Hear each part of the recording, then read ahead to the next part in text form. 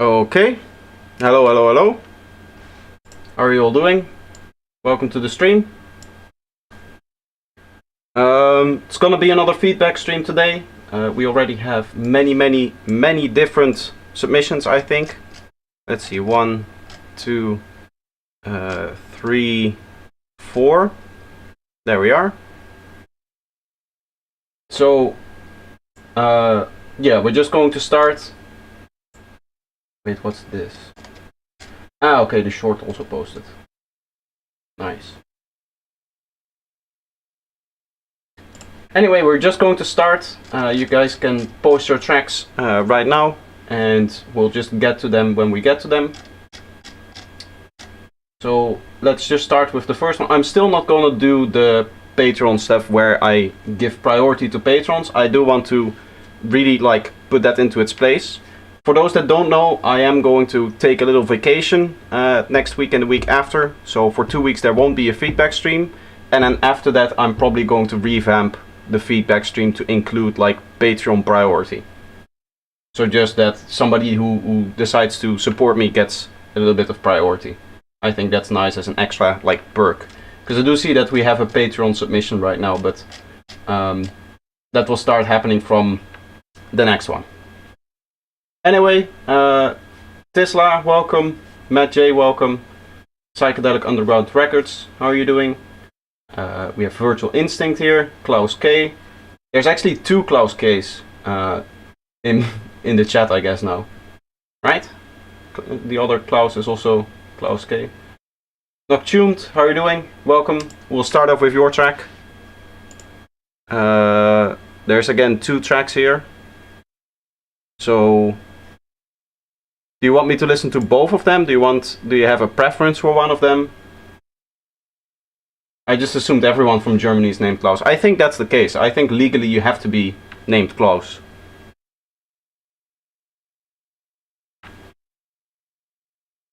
It's the same 2 tracks that we already heard. So I don't know if there's much change between them.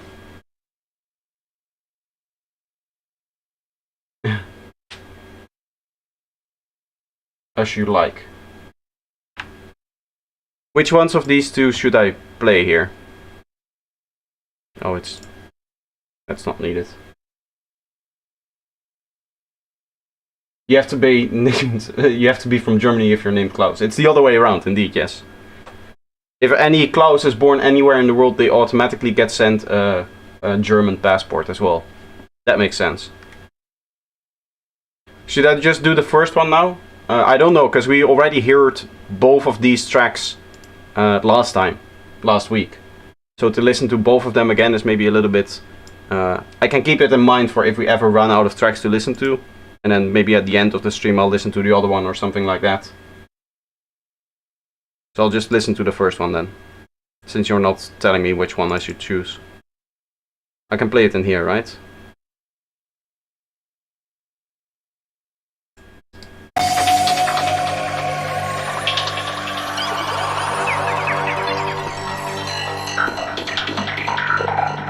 My volume setup, yes.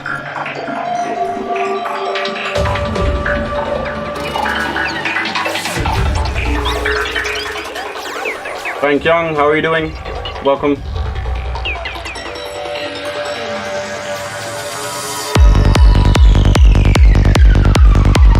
Nice.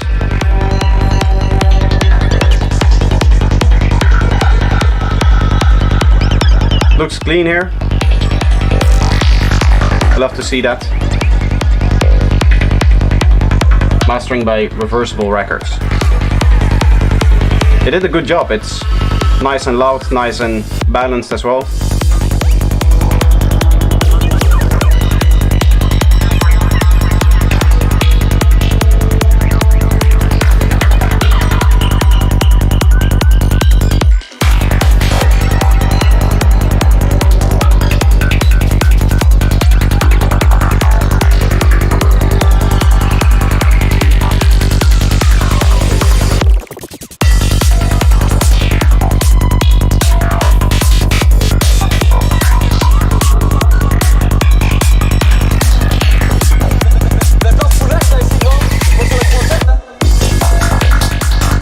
like how the vocals sit in this.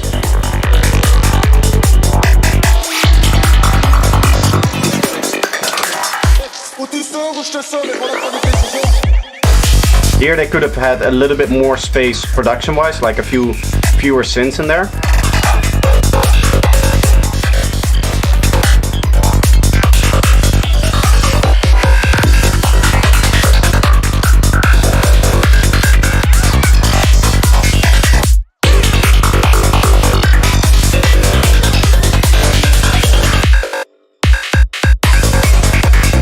I like the pauses here. That's good stuff.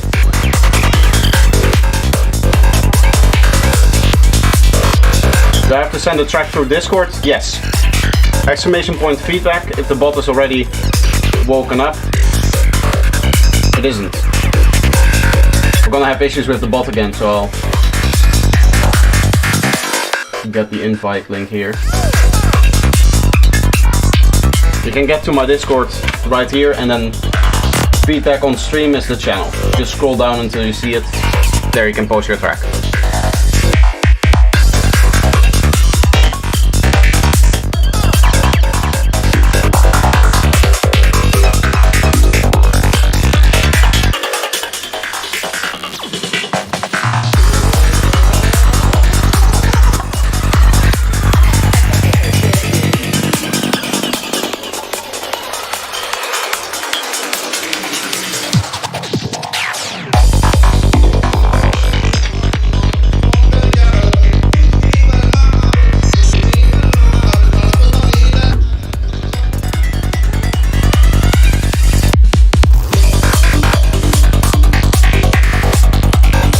I like it. Everything sounds very clean, very well balanced. Just saw the kick fill was also perfectly clean, so that's nice.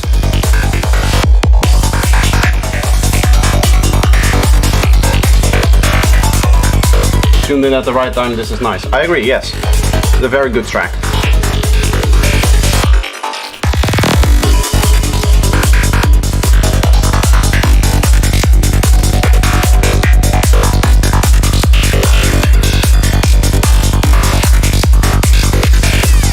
Maybe my only complaint is that the cymbals could stand out a little bit more from the mix.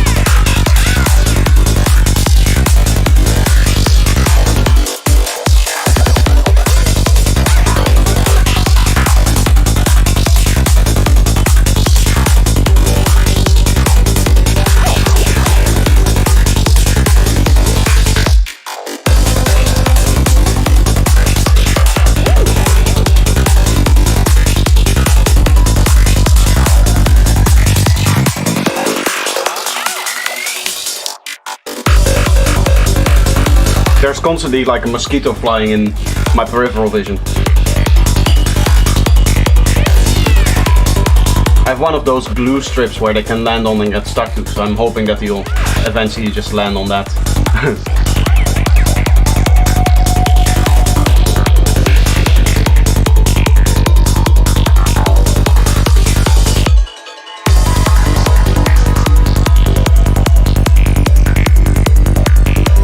Here now, even in the more empty part, the cymbals really don't have that kind of bite to them. So that would be the only thing that I would really change in this track, is just like extra little bit of bite on the cymbals. But that's like a mixed thing, right?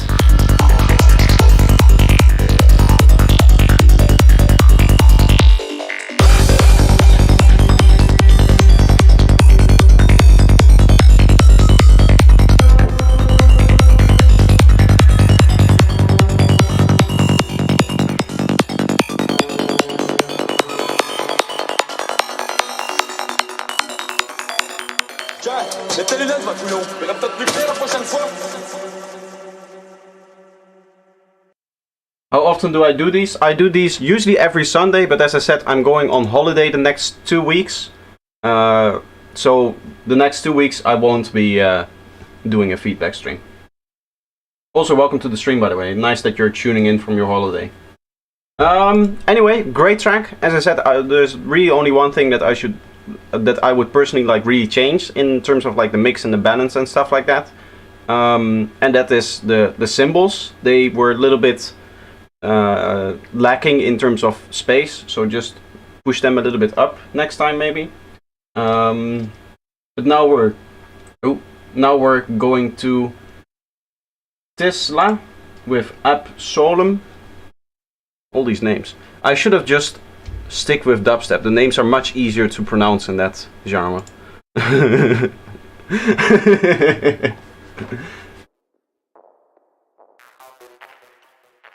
Also, Greece is a nice place to go on holiday. Already a bit more of a minimal start. As I said, Tesla Absolem. Are you? Absolem? You're not Absolem, I'm Absolem. The question is, who are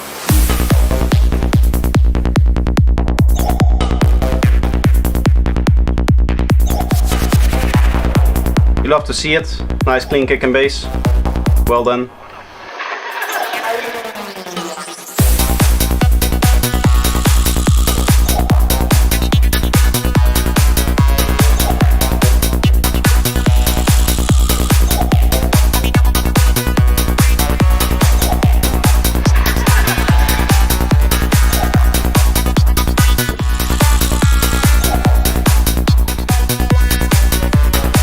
I'm not really a fan of your snare slash clap. I think it's a bit too long and you could go for a bit more dynamic sound, I would say.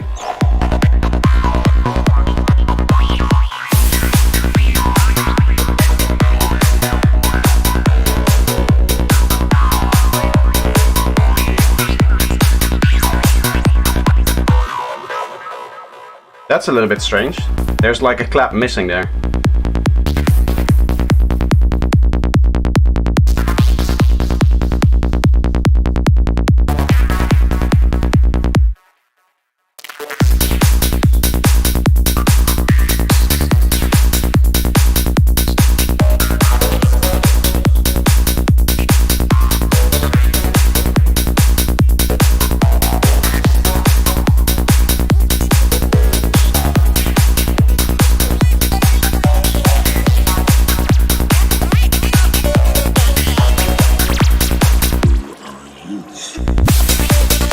Vocal could be a bit louder there. I mean, you have the space for it, so you might as well turn it up and use all of the volume that you can. This might be the first track that I've heard in this like feedback stream since I've been doing it, which is a bit too bright for my liking. I think a lot of the synths are fighting for the extreme high end, which should be reserved for the cymbals. Yes, you ought. The oraculum, being a calendrical compendium, Wonderland.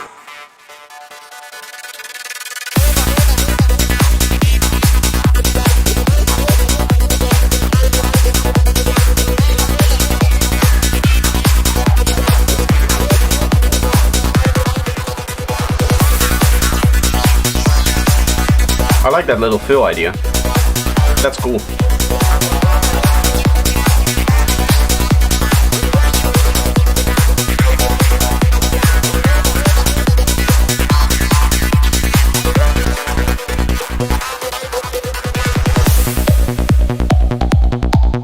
Personally, I'm not a fan of the bass on its own like that, but aesthetic, that's like an aesthetic thing. It's not really like a technical thing, which is what I'm more here to judge. I do indeed, yeah, I do really like the track. As Claudius is saying, it's a really nice track. I like the bouncy feeling of it.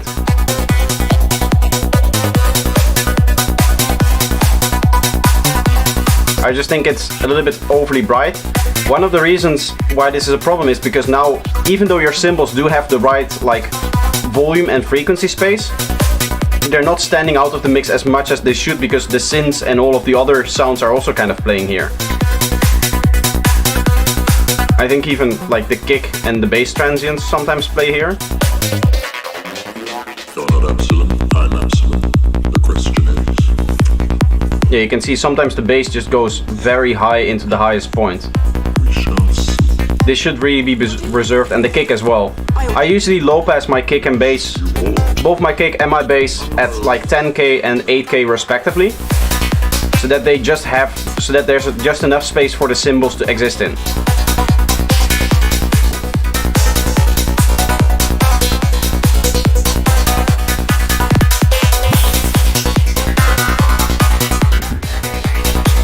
Right here you're going back into the same kind of melody. I would just go into those nice FM synths in here, because those are also in here. But if you remove the melody from this part, you can really have the FM synth just kind of take over when it's first introduced here. Today is Oblivion Day in the time of the Red Queen. Here again, the vocals don't really stand out, and seeing as they're the ones telling the story of your track, you want them to stand out a little bit more, mix-wise. Do you still get enough transient from the bass when you high cut? Yeah, so when you do like a low pass or a high cut, whatever you want to call it, you essentially what you want to do is you want to remove everything above like 8k, 9k say, and then what you can do is accentuate that area that you're cutting right under. So just give that filter a little bit of resonance maybe, or add another peak just below that, so that you're kind of restoring that transient energy below the frequency space that the hats sit in, right? So say like right here, this is the hats, right? Everything above like 8k, that's what you see here, that's the space reserved for the hats. In this case the kick is taking some of that space up. You're just going to remove that at around 10, 9k for the kick, a little bit lower for the bass, and then you just accentuate this area here, which is like, I don't know, 5, 6k-ish, that kind of region. Because right there, as you can see, the transients for the kick, you can still see it, like the lines. It's just a very small spike, so that's still transient. And that's the same for the bass line, even though you cannot really see it in here. The bass line really just becomes sustained under like 1000 Hz, maybe. Maybe even lower.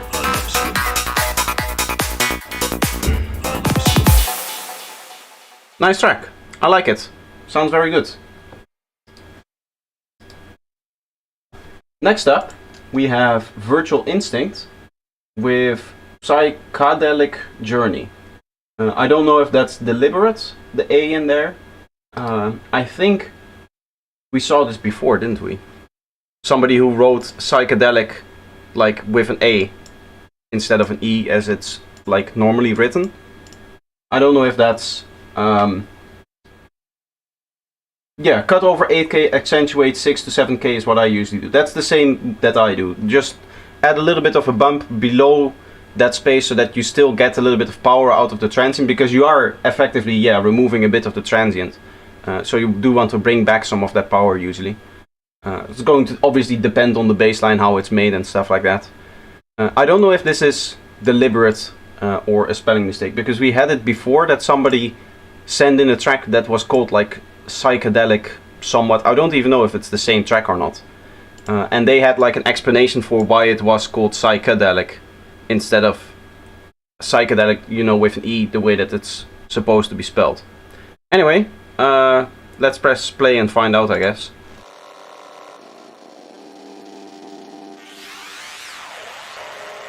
It's a joke, okay. Nice.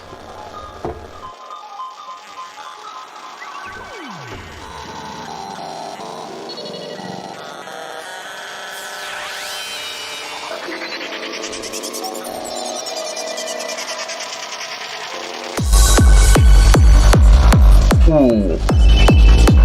That's very loud and dirty.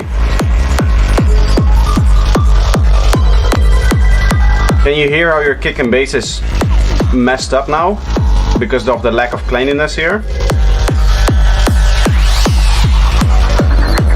You can hear sometimes the transient just does not have any punch whatsoever. Ooh. This is very loud. Is this even a rolling kick and bass?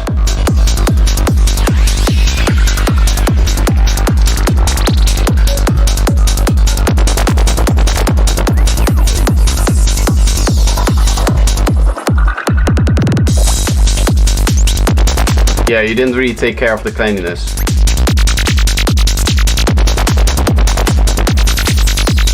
Look what is happening here to the kick, for example. This kick is just completely messed up for some reason. Some other kicks aren't. This is why you resample your kick and bass. Make sure that they each have their own space. And what might also be a problem sometimes is that you have a lot of low frequencies coming from some of your sound design, from your synths and stuff like that. Maybe that's what's messing up here as well. Because everything right now feels very pressured, right? Everything feels very loud, everything feels very in your face. And that kind of exaggerates all of the problems that we hear in terms of cleanliness. To be honest, I think this kick is just too long, looking at it now in the waveform. The kick is too long and everything is a little bit too loud going into the master. Connection really unstable, I'm gonna have to try to join again later. That's unfortunate. I'm sorry to hear.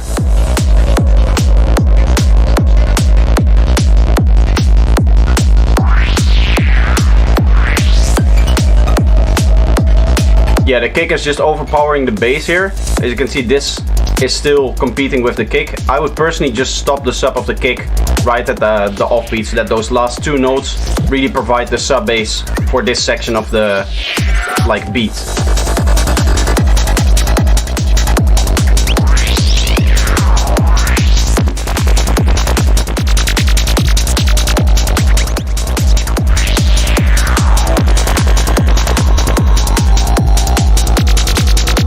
It's back. It's just going to drop and come back, drop and come back. Every time you say, okay, I'm going to leave now, then you suddenly get a more stable connection.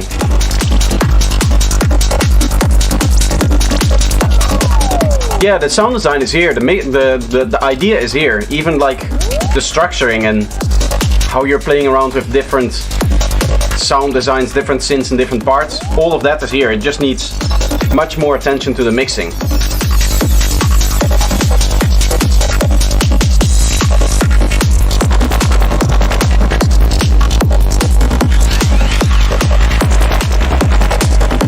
Everything is feeling like pressured. Do you know what I mean? It's a bit hard to describe in very technical terms, but it just feels like all of the elements are fighting with space with each other.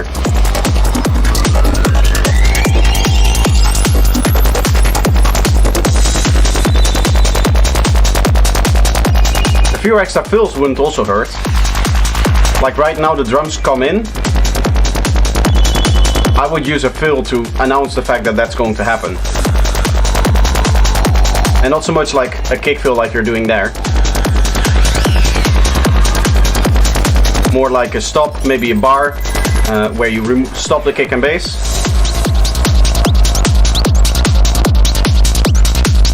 Overcompressed, yes, I would say that.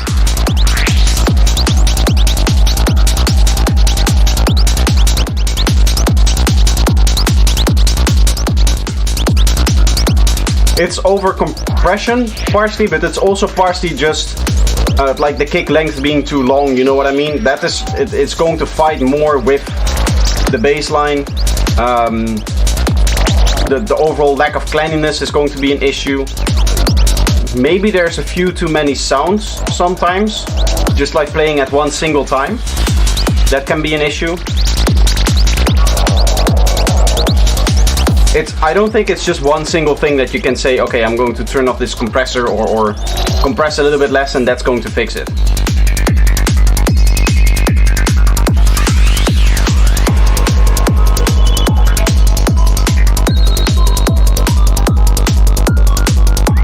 Like here from a production standpoint, it is already a lot better because there's fewer elements.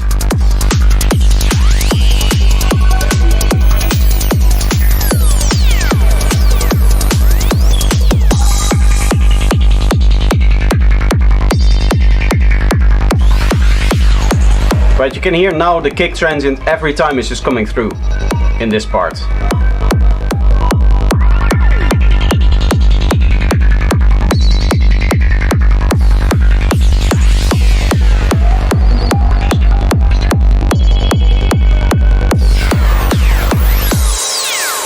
Honestly, it's almost like the kick transient itself is distorted, in a way.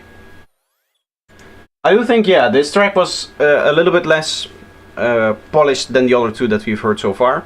It is I would still really like the idea. If I would give you some production advice as well, don't underestimate the importance of fills.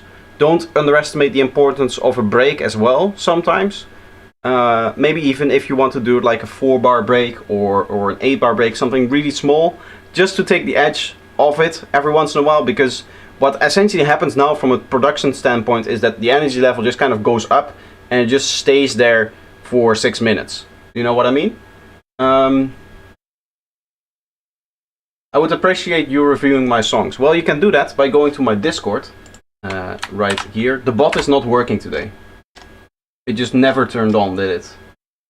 Anybody sees stream elements?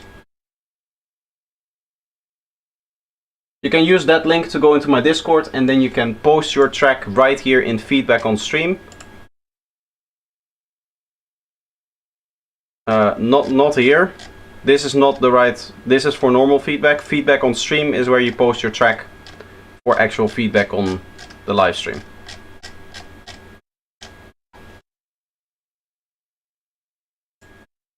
Lazy bot, yes indeed. Maybe I can reset it somehow. Is there a way that I can tell it that I'm live? Dashboard.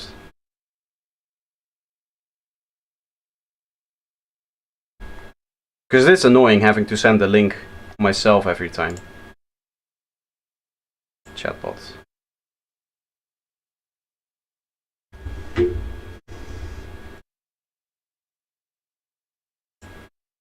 It is saying that I'm live in my dashboard, but the chatbot is just not working, I guess.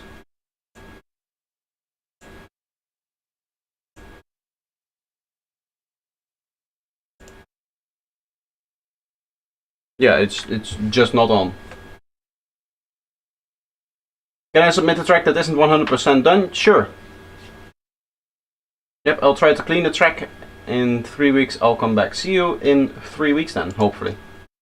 I mean, you can stick around for the rest of the stream if you want.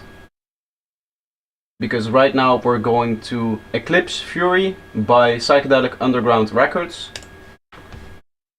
This is a track from my side project, My Cellistic Eclipse Fury, for today's feedback stream. Here we go. Very loud impact in the beginning.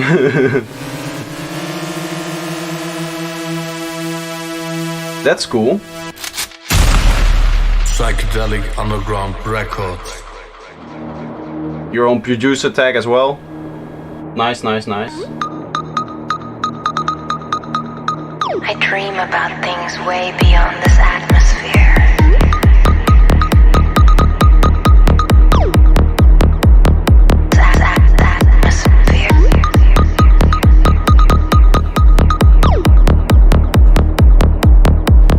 Your kick is bleeding into your bass line here, as you can see.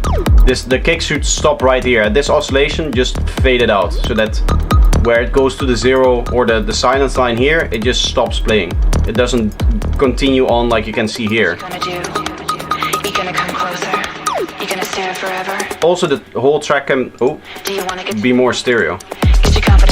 Accidentally paused the wrong thing.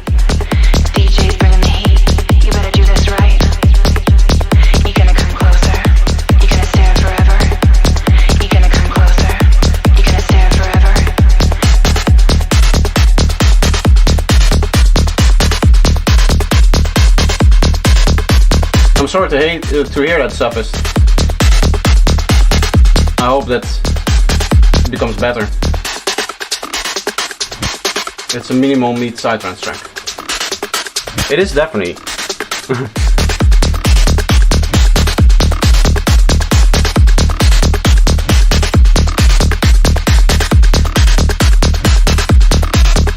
I do like the tonality of the kick and bass. I wasn't so sure in the beginning, but the rest of the sounds really work well with it.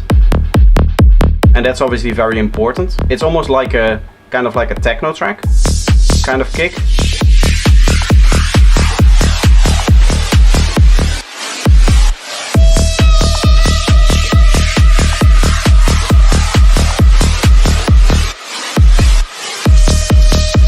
That noise is a little bit strong, I would say.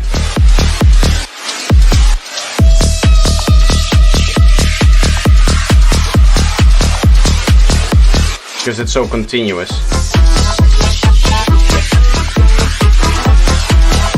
Now we go into the melodic part.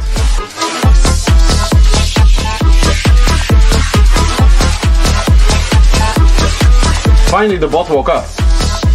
Look at it. A bit strong compression. I do, yeah. I can see that. I do like the kind of style of this. This is a little bit more aggressive, I would say, so it does suit it a little bit more than your average psytrance track. I do think one of the big problems that is causing that aggressiveness is the kick being so long. If you make the kick a bit more dynamic, as I suggested, you know, the fade towards the end there, towards the end of the offbeat bass, or towards the offbeat bass, then it just takes up half a beat. And obviously also when you're doing kick fills like that, you should clean it as well. I think it becomes a little bit less compressed feeling if that kick becomes a little bit more dynamic as well.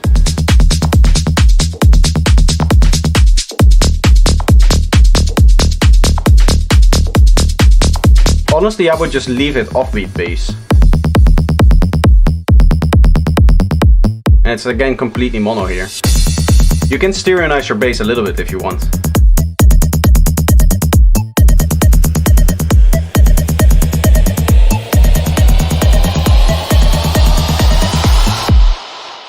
Again, the riser is extremely loud, it's just completely taking over. Personally, I like to think of a riser and impacts and stuff like that and all those effects as supporting elements.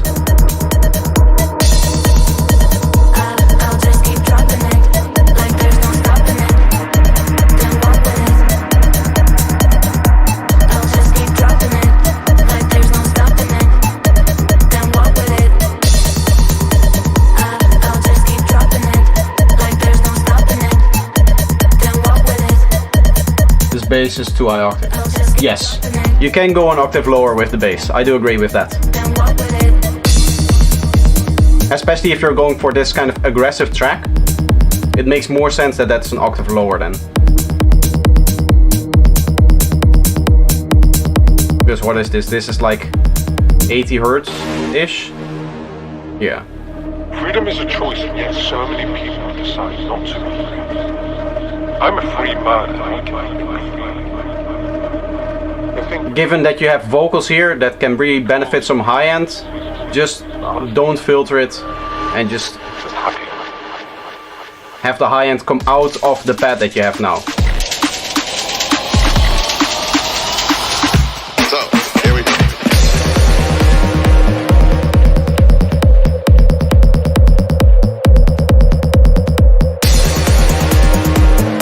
And again, I would give you the same tip as I gave before. Low passing your kick and bass a little bit so that you have more space for your hi-hats when it comes to mixing. That pad is quite loud.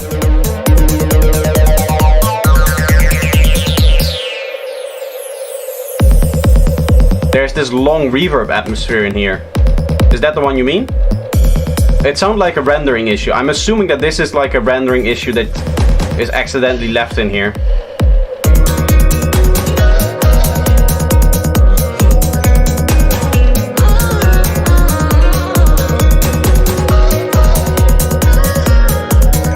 I do agree. If that's deliberate, then it's way too loud. I would just completely remove that.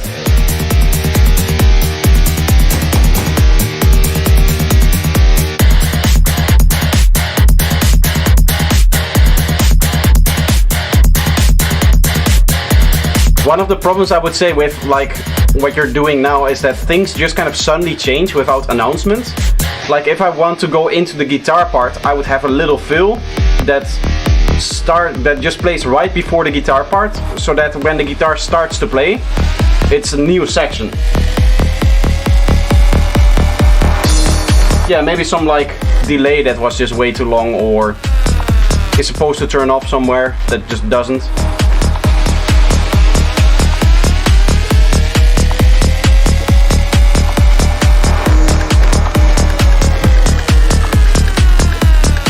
Honestly, this bass, the offbeat bass, sounds a lot better than your rolling bass. I would stick to the offbeat bass if you can.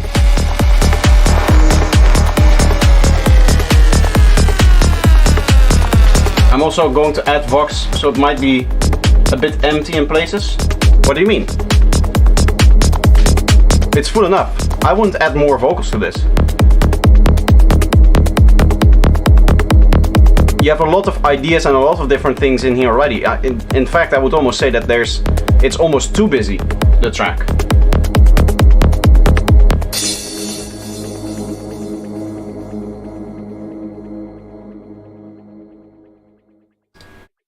Overall though, I do really like the ideas, I do really like the production. I just think that it needs to be a little bit more polished.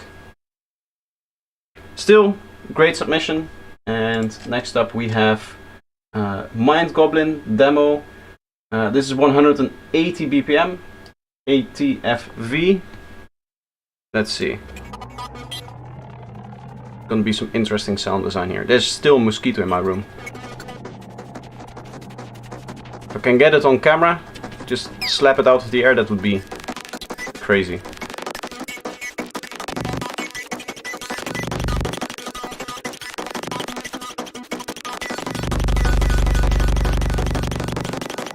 I like this sound design idea. I'm assuming that that's some kick playing really fast. I would just remove the lowest frequencies from that a little bit more.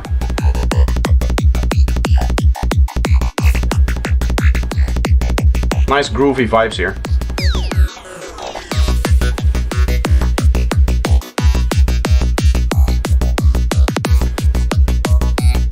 Again, I feel like here, like cymbals can stand out a bit more. Can get a bit more brightness out of them.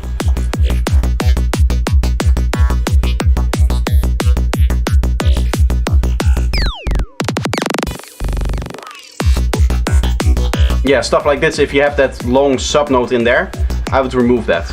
So then the sub bass, when the kick and bass actually plays, has a lot more impact.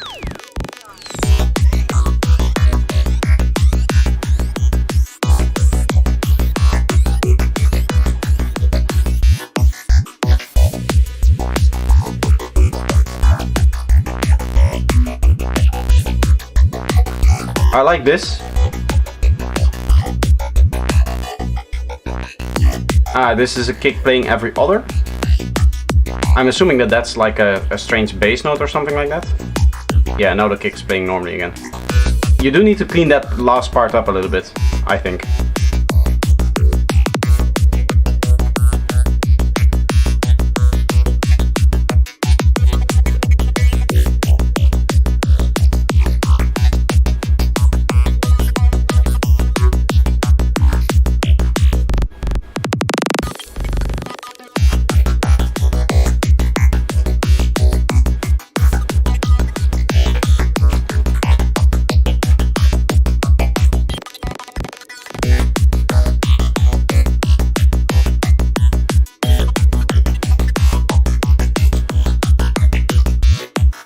This does sound really nice. I do really like it. Autoplay, I don't like that. But the submission was great. Sounded really nice. Full mosquito business sound. Yeah, I think the mosquito in my room was just attracted to the mosquito sounds in the track. I think that's what was happening here. Anyway, Hristro. Again, I'm sorry to mispronounce your name. Man who isn't an artist, I'll just say it like that. Street Walnut Tree, 200 BPM. Let's see.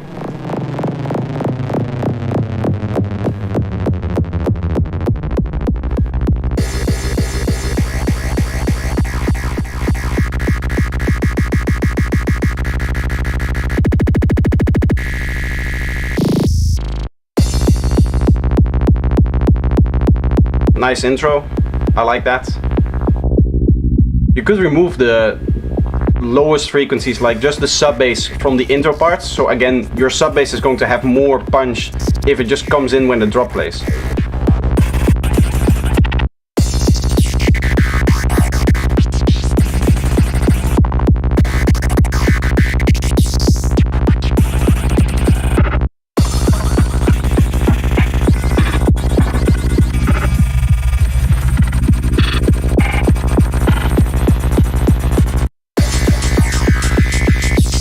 I do feel like elements like that should just be in rhythm, especially if they're providing so much high end. Like this stuff isn't in rhythm with the actual kick and bass, right? So you have these multiple rhythms going on at the same time.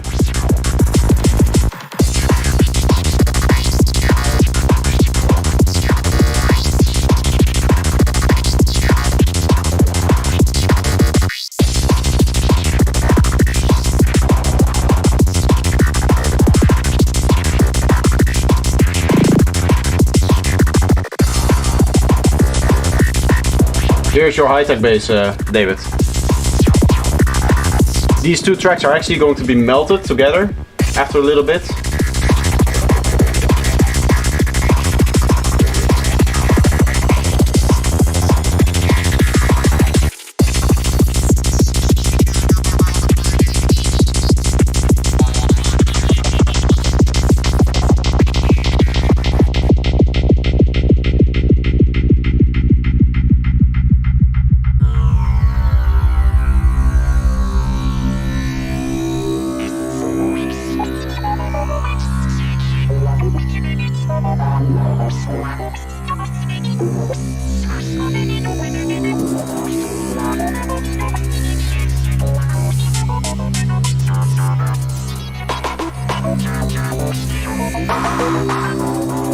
I like this sound design a lot more than what you were doing in the drops, to be honest.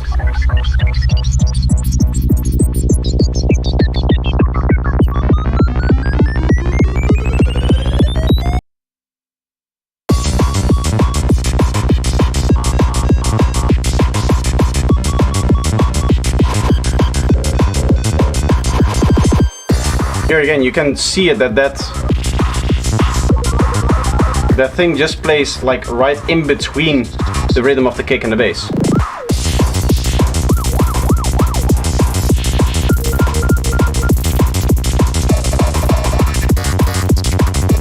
Let's see if we can capture a few more places where that actually happens.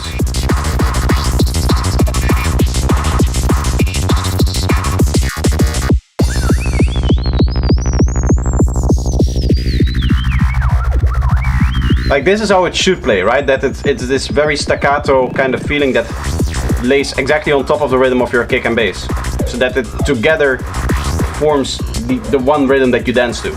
If the kick and bass plays one rhythm and the other thing that you're listening to plays a different rhythm, then you're kind of like, what is going on? You know what I mean?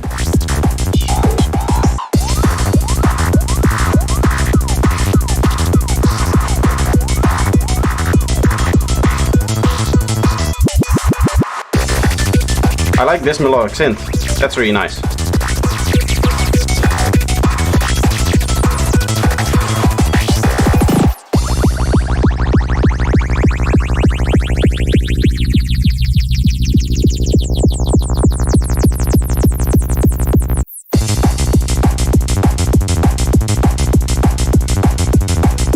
I think this is clean here. Maybe this transient isn't clean. I forgot to check or is it earlier? Ah, this is the transient here. Yeah, that looks right.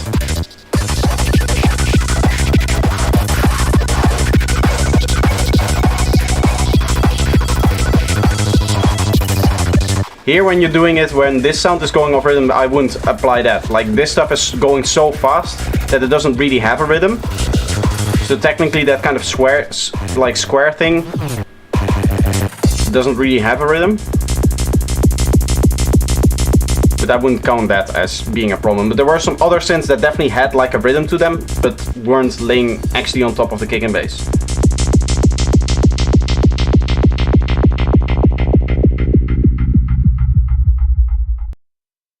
Nice. I do really like that track. Sometimes it doesn't come through, like for everybody that's new here. When I speak during the track playback, I don't want to sit here and just say, oh, I like that, oh, I like that, I like that too, that's really nice too, because then you guys only hear me speaking, right? So I don't say a lot of positive stuff,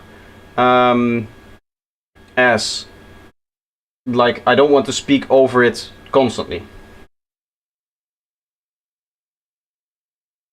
Where's everybody from?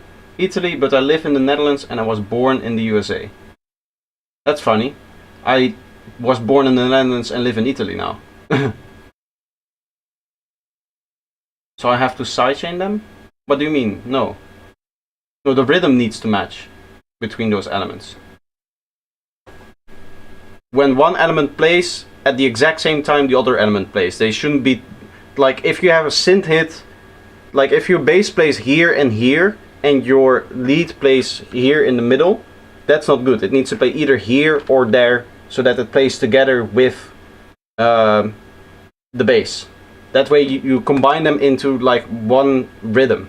Do you know what I mean? Where in Italy? Cremona, near Milan, just like an hour southeast of Milan. Anyway, next up we have Euphoric and Kevlar, A World by Euphoric. More progressive trance, a little cheesy, and need to add something else besides that lead. The drops needs a bit more excitement. I'll play you a nice progressive track later on as well, that you're going to like.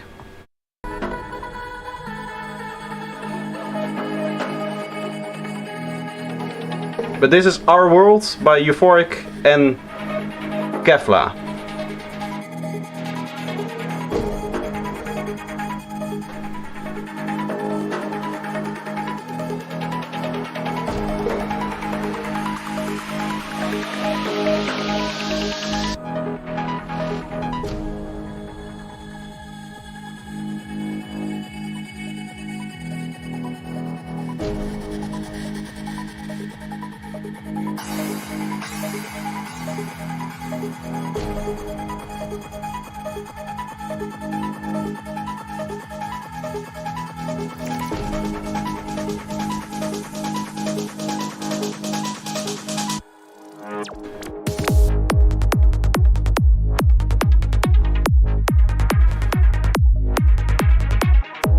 I like it.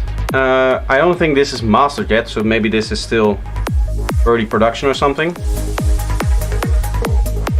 Again, your cleanliness here. So what you want to do is you want to resample, in this case, your bass notes, and then just fade out. As you can see right here, the waveform is going into the transient. That means that this transient doesn't have all of the space that it needs. The same is kind of true here, right? You really want that transient to just be able to come through completely. So you want to fade out the last note so that it doesn't flow into the next note of the bass line.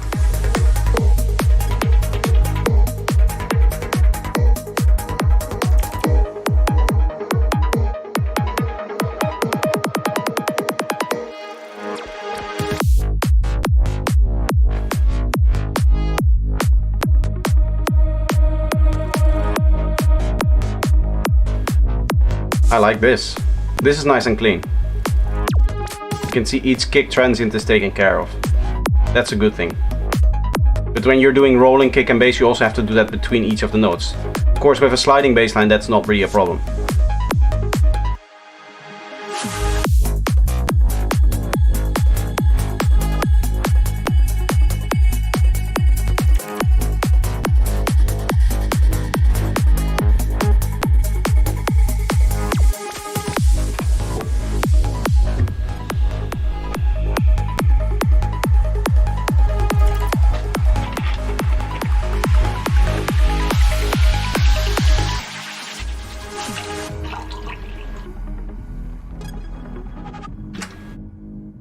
I'm just going to have a wild guess, Euphoric, and I'm going to say that you're from Brazil. Because this is a really popular style of psytrance in Brazil.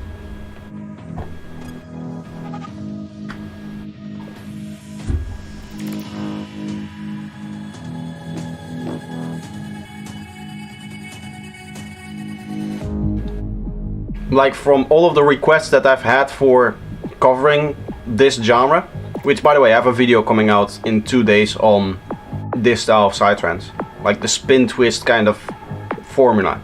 So I wrote a whole track for that, so I could do like a tutorial on that. All of those, I would say almost all of those requests have come from Brazil.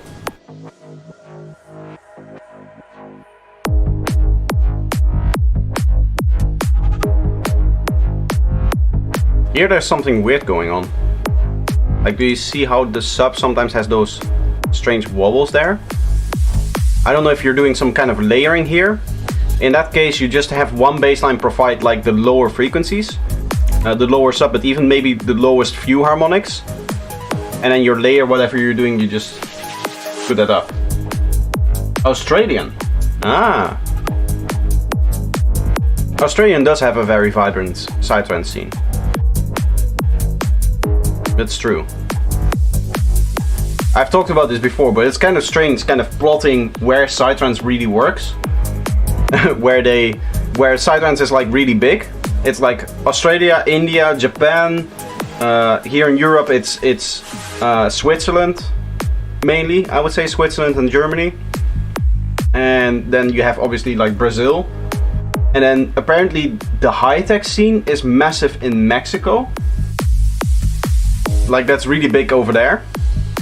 So that's kind of funny, like even the different subgenres have different places. Finland has its own strange psytrance scene. South Africa has its own psytrance scene. I think that's mostly full on, right, Dash? In South Africa? I think there's a sub-bass knock that would be it. Yeah, that would be causing problems here. If you want to get a little bit of mid-range out of that knock, I would suggest that you just open the filter on the knock a bit more. Have it provide a little bit more, like, I guess like 200 Hertz to 500 Hertz kind of knock. It's not going to be like the knock that you feel on the chest as much, but it's still going to provide like an extra bit of rhythm then.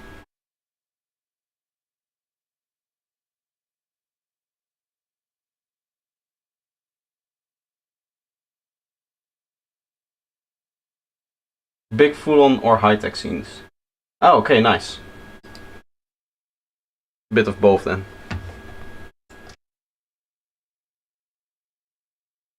Here in Italy, the big thing is Goa Minimale. That's what we have here. Like Nsaii, I think, is even from Italy, which I believe is like one of the biggest artists.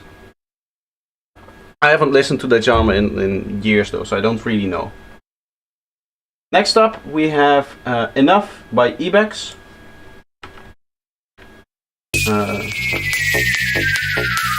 Starting off with a lot of high frequency stuff.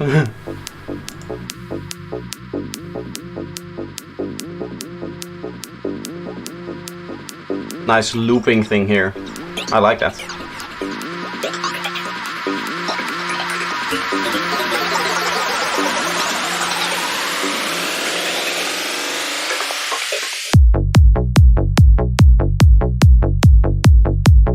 Nice.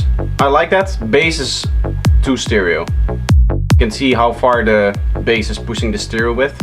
You want your kick and bass when you're stereonizing it to be like roughly here, when it's just a kick and bass. Yeah, you can see this is completely out of phase here, almost. Even the kick for some reason. You don't want that. Cleanliness wise, the kick can stop playing a little bit earlier. I would fade it to 0 right here. And then same with the bass, just this last little oscillation is not going to do anything for you. And it's removing power from the transient.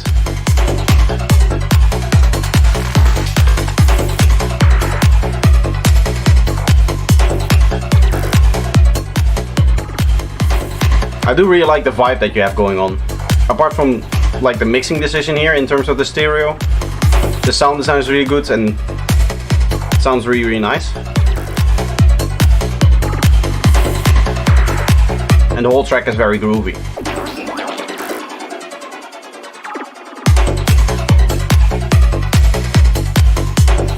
In that fill, I would like add a drum fill or something like that, so that the listener gets prepared for the drop coming back.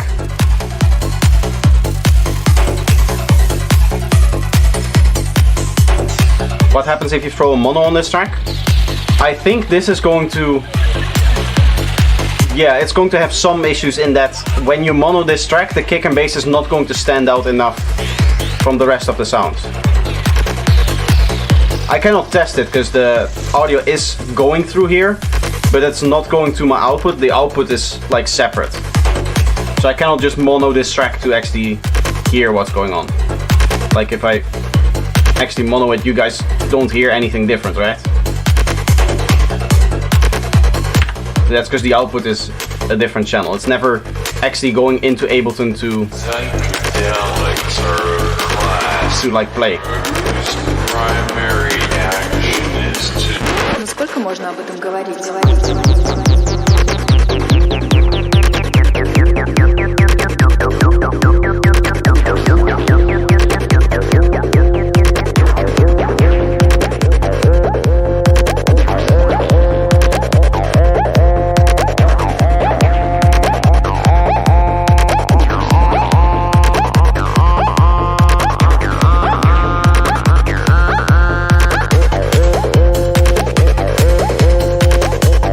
I like this accent sound more than the last one that you have.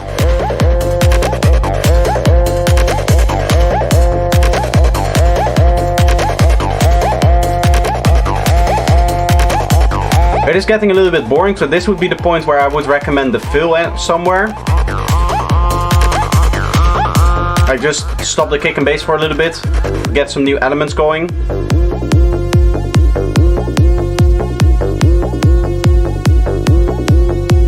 Yeah, you're doing it without the fill. I would recommend doing that with a fill. Does have a Russian vibe. Yeah.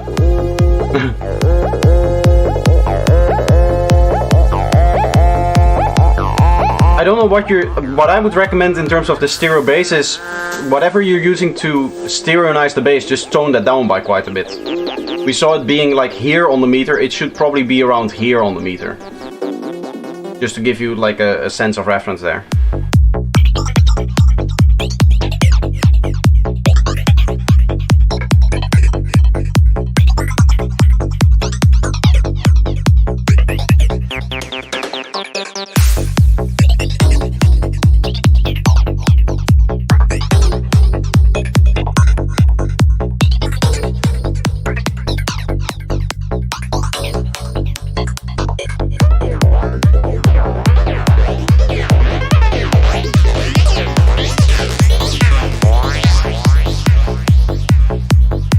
That feels kind of random, that very strong synth just kind of coming in like that.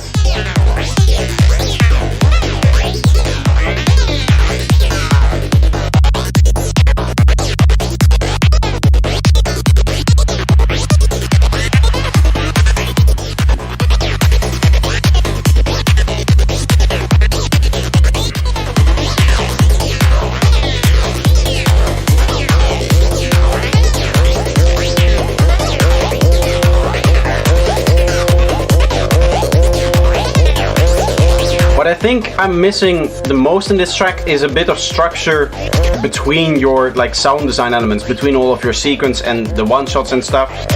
Because things just kind of appear and disappear here. As cool as all of the sound design is, which I do agree with, there's a lot of cool things going on here. Even this new sequence.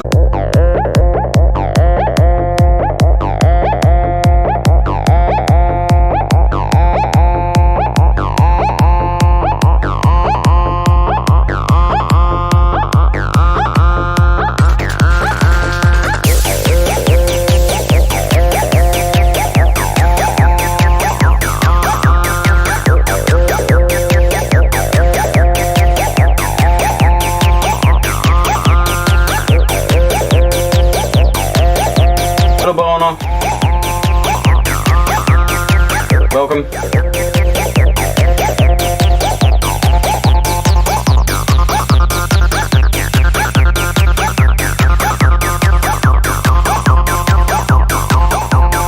Yeah, this is like 3.5 minutes of continuous kick and bass, just continuously going, doing the same thing. I know the sound design on top is changing, but it's getting boring at this point. That's the only thing that I can like really say about it, because you need fills. And you need to use those fills to create sections, and then in those sections you place different sounds. Because even the sounds that we're listening to now, as cool as this acid line is, we've heard it before, right? So even that rising acid line that played like many times, you just make one section where that acid line rises once, maybe 16 bars, maybe 32 bars if you're feeling like that element needs a little bit more space in terms of time. But usually it's like 16 bars. If it's a main element, because now it's coming back again, right?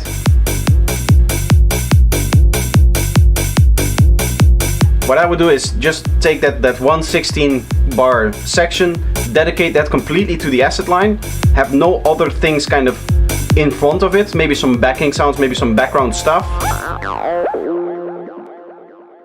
but not much more than that. And then it can really stand out, and then you just sound design the next part, and then you sound design the next part. Fills in between each section, and then you have just, yeah. So only the arrangement part needs to be revised and the stereo bass, yes. That's what I would say. And by changing the arrangement here with this track, you're going to come to the conclusion that you don't have enough sounds if you're going to implement it in the way that I said, where every 16 bars you really want to change up the sound or something like that. What you can do is turn some of the sounds that you have into one-shots, make just like very small one-shot parts out of that, that can introduce the sound a little bit. Obviously you can have like transition parts and stuff like that. You'll hear it even in the progressive track that I'll put up on the break once I take a break in like half an hour or something. But then the track is going to sound much more structured and much more flowy if you use those elements to just section off different parts. Apart from that, I do really like the whole track. Everything that was in there did sound like good. Next up we have Man Who Isn't an Artist, Man in Car. 280 BPM in D. You can't fight City Hall. Death and taxes. Don't talk about politics or religion.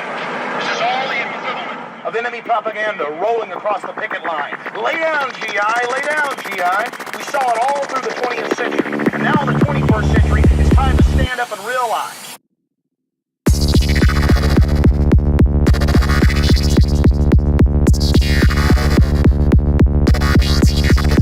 Here your kick and bass is again, or the bass line is again, it doesn't have a pluck. It should have more like a transit, but I think that we've discussed that before in other feedback that I gave you.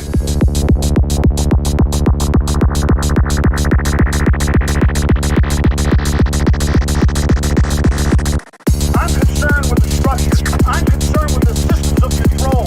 Those that control my life and those that seek to control it even more.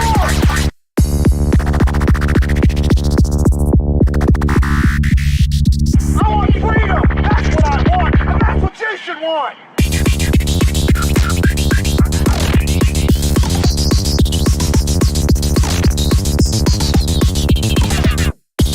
I like the little snare things that you're doing. Your sound design is really good here. Make us feel pathetic, small, so we'll willingly give up our sovereignty, our liberty, our destiny. We have got to realize.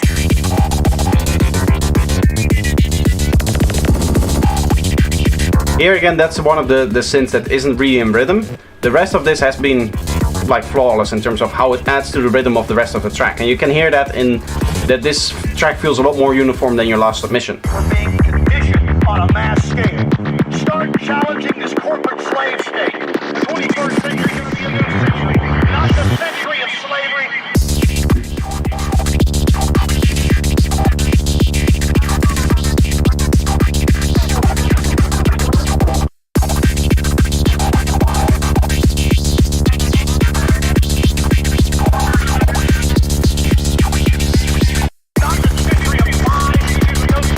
concerned for the structure. Thanks for reviewing my track. Did I review your track? It's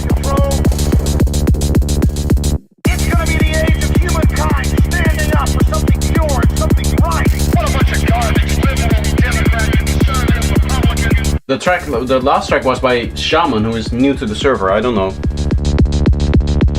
Ah, okay. It's all there to control you, two sides of the same coin.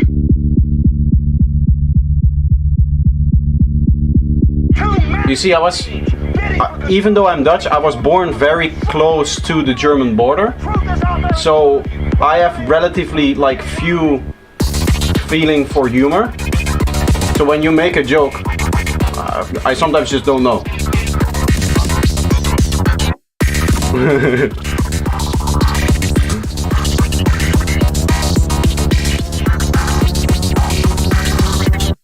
I'm sick of it, and I'm not gonna take a bite out of it. Do you got me? Resistance is stopping you, Kyle. We're gonna win this thing. Humankind is too good.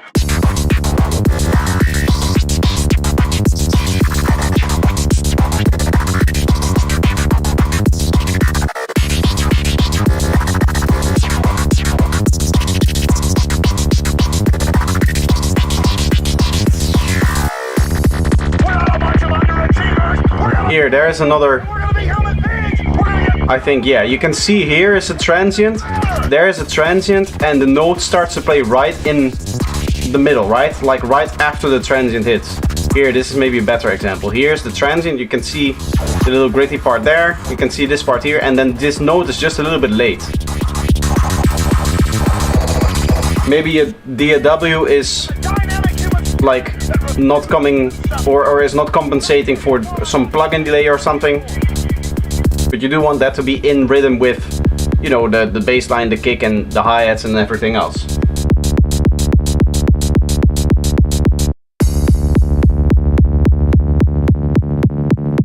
I'm out, team. It's 2 AM here until next time.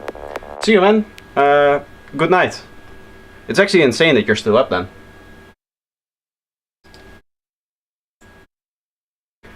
Anyway, I did really like the sound design. I think it was better than the last submission that you had. The one from earlier. Next up is Blake Estes with Weathering the Storm. In the Discord he is known as Best Camille Mid. Let's see what this is. I will play that again at its full volume.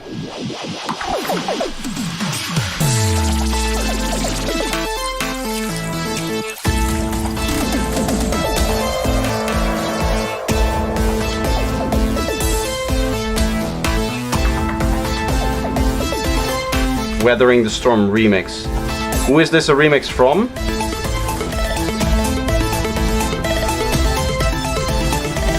I'm gonna be that honest, I don't think I'll get a copyright claim here. If there is something claimable, then I will... Oh, it's a remix for yourself. Okay, okay.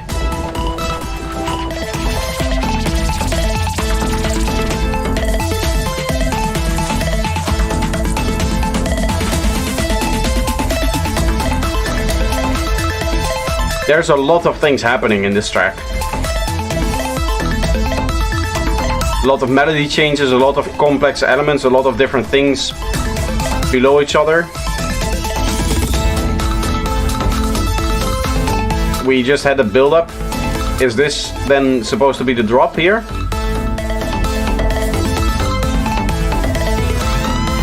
There's a constant rumble down below here. I don't know what that is.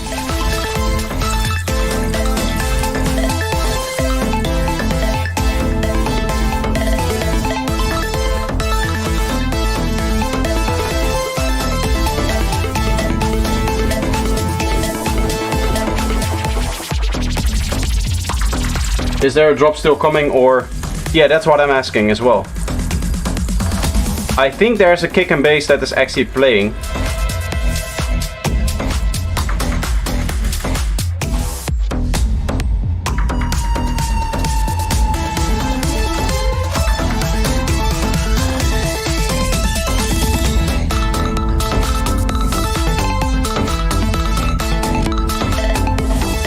Yeah, there's just too much going on here.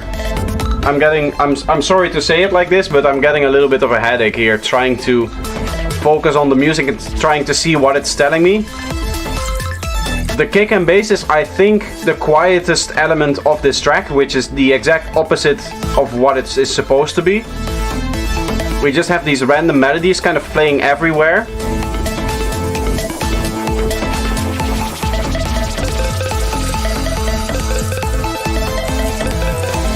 Things are going faster. There's a vocal that was hard panned to the left and now to the, or to the right and now to the left.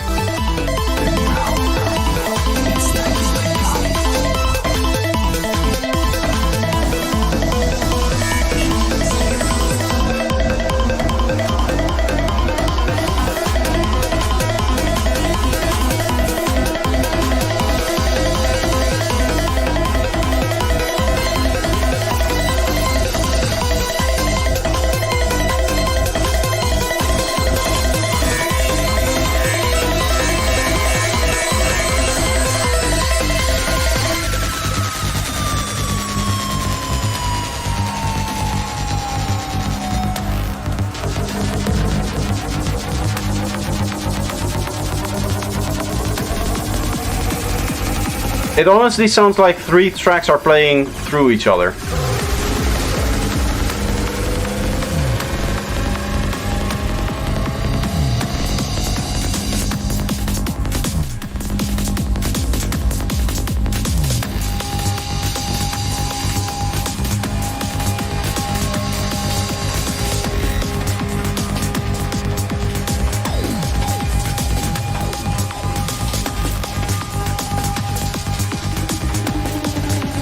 There is indeed, yes, that's what I'm thinking. There's, even now, it feels like it's building up again to something.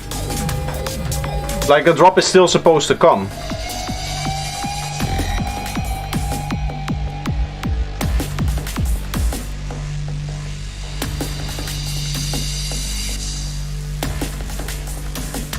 But there has been a kick and bass playing for the better part of like 2 minutes now.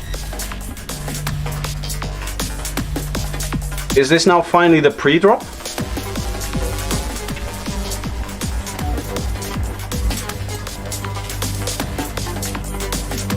There's also no combined rhythm between any of the elements.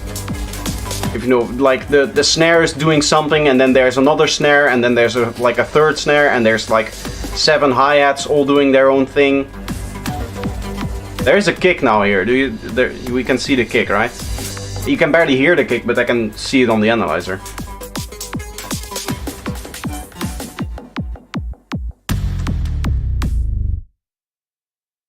And yeah. I'm gonna be honest, this is a beginner track. I think we can all clearly hear that it's a beginner track.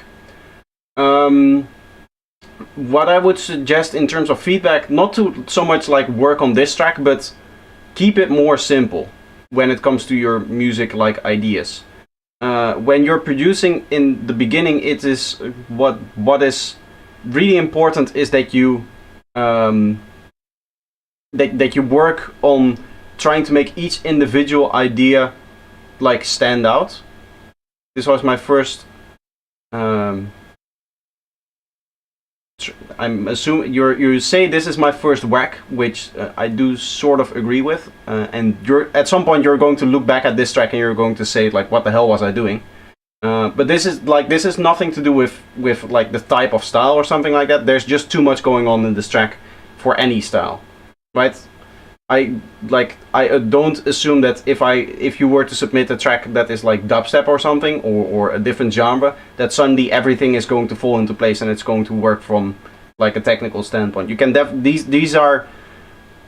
is the kind of production that just shows me that you're just getting started with music production, which is okay, man. That's just, everybody has to start somewhere. If I play my first tracks, which I don't even have anymore, my tracks sounded exactly the same. There's some really good ideas in there. There's some cool melodies in there. I do agree, but there's just too much going on for us to really like focus on what we're listening to. One of the hardest things I think for a beginner to understand is that when you're in the DAW writing your music, you see the project, right? So you know exactly what is going on. You know exactly, like, okay, this melody is here, this drum pattern is there. So intuitively, when you hear your own track, you can immediately make sense of it because you can also see what is going on in the production. Whereas a listener like me, I have never seen your project file, so I have no idea how this is supposed to be structured.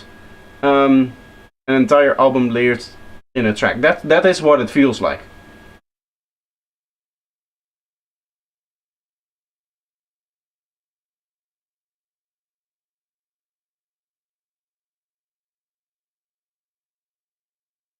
Yeah, it's exactly what Dash is saying, that it's this idea that I would even say like you're overproducing at some point.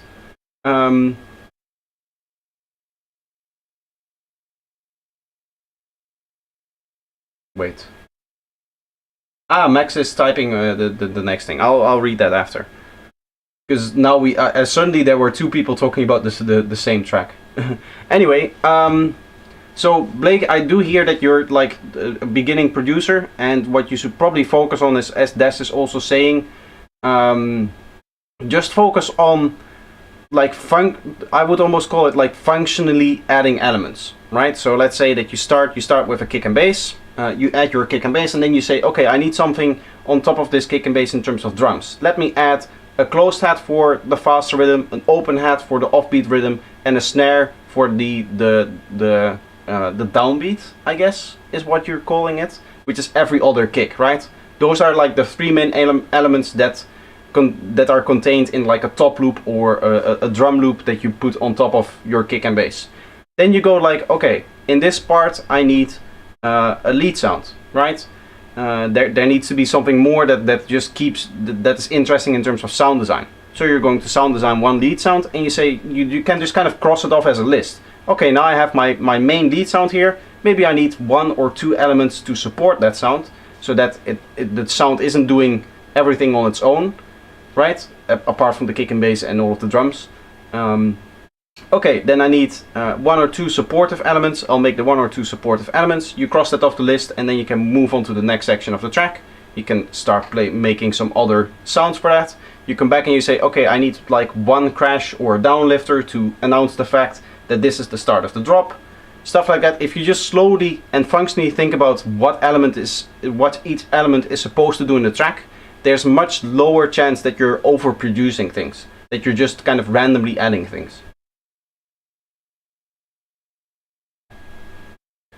Anyway, now is Max. I think that is still... So with my track, it is not mastered or anything, but I figured I'd submit it anyway because your feedback of the sounds would be so valuable. That's no issue whatsoever. And there's also no build elements to the second drop because I haven't written out that part fully yet. Anyway, how do we send the track? Just a link. You can enter my Discord, and then you can put your link right here in feedback on stream. Don't confuse it with the feedback chat because I won't get to that. You just drop your link right here. Next up is Max Wonder with Nsaii, which is also how I called like my first Psytrance track, or the second, I guess, maybe. The first one was called Psy, and then the second one was Nsaii. But it's still not working. I think I might still have the link. There's the link if you need it for my Discord.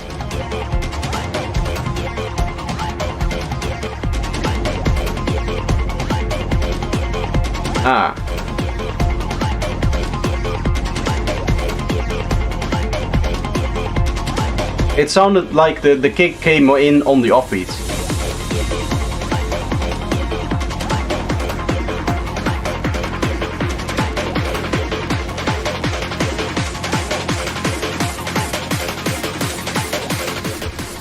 I like this, the nice little speed up part here.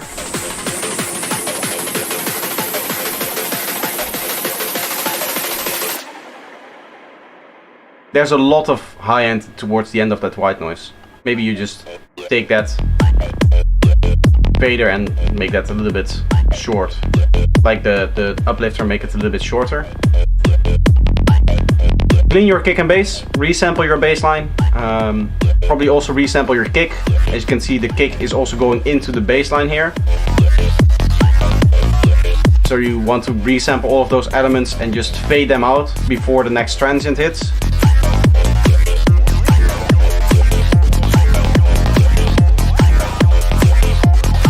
But this isn't a finished track yet, so there's still time for that, right?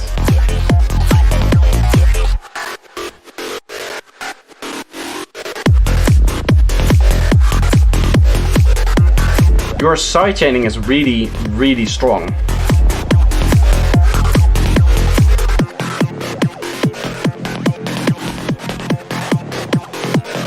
I mean, this is still in production, so I wouldn't expect it to be like resampled, I guess, because that's something you do when you're finished with the kick and bass, right?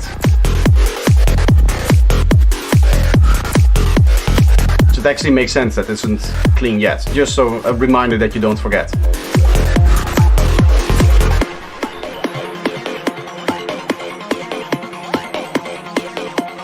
I do feel like that 4-man loop is playing a lot. It doesn't have to play here because you have that other melodic element, so that other melodic element could stand out a bit more. The ARP that is kind of in here. Because if you always go back to the same, like, that melodic element, I feel like it becomes boring after a while. Also because the loop is always the same. I guess apart from this part here.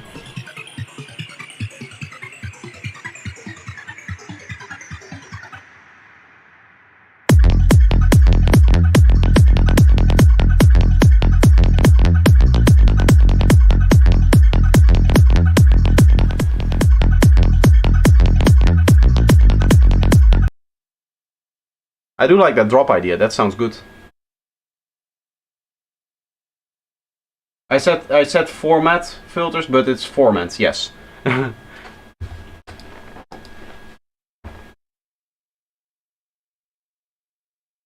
Or Glyph said it. Also welcome Glyph, by the way. It ended already, yeah, that's the whole track. I don't know if you exported too little, but that was everything. I can show you the waveform. It's up until the second drop here. It's the first 3.5 minutes. That's everything we have. I cannot make more from that. Anyway, yeah, it's a good beginning. I think you can spice it up maybe a little bit more by just having not the same element everywhere. You exported too early. Okay.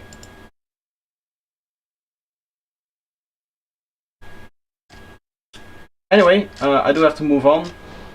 How long have I been live? I've been live for 1.5 hours. Let me take a quick break and then play some of my own music, and then we'll get back with future music. Here. This guy.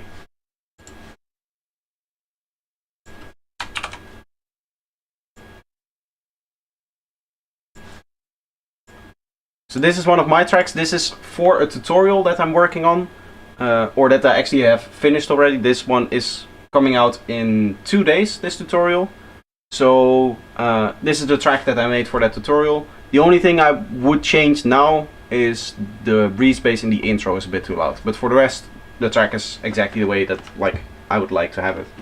I'm never going to release this track, don't worry. I'm not going to become a progressive psytrance producer. It's just like a one-off just for the tutorial, but I hope that you enjoy anyway.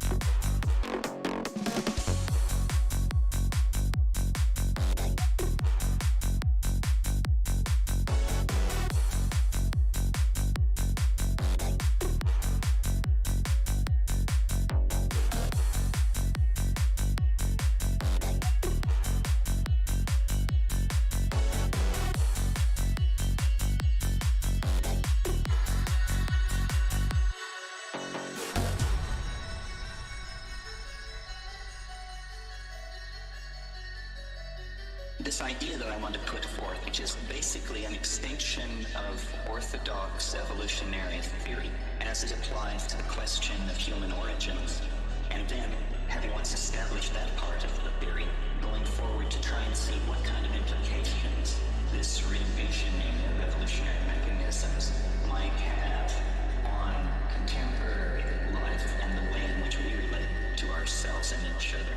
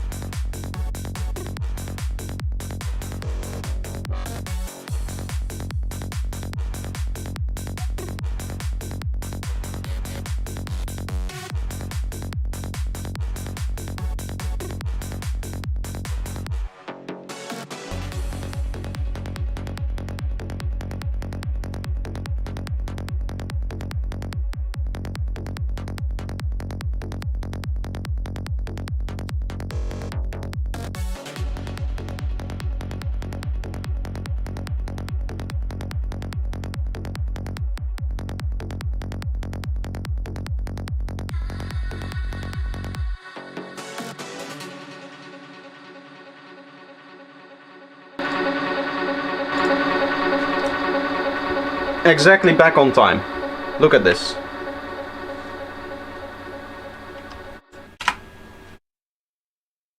I think the music volume cut out last week too when he turned his mic off.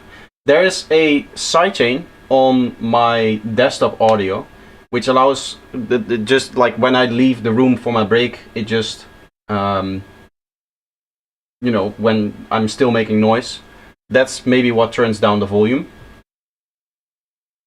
And it's just like so that I can, when I'm normally playing music, I can talk over the music, so I do need that. But it doesn't turn off when the microphone turns off, which is pretty annoying. One day I'm going to get myself like a stream deck or something, and then I can just push a button and I'll map it all to one button, and then it will be fixed.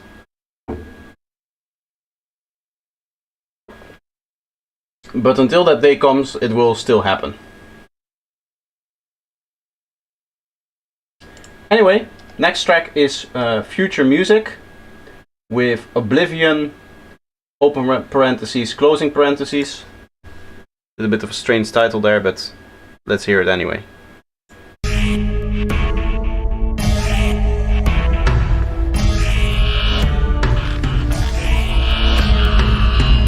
Crazy intro already.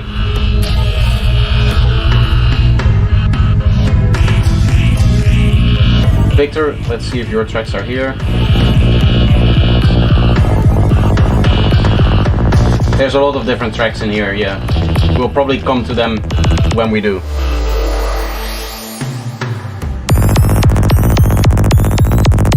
Yeah, you want to clean up your kick and bass. 100%.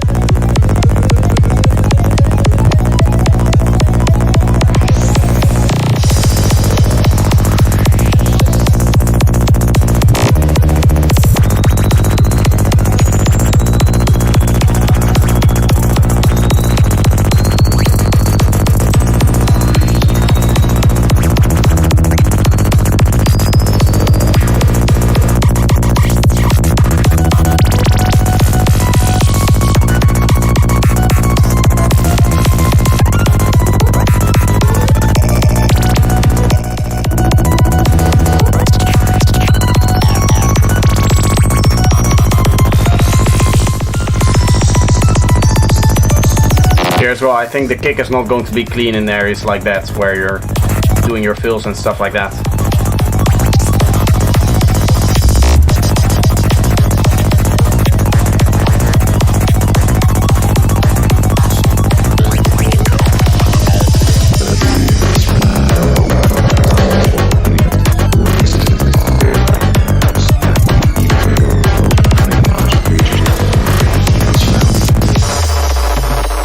Like,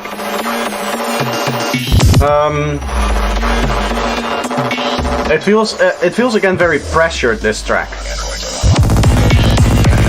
It's obviously very fast and there's a lot of things happening, but it feels like there's not a lot of space for all of the things that are happening.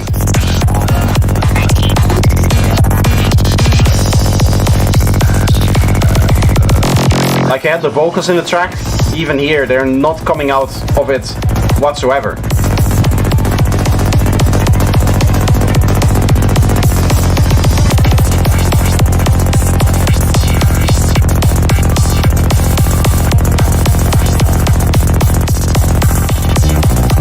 I also changed shirts, by the way, for those that are noticing. This one is a little bit, I would say, less sweaty.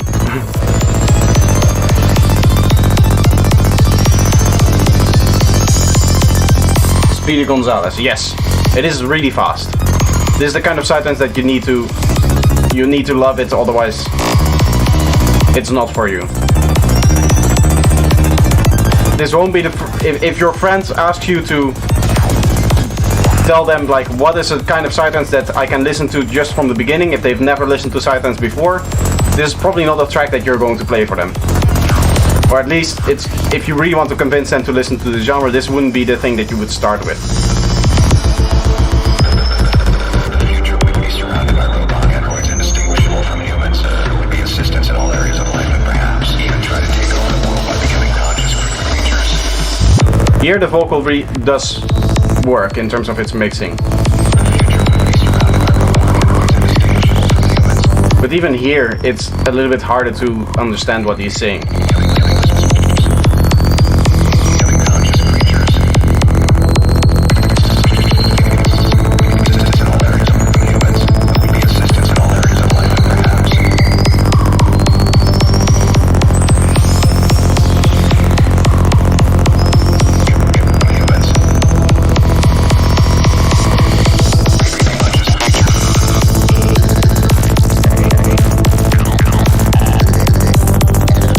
I just sent you a project that I'm working on. Greetings from Argentina.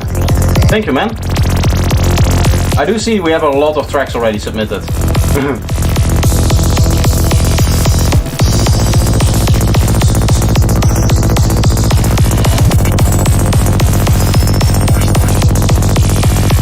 I love how all psytrance genres are represented. The amount of high-tech, by the way, that has been submitted has increased massively now that I've started my own high-tech from scratch series.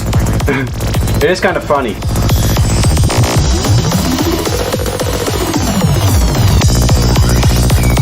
You have some crazy effects going on. I really like the stuff that you're doing with the kick and bass. Obviously you do have to clean them up.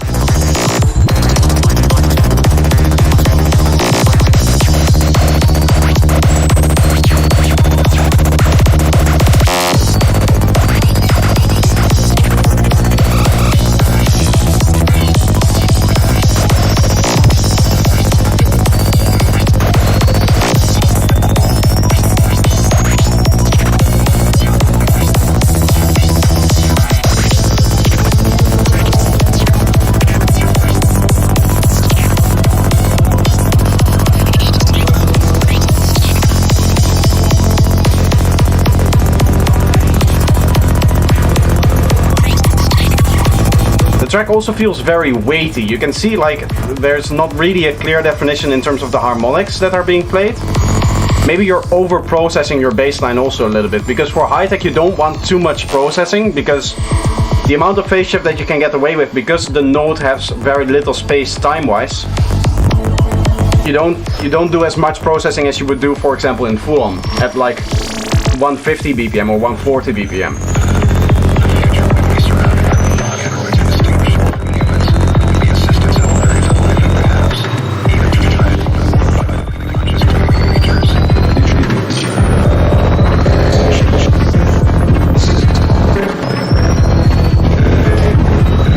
I think part of the issues here are going to be like the kick and bass cleanness. That is going to be a very big problem also in terms of the spacing, because when you're mastering it, if your kick and bass isn't clean, the master limiter has to react more because those peaks are summing together.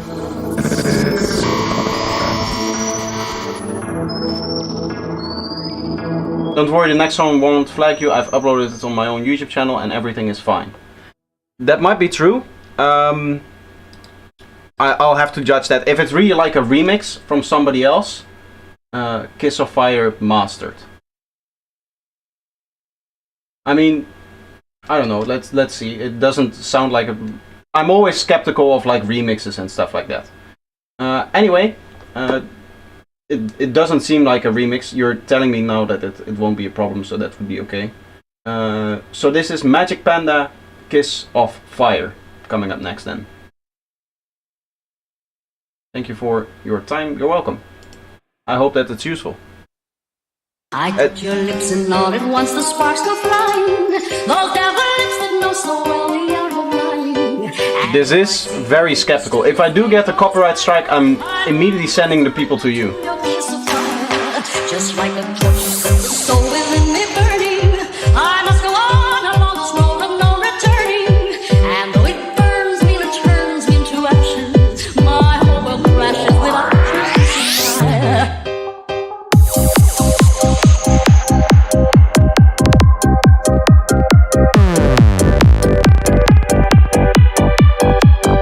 A strange bass line.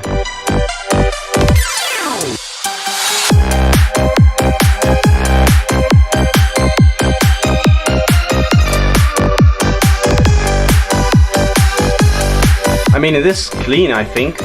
There's a lot of things happening, so I cannot really tell from the waveform. Okay, this sounds wonky, this bass line.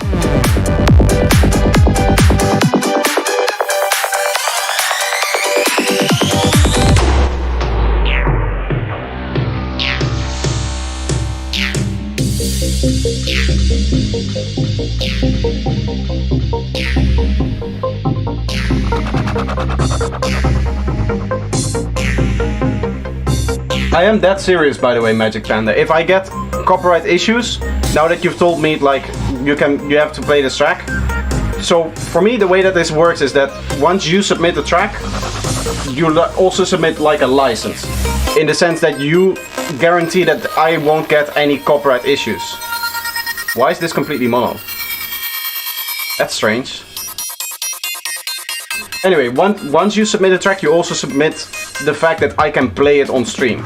So if there are copyright issues, then I'll just refer those to you. You'll have to deal with that. This bass line is way over processed and again not clean. Here you need to clean up your kick and bass. Resample that thing, add some fades. You can see it in the waveform here. This kick is being pushed up by the bass line. This bass transient here is also being pushed up. You can see it down here and this waveform as well.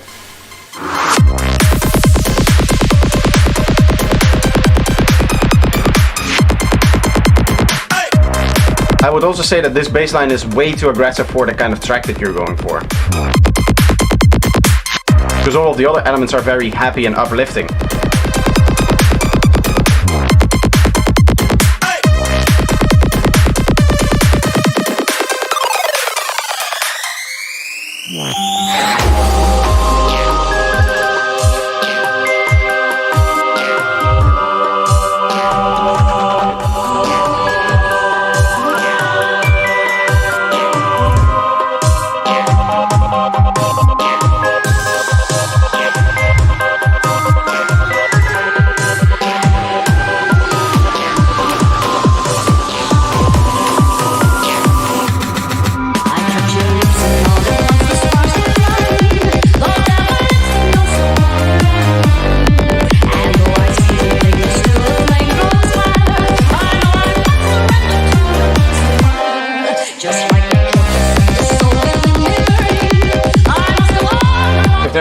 Will be any issue, let me know please. Yes, I will. Don't worry. Because I take that stuff seriously. Maybe not with like this kind of label, I would say. Maybe not with this kind of music, but at some point, like, it's more with like actual psytrance labels, right? Because at some point I just want to work with them. And I don't want to be the guy that comes to a label, says, I would like to publish with you, and then have like 4 or 5 copyright strikes on my record. Also from an ethical standpoint, you just need to have the copyright for the things that you're working on as an artist.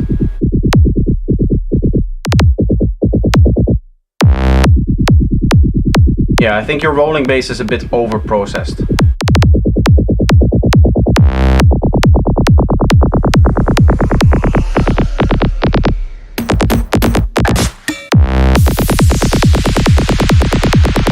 I also don't like the double transient slap thing that people are doing. You know what I mean? Where it's not like one single transient, it's like 3 in this case even.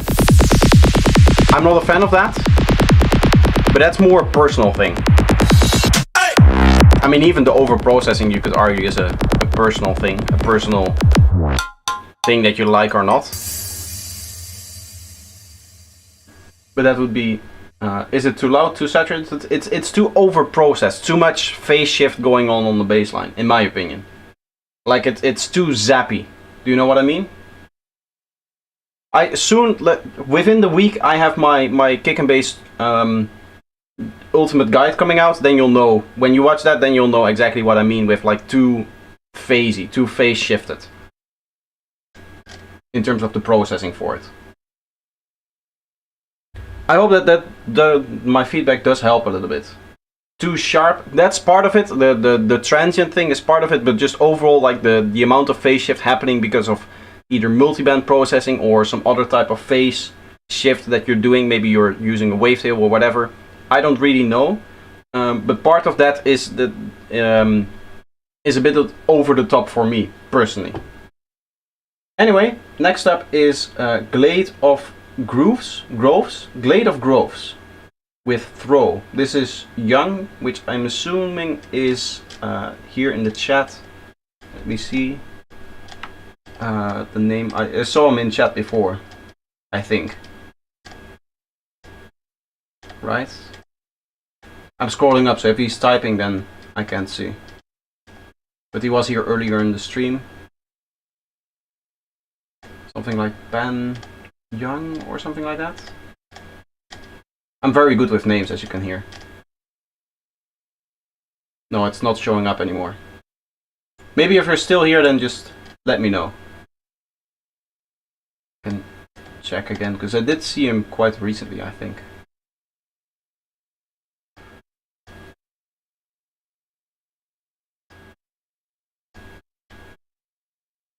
I don't know.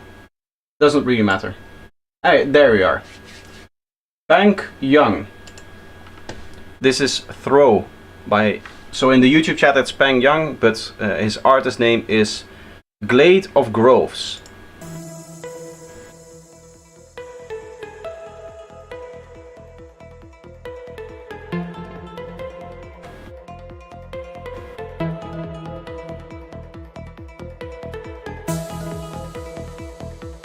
Another offbeat kick and bass here.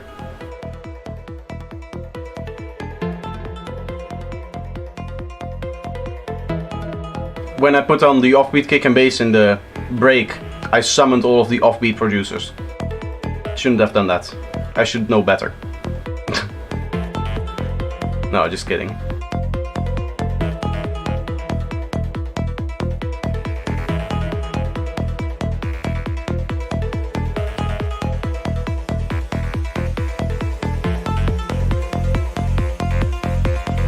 That's a very long bass line there. That was strange. The higher bass note was a lot longer.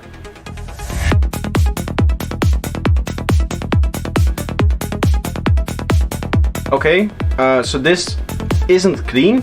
You can see there is no fade towards the end here. So this needs to be resampled. But what I think a bigger problem with your bass line here is that it's one, a bit too quiet, and it is a bit too dynamic.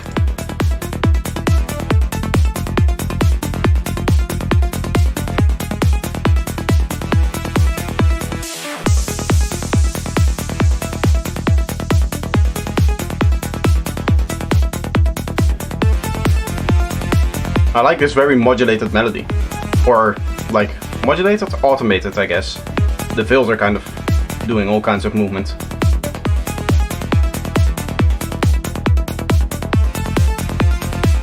That does sound really good.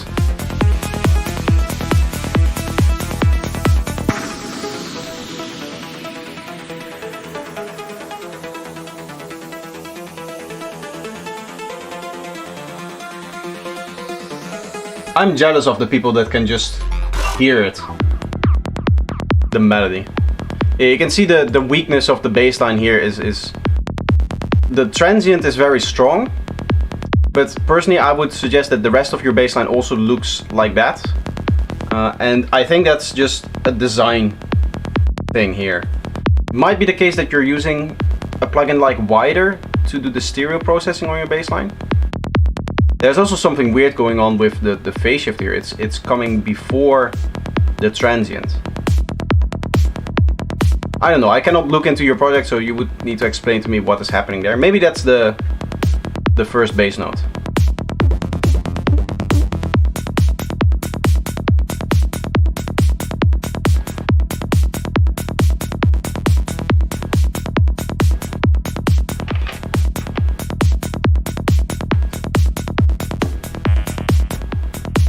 Here there's a few lead sounds that are fairly quiet, I would say. That like saw thing. This thing.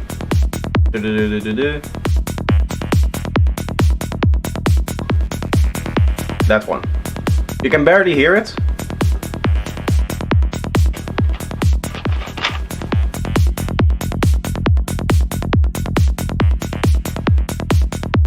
That other bass, the one that you played before. Wait, are you high passing your kick and bass?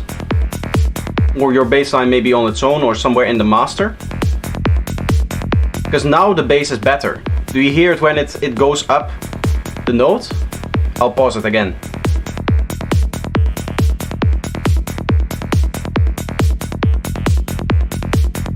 You see this one? Yeah, this looks like a more normal bass, like, waveform to me.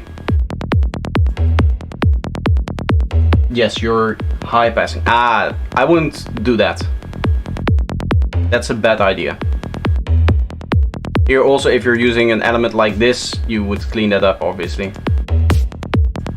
right? This here, you can see it's completely messing up the kick now.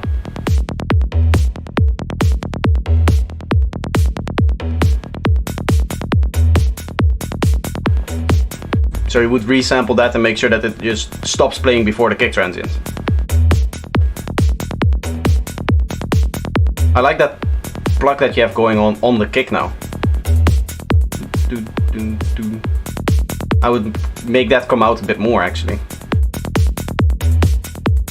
That has a nice texture.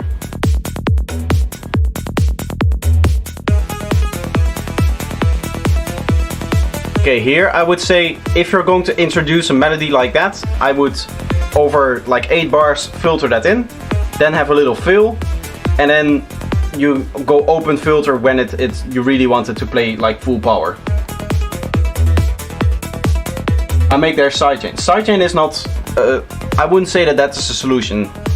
I think resampling is a lot better. Because then you actively have to, I mean, you can still see, right?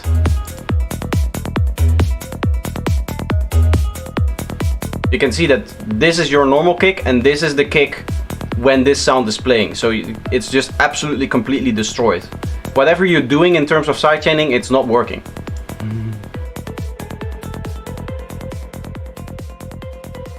Overall, I would say you can use a few more fills, but the ideas are really, really good. I really like it. It's unique, right? With the melody that we heard in the intro and stuff like that. There's a lot of cool, unique ideas in there. So great job, I really like it. Just a little bit more like focus on the detail, and the kick and bass resampling is just crucial. Like getting that right is I mean, it's gonna make or break your track on the dance floor. Part of it, obviously, it's not the only thing, but part of that is going to, like, if you don't resample your kick and bass and it is in this state, it's the focus that you're losing in terms of the transients on the dance floor on a PA system is going to be noticeable. That difference you can hear. Next up, Psychedelic Dream by Gar Hermes, a long-time viewer. So let's see what he has produced for us. Nice little cover art he has. Never really remember the beginning of a dream. There's gonna be a little bit more of like a dark side track, I hope. At least knowing him. Feel real while we're in it. You resample the bass, but then you added extra filters to maybe your mix, or like in the mix or in the master. So then it's going to be an issue. The goal is to resample something and then don't filter it anymore, like anyway, in any form. No high pass filter somewhere, that kind of stuff, because that's going to again ruin the phase relationship. And that like plong that you had on the offbeat towards the end there, I don't think that was resampled, because that was just completely destroying the kick.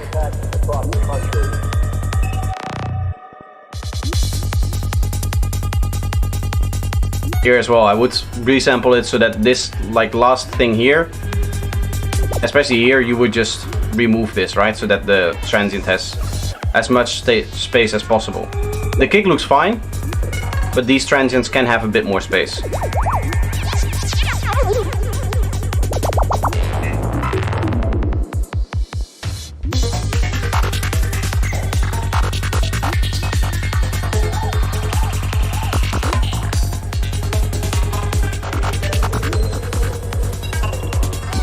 Also, your kick and bass can just be louder by like 3 dB.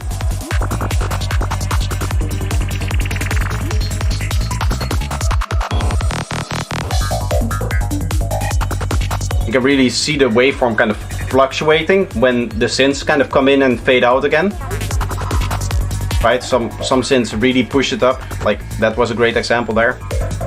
You don't really want that. You want your kick and bass to be the dominant part, because that's what we're dancing to. This sounds decent. Yeah, Gar Hermes, he has been doing this for a long time. Sound design wise, his stuff is top notch.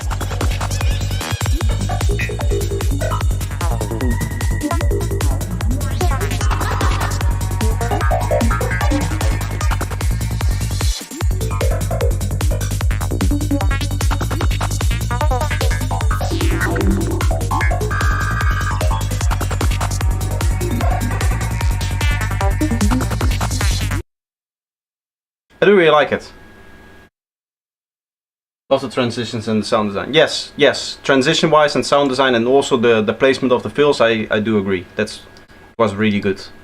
It was a little bit of a shorter track. Normally he also gives us finished tracks, I guess, but not today. Anyway, one of my first tracks, lost the project, but always wanted to have someone listen to it. I have more tracks with new style, but I have to export them. This is NN No Master by Atomic Psytrance. Let's see.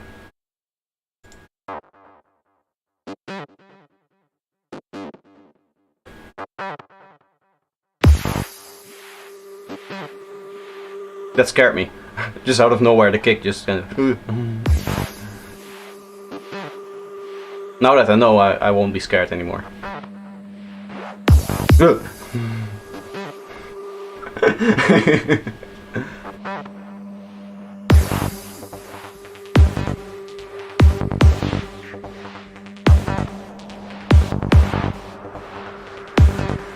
If this is the loudness of your kick and bass as well, I would just lower the volume of the kick and bass in the intro so that the kick and bass has more impact in the actual drop.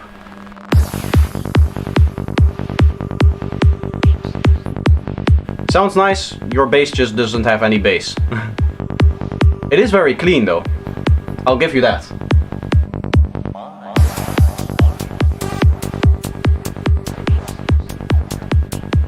Nice noisy sound design, I like that. It's very unique.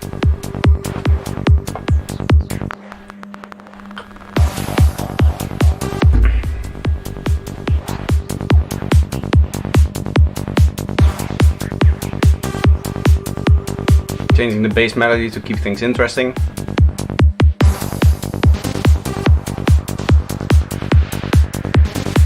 I like it, it's slowly building up in the elements.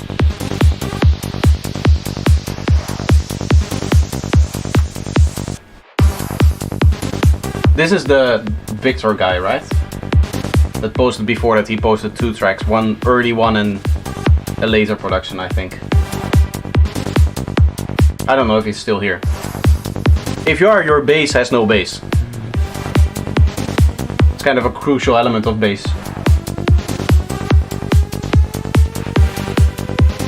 You can see it here below as well, that this lowest harmonic really doesn't exist.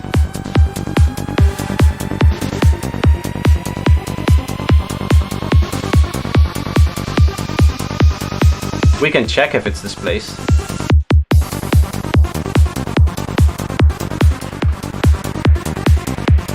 I don't think it is.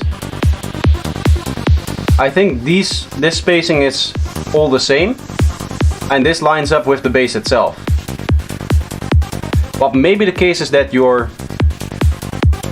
what's happening is that you have this one big spike which is later, right? So this is where your transient would normally be. The reason why this happened is your phase is not set up properly. When you're making a bass line, you're always going to have a wave like this which has a transient. You want your phase to be like this so that it starts right from before the transient part. You're usually going to phase shift this anyway, so that little click that you're going to get from the start doesn't really matter. But if you're using something like MindBee's bass tables, then you want it to be either here or like here, so that again the transient is the start at the start, or the fastest part of the waveform is at the start of your bass line. That may be the effect that you're hearing. It doesn't punch. Yes, I do agree. It's the combination of not having any bass and what you're saying in that the waveform is kind of like out of phase with the beginning of where the bass is supposed to be. But I mean, for one of your first projects, this is very nice.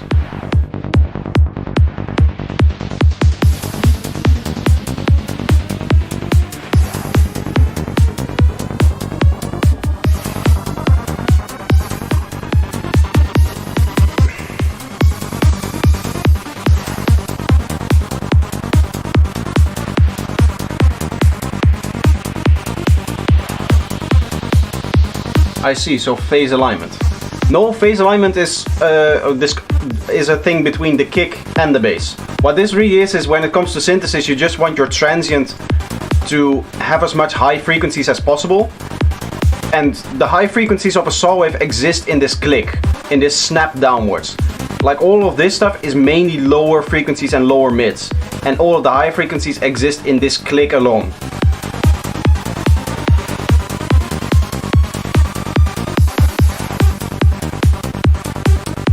I'd be glad if this was one of my first projects. Yes, I would also, yeah. If I compare it with my first few side tracks, from what I remember.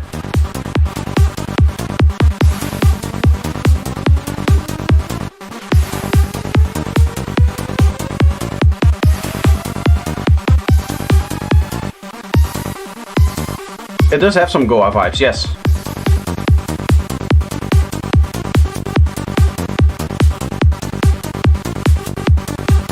The final thing I'll say is that the higher parts of this bass line could use a little bit of stereo because it's such a progressive kind of track. I do feel that suits it well. It's not really like a dark track, you know what I mean?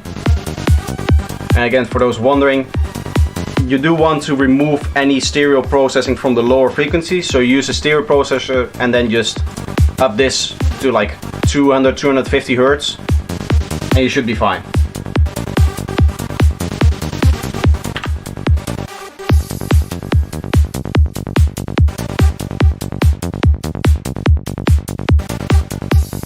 The second track is nothing like this one. I like to be surprised. Let's see.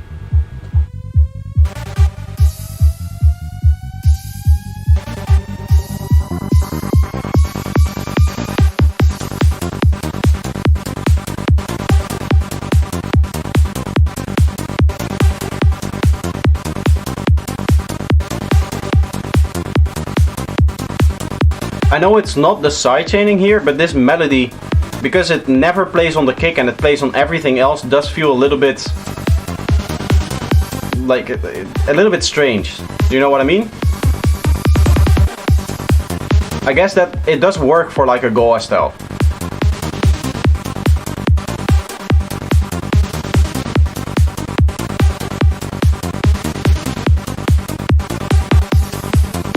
The highs are missing. Yes, what is mainly missing I think is a decent top loop on this. Like a nice strong offbeat hi-hat, like a nice 909 hi-hat, open hi-hat. And then your rolling kind of closed hats together with that. Because there's just this one short hat. And even that can have a little bit more high frequencies, if you wanted to. I mean, it should have, it should be spicy, you know what I mean?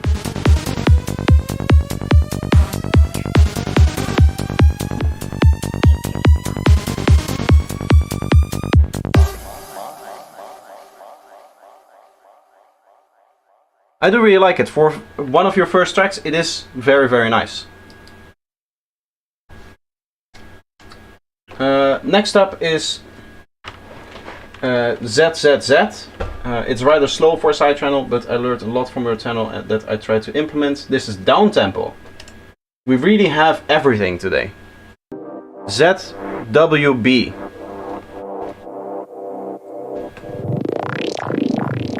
Some Psybians. I like it. Nice organic sound. I'm always a fan of that.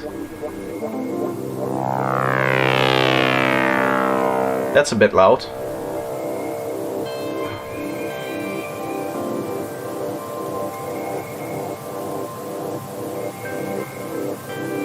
Well,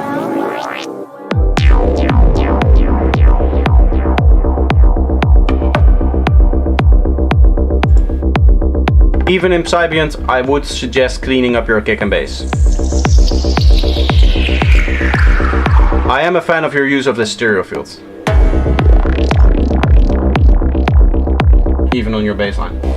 More recent though, the interval between the two tracks is like 10 years. I've stopped producing for years and started again months ago. Sorry for my bad English. It's fine. Your English is fine. Thank you very much for the review and keep up being inspiration for Sidetrans producers. I will.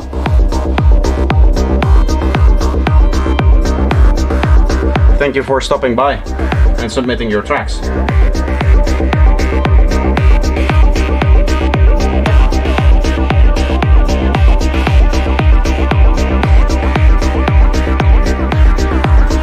vibe with this. I would almost say that for Psybient, the kick is a little bit too clinical and maybe a little bit too punchy and like clicky. Especially listening to the clap now. You have this very tight kick and then this very lush clap on top. I don't think the kick needs that much high end and that much I wouldn't say cleanliness in the way that I normally say cleanliness, but like punch almost.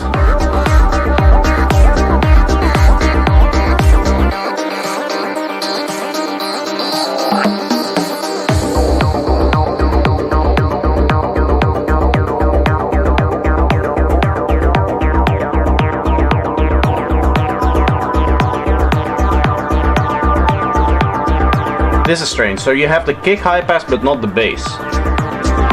I don't know if I like that. If this is supposed to be a break, I would high pass both of them.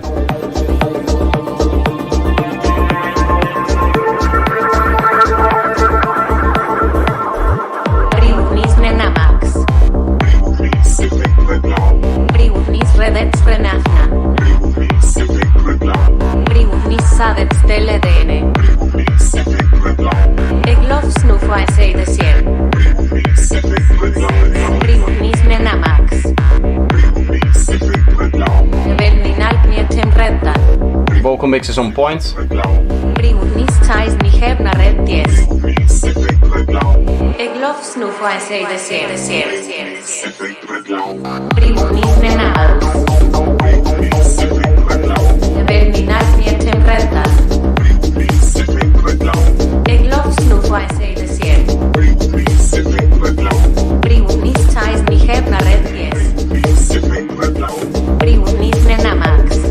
Sweep, sweep. Nice username.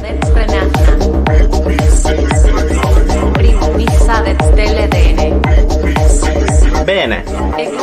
That's a word I know.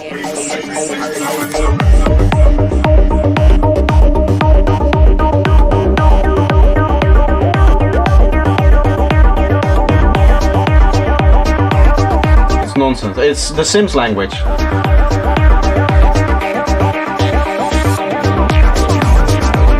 Wait, Italiani hier? Ma sì!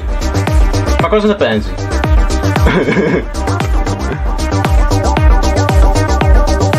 Sono 10 anni che abito a Maghe.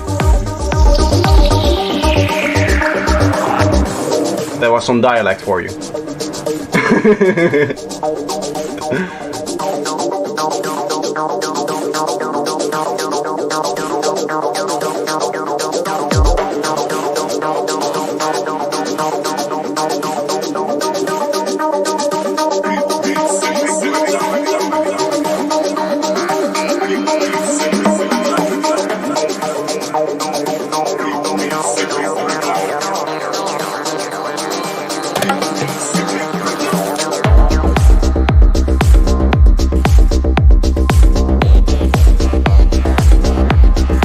I like the little filter opening that you're doing on the bass here.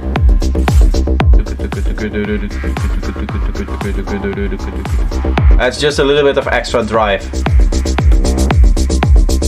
Maybe that's even a layer.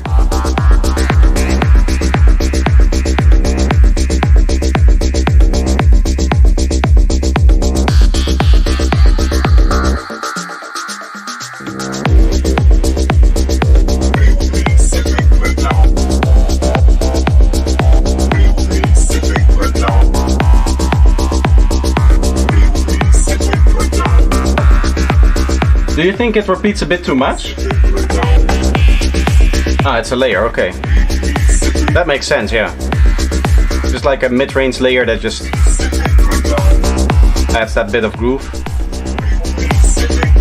You could maybe experiment with then just opening up the filter cut of from your main filter, from your main bass filter.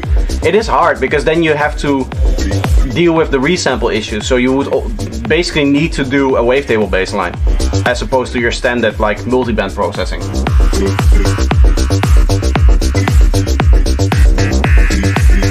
Luckily we have our nonsense translator here, in terms of Klaus, that just knows exactly what is being said.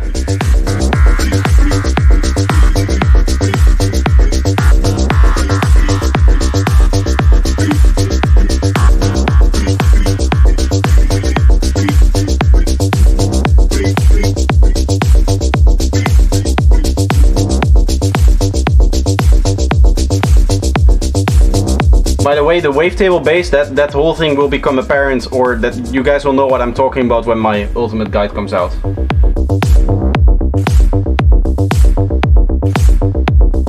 Again, did we check the cleanliness? Yeah, that's a problem. Here, cleanliness, you can see the transients aren't given space. But the rest of the track, amazing. Very good production.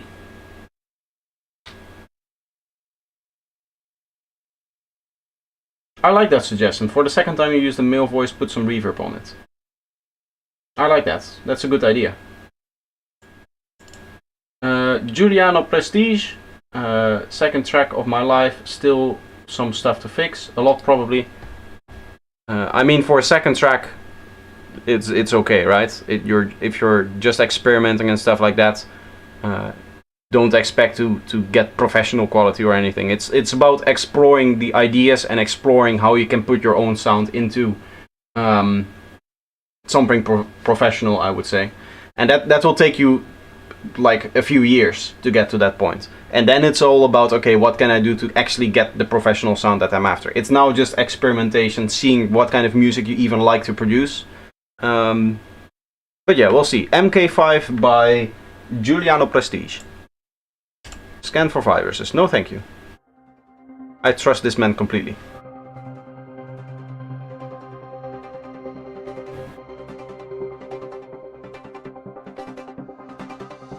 I mean, you're already there with the atmospheres.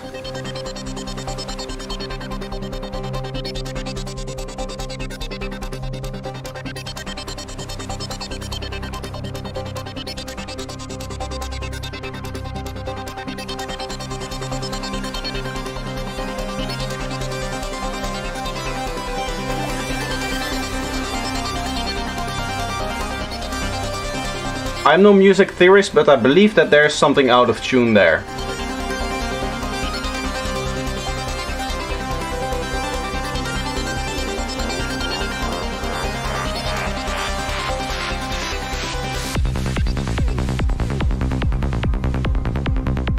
Kick and bass could be a bit louder in terms of just the volume.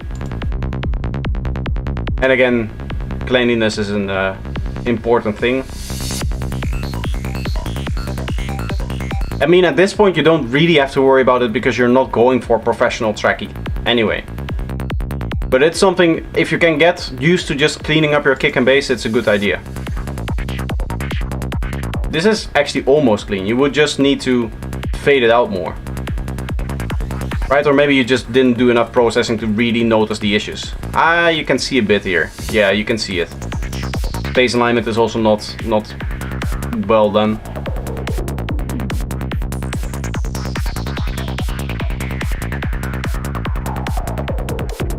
Scilab, yeah, Scilab will allow you to do wavetable basses.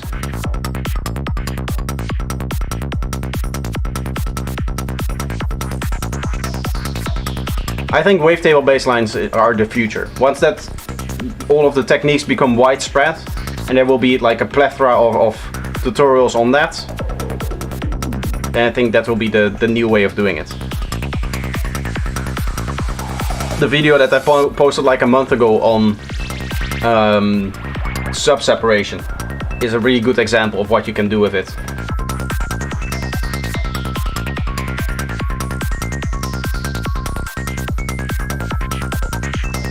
I think you could see like the kick and bass doesn't have enough presence here, not enough volume. You saw the risers that we just had were just completely overpowering it. Here as well, this stuff is a lot louder than the part that is supposed to be the loudest part, that is what we're supposed to dance to, you know what I mean?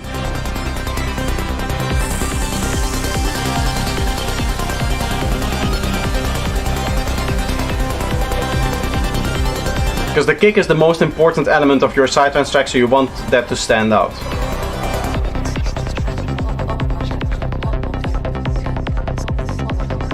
I do really like this vocal thing that you've going on here.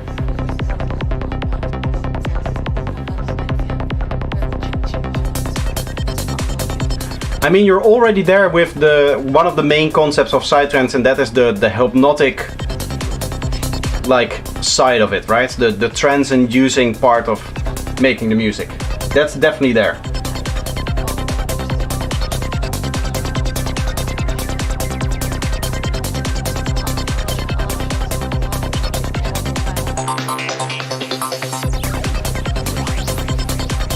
Here I would choose to remove that element there, and I would not so much maybe like a fill synth, but maybe more like a drum fill or something like that. That tends to work a little bit better, because you could hear how that it became really overpowering the moment that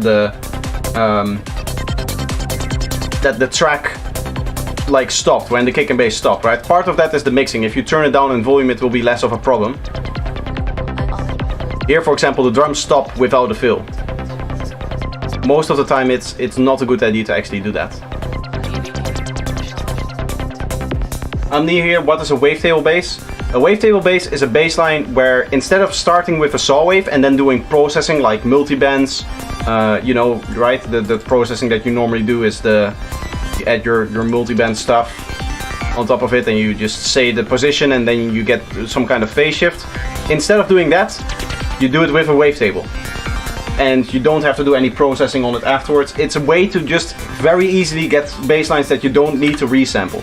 Because otherwise, if I make my bass line with just the saw wave and then I do the processing, in order to clean it up, I have to resample the bass line into audio and then manually add fades to the end. With a wavetable bass line, you don't have to do that, if you don't process it afterwards. Like with the harmonics, yes, the phase shift between the harmonics. Exactly. It is baked into the wavetable that you use for the bassline, as opposed to doing that after the synthesis, which is what the normal processing is trying to do.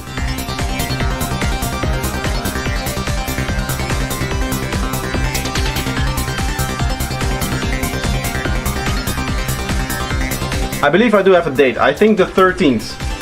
My ultimate guide comes out.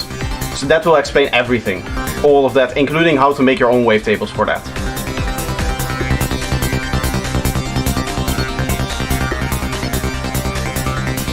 I mean, the main problem here with this track is the volume mix, the volume balance. Just the loudness of different elements is out of balance. But from a music writing perspective, this is pretty much there. This is pretty much where you want it to be.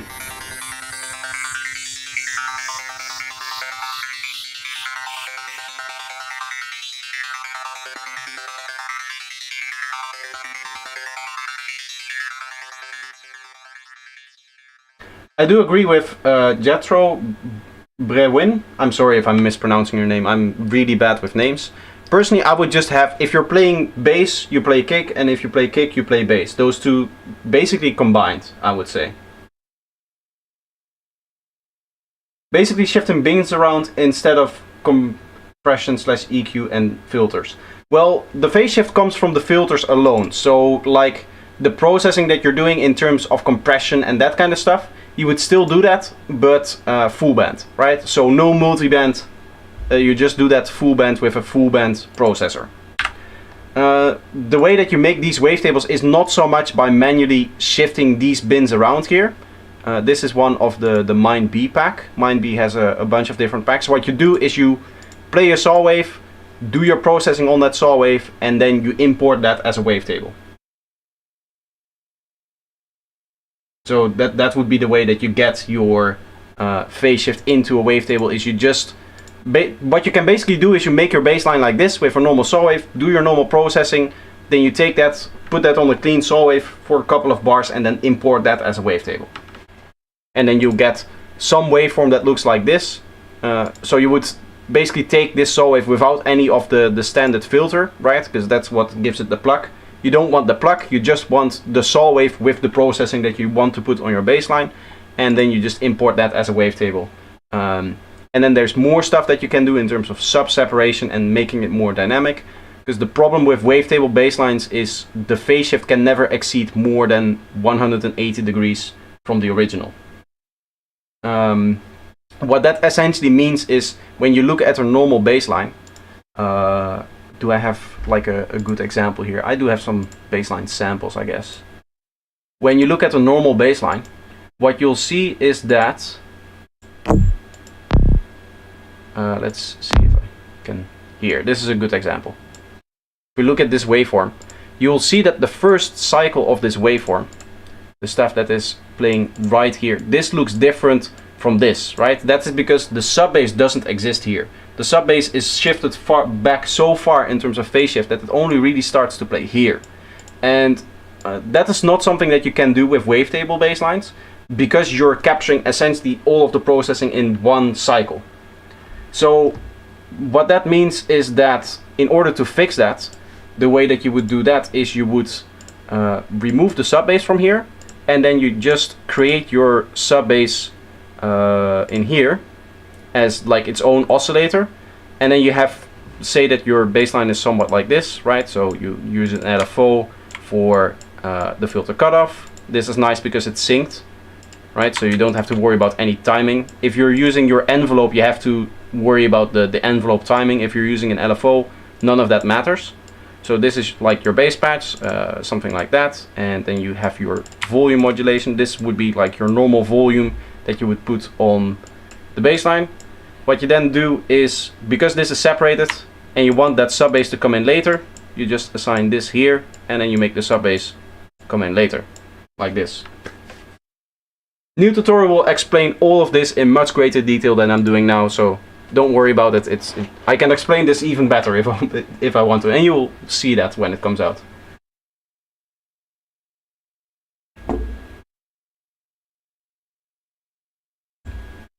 It's 3 hours and 18 minutes of pure kick and bass tutorial. Don't worry.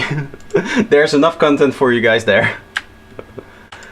Anyway, next track. So this was Giuliano Prestige with a very nice submission. I did really enjoy that track. Obviously there are some issues, but I mean, for a second track it's really good. Next up is a more recent one but not finished yet by Atomic. demo2_atomic.mp3.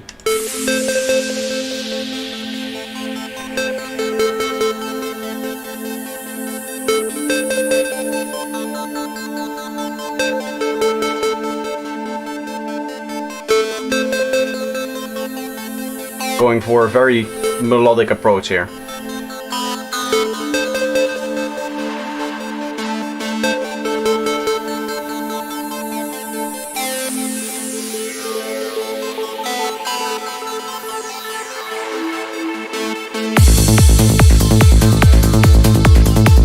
Nice progressive stuff here. I don't even have to pause it. We can probably tell altogether that this is not clean. It's hard to see when there's so much going on. I'll pause it again later. But I can see that it's not clean. Once it's a little bit easier to see, I'll pause it for you guys. The vibes are definitely there. The tone is good. The overall mix is good. I just think that you're going to need to resample.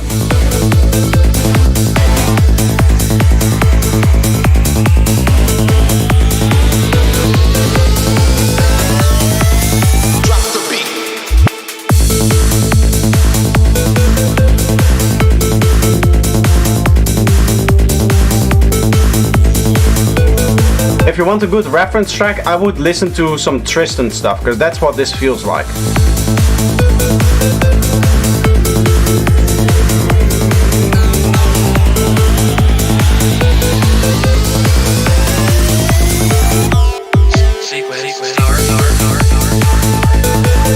That vocal line is a lot better than the one before that.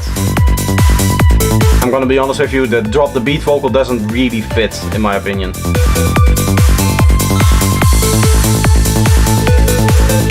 More something you would hear in like Big Room or something like that.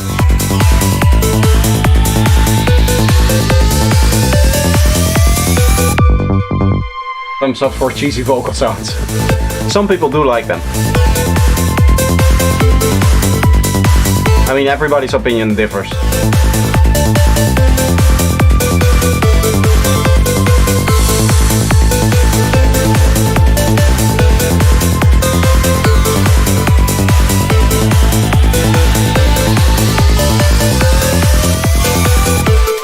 Mix-wise, something like the pad that is in here now, that kind of violin pad, can be a little bit lower in volume.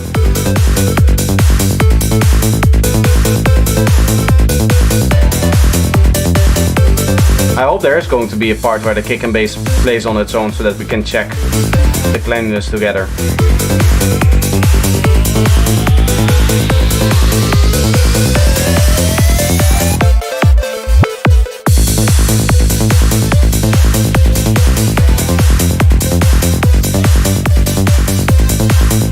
I mean, you can just tell, right? Like, the thing that you're looking at is the transient and then the stuff happening right before it. You want this to fade out right here. Here, this is the best example. This is the kick transient. The bass line that is playing before it is just full power going into that kick transient. So it's completely destroying it. And the same is going to be true for some of the bass transients that are playing. I'm assuming that the bass note that plays here on the last quarter note is like going to be destroyed by the note that is playing before, because this is a fairly loud note here. How long am I going to stream? Another hour, hour and a half or so.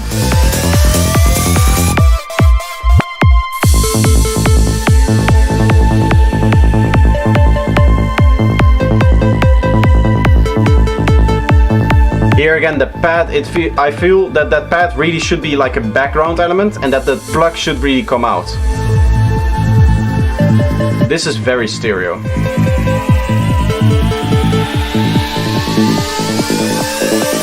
Not enough to destroy it, I think it will work. But that stereo-ness kind of caught me off guard.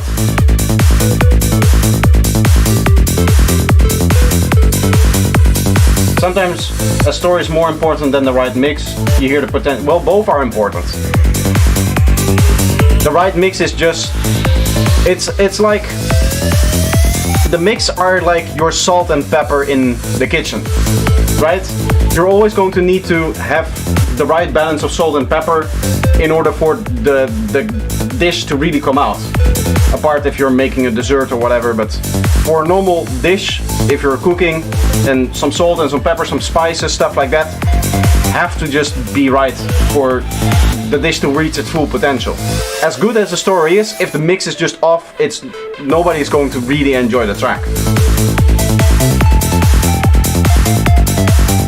But story-wise, I do agree that this is a very strong track.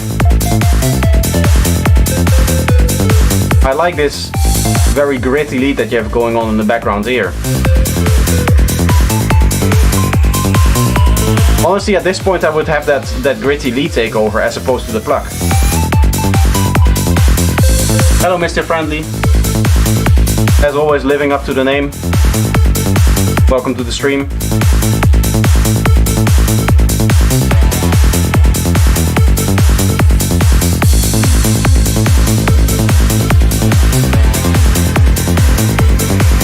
This is part of the reason why I like doing feedback streams, is because I see Magic Panda enjoying this track so much. It's a nice way for people to also discover new artists and things that they enjoy. Acid Monkey, welcome.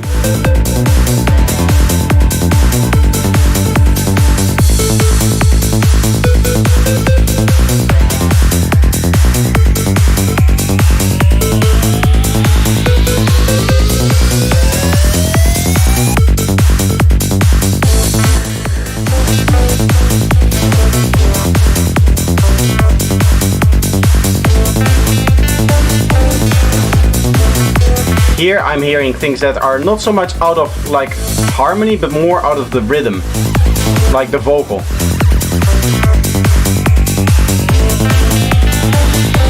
Right, not everything is important, but this stuff here, this is playing right in between two notes, right? So this is your rhythm. 1, 2, 3, 4, 1, 2, 3, 4. And this should be either here or there for it to make sense in that rhythm.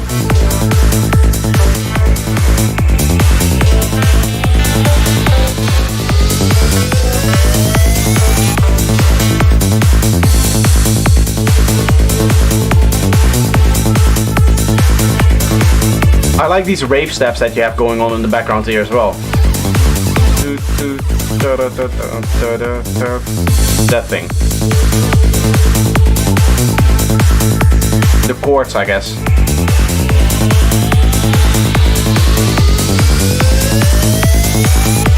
Listen to him clean it up.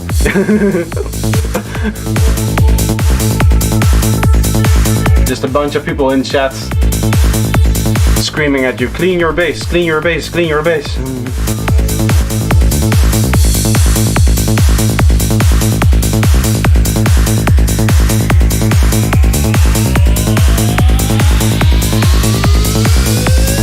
Maybe one final like mix thing here.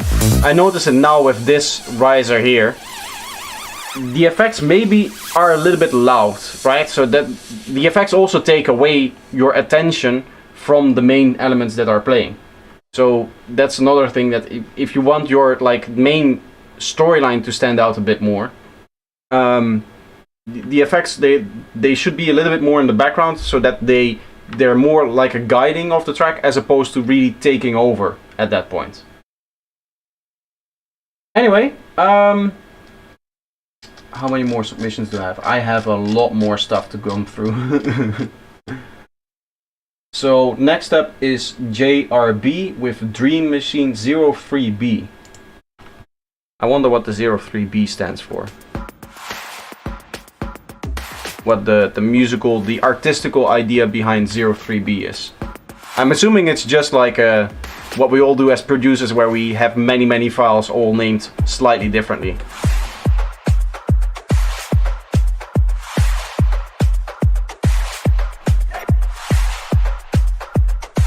Start from bottom? No thank you. There have been people that have been waiting for a long time for me to listen to their tracks. Including, I think, JRB. My name's Rich Grogan, and this is my Dream Machine.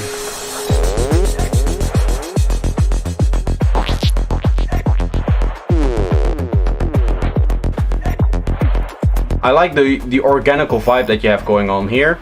You can have more high end in, I guess, both the kick and bass, but also the drums a little bit. And again, you probably need to clean it up.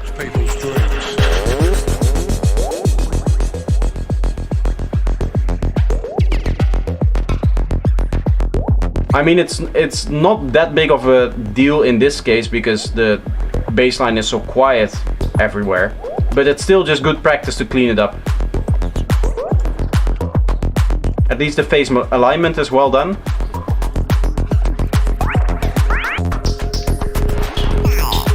The kick can just be a bit more punchy, you know, a little bit more slap and the transient, a little bit more flick to it.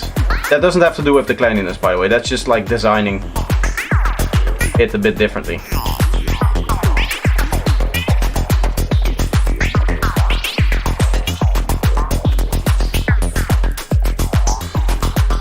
Transient of the kick doesn't stand out enough from the track, so you just give it more transient.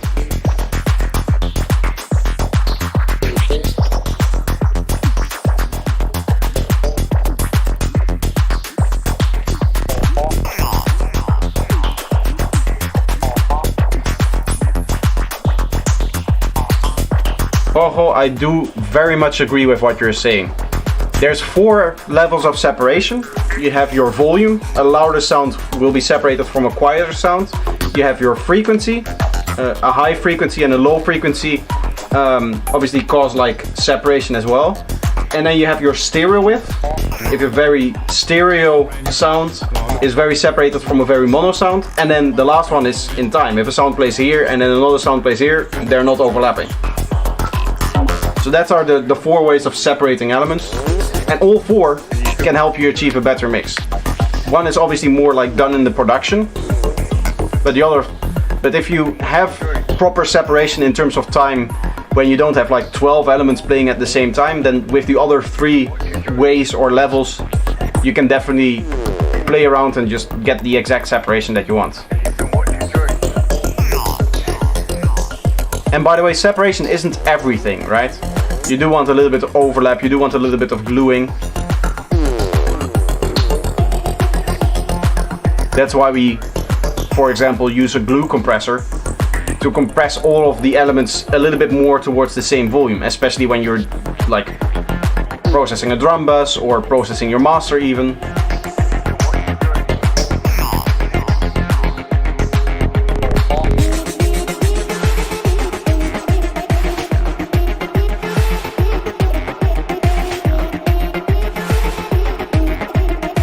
You're interested in seeing your dreams? Send me an email.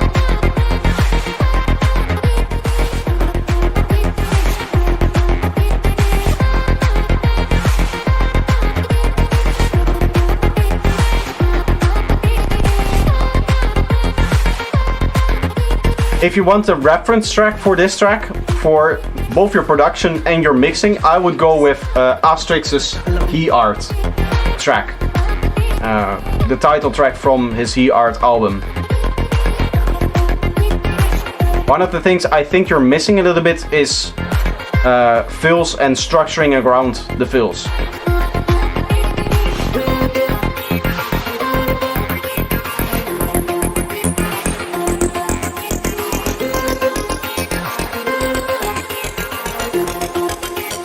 I'll do it all for 40 quid. Next time you use sounds or presets with any plugin, this time stream try to manipulate them, producers know where they are from.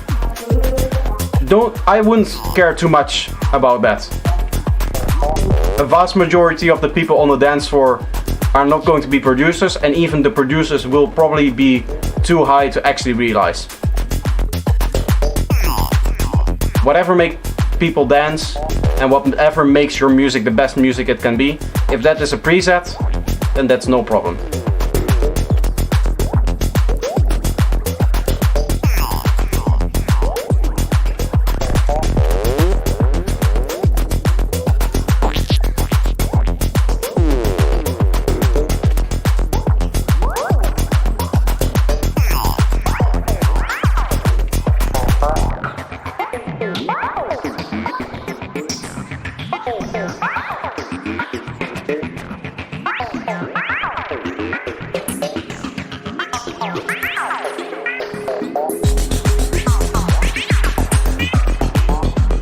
What I would do, for example, here, seeing as you're going for like this very minimal thing, is not have the impact there. That's a kind of like a different sound, or like writing technique is there. I would just kind of go in there with this one synth that you're playing. Even the other 2 synths, I know that that's like 3 layers that we're playing there in that little break. Towards the end of the break, you just volume down of 2 of the layers, keep one of the layers, and then just have that play your triplet note sequence. Your 1/8 triplet note sequence. And that's a good way to kind of calm down the energy so that you can build it up again, or in this case, go into an outro.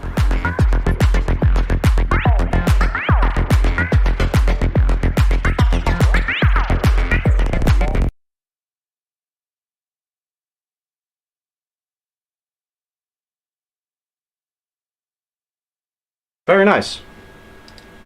I like that.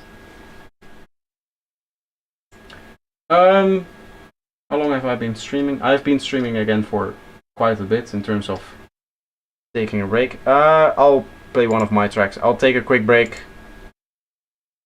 I'll just go for the classical one. This is a track that everybody enjoys, including me, because it's a finished production. I have a few other things that I want to eventually use for the breaks again, but they're not finished, so I don't really feel like I should play those. So I place this here, I place this here, and I'll take a quick break, and then we'll get back with a track from Kasebrot, I am assuming that means cheese bread. Which one was this last track? This was Dream Machine 03B by JRB Shepo in the Discord here. Anyway, I'll be right back, and then we'll continue with more feedback. Oh.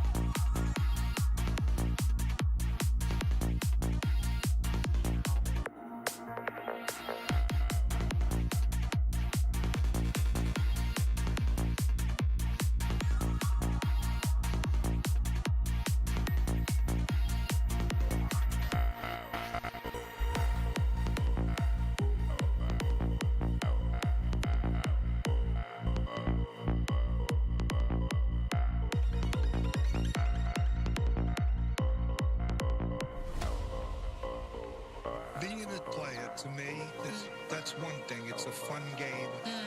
But where the real fruit is in the social aspect, where you get to meet people and play them a game and have a fun, competitive game. You do the best you can, but if you don't win, you won anyway. Because when you lose, you win too. Because if you're paying attention, you learn stuff.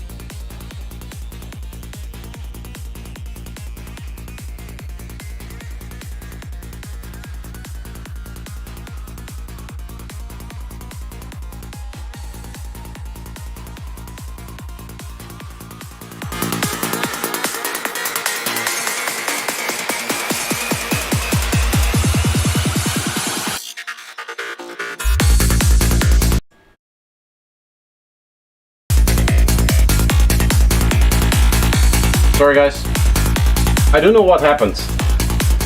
I don't know why there was audio issues, why this stuff was turning off. I'll explain a little bit.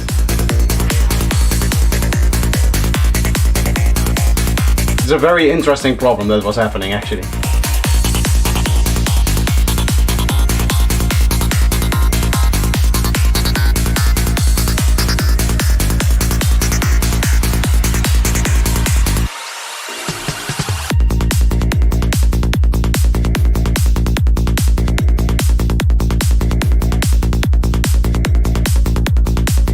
For some reason everything is also panned to the left, as you can see.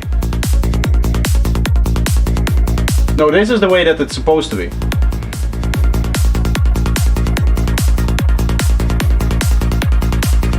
The problem was before when it was quiet. Because the reason why that's the case is because I have this massive thing as my audio setup.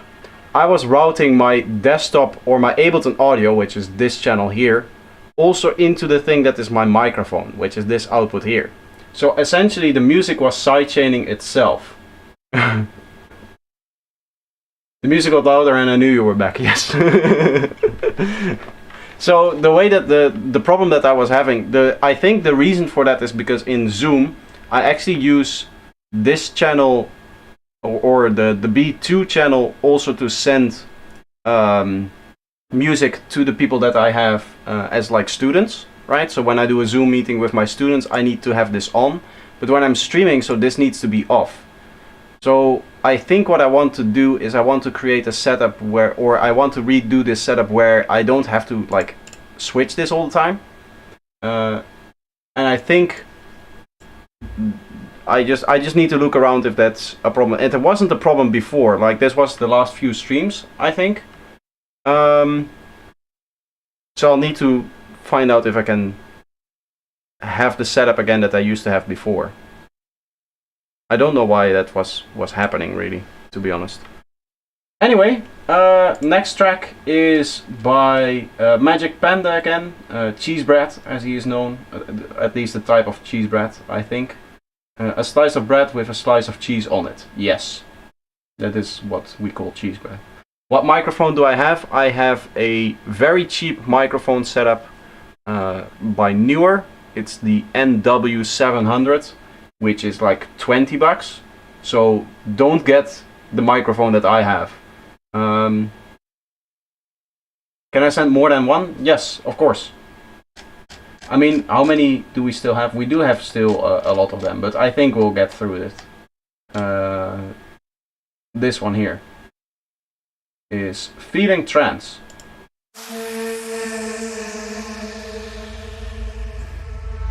There are a few shorter ones in here as well. That reverse impact is very loud.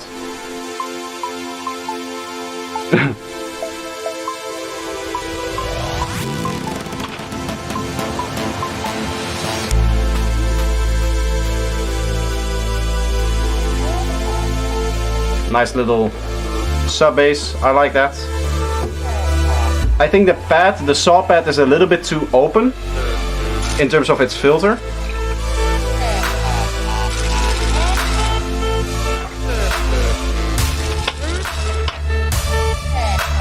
And it also just suddenly stops. I would just leave it low filtered below even this part here.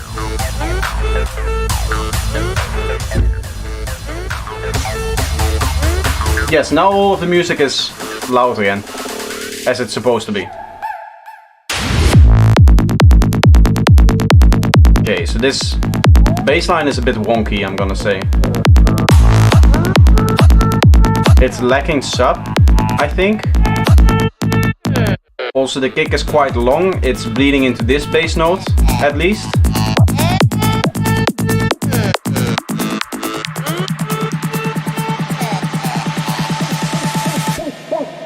Feeling trance.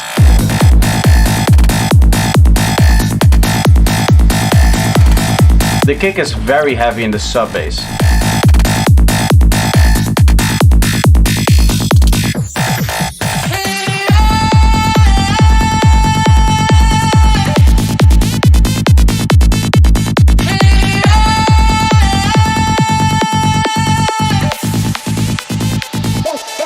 Feeling trance.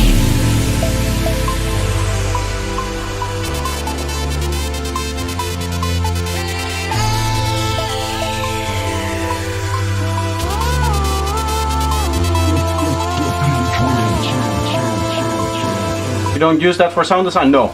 No, it's just for recording my voice here. And for the videos I do the AI-like thing to make the voice better.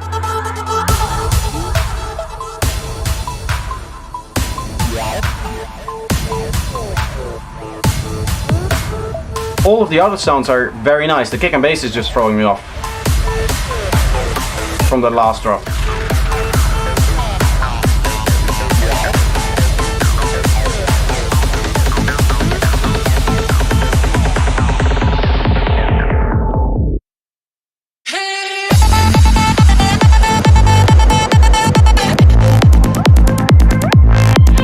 The slide bass is a lot better than the other bass line.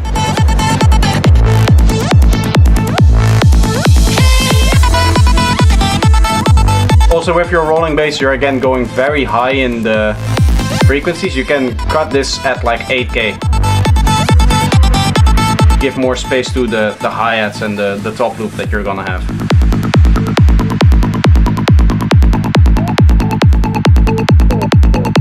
Yeah, this bass line is very wonky.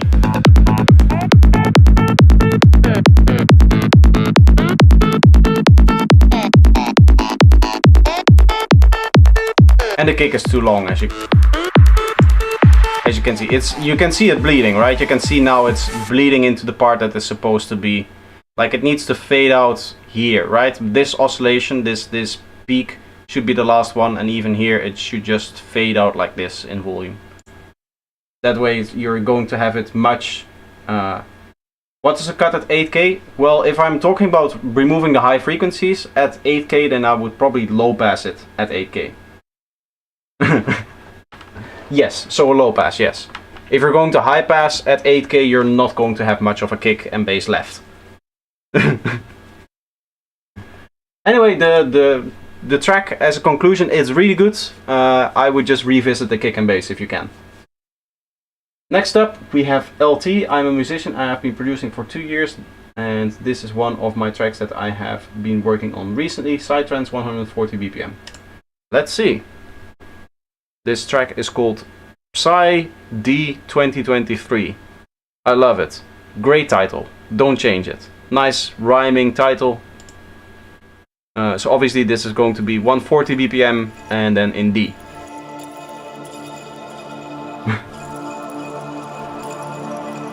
Nice organic start, I love it already.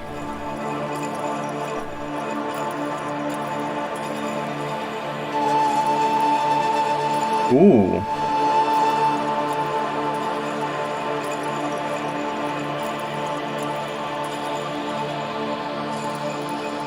I'm hoping that you're gonna do some melody with the flute.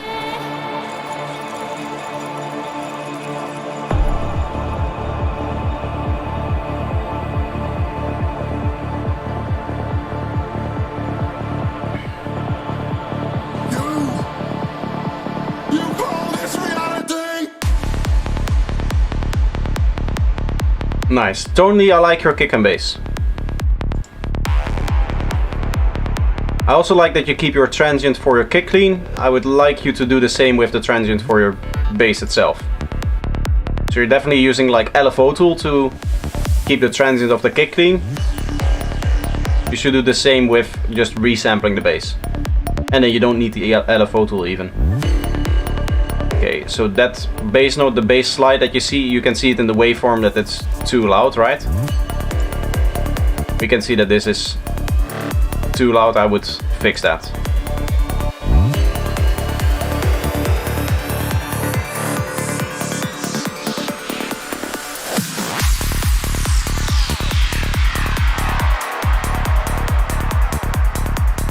This is where I would add a snare. Maybe not. The energy of the main elements that you have here is pretty low.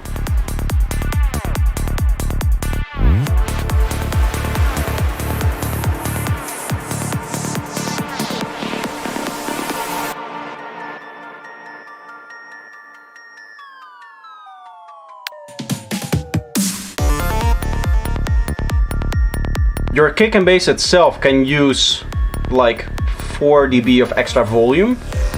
Not the sliding thing, right? That's too loud as we established. But in comparison to the rest of the elements, the kick and bass feels like it's not really the most powerful element.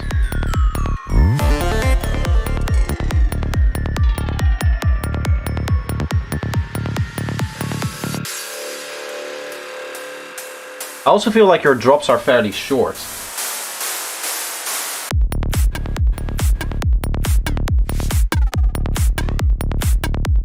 I like this.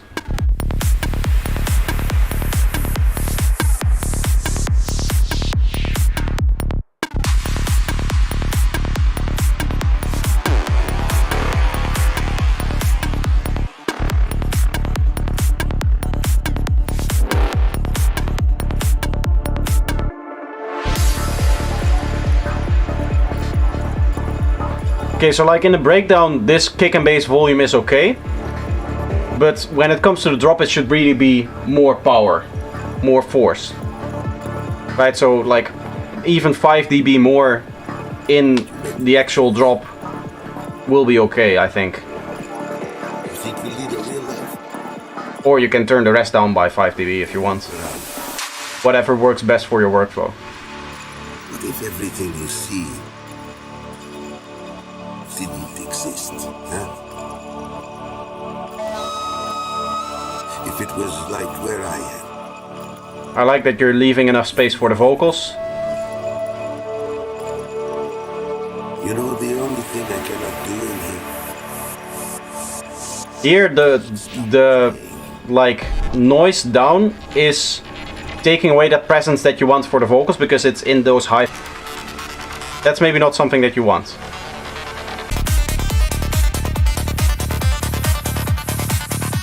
If you want, your cymbals can be a little bit louder too in the like 10K area. Just around this here, the kind of classical hump that we are often looking for in the spectrum if the entire top loop is playing. It's kind of a masterpiece, I'd say.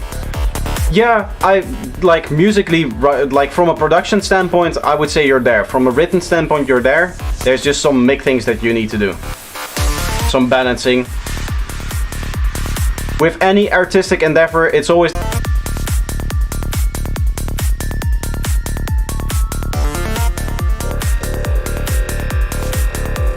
I do really like the sound design that you've going on. I do agree. Like the whole production is pretty... I mean, yeah, that's just there. I was gonna say pretty much there, but that's not even true. It's just there. Really nice. It's a bit short for a psytrance track. It's under 6 minutes. You can... What I was saying with like your drops being short, you can definitely extend this track to 8 minutes long by just extending the drop a bit more. What I do really like, and what I think is a really good thing that you're doing, is that you're sectioning things, right? With the section plays, element plays, and then you have a fill to close it off, and then we go into a new section. Maybe the same element continues to play, maybe it changes up a little bit, or you're changing completely an element. That's the way that you want to do it. That's how you structure a track, especially for this kind of psytrance. If you're looking at something like Nsaii, it tends to be a little bit less the case, because there's more overlap between all of the elements. But with a track like this, which is a little bit more towards like progressive full-on kind of thing, that's definitely how you want to structure your track, so keep doing that at least. Very nice, very good submission. For 2 years of experience, it's really, really good. Anyway, next up we have another one by Magic Panda. Ich muss euch mal was sagen.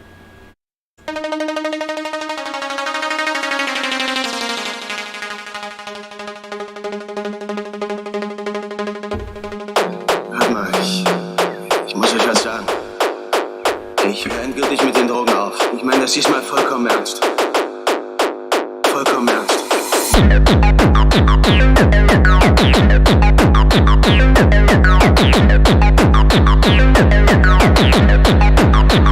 I'll play it again because I see that I disconnected here for a while. I'll start over again.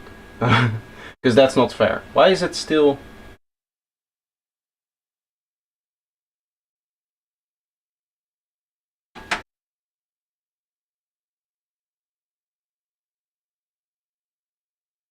I should be back. I know I was lagging, but I should be back now. Here I am. I'm sorry. Yeah, it's after my holiday. I've already researched. I'm just going to get fiber, and then hopefully that kind of connection issue should never happen again. It was too hardcore, yes. It's not even the Wi-Fi part, because I'm not on Wi-Fi. Like, I am on Ethernet. It's just that the modem is like 4G, which isn't the best, right? It should still be fast enough to stream, but just sometimes it just has like a connection drop like I have here. Like I had to walk to the modem and just reset it for it to work. It's never been that bad. Usually the kind of connection drop that we experience with the stream is like 10 seconds, 15 seconds, and then it gets back up here, right? But this one was pretty bad. It just kept like being too low to actually stream, like 200 kilobyte, 2000 like bitrate. I stream at 4000 bitrate, which I mean should be doable on 4G. But when I get fiber, there shouldn't be any problem with that. Anyway, let's get back into the hardcore. I'm going to play it again from the start because obviously I completely malfunctioned here. Let's hope that this time it doesn't do that. I did see that you translated it for me. I think you translated it fairly poorly because I think it should say I want to tell you something. Right? That's how you translate it in English. From what I know about German, that is what it should say. Which is not what you said in Dutch. Ik wil graag iets voor je. I want something for you. That's what you're saying. Google Translator. Okay. Because I believe sagen, that translates to say, right? I want to tell you something. Because in Dutch that is zeggen. Ik wil je iets zeggen. I just want to tell you something. Yeah, so the translation that you have is a little bit off, but I get the gist of it. Because I can read a little bit of German, because it's so close to Dutch. I don't speak it in any way, but anyway, let's just play the track in here. Let's hope it doesn't destroy my internet connection again.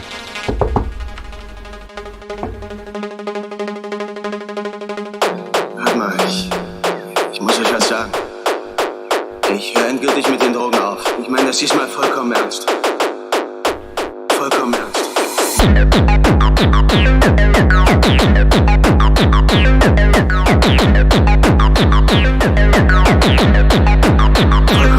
Even for techno, just fade it out so that the transient of the next kick doesn't get smooshed out by the bass of the last kick that is playing.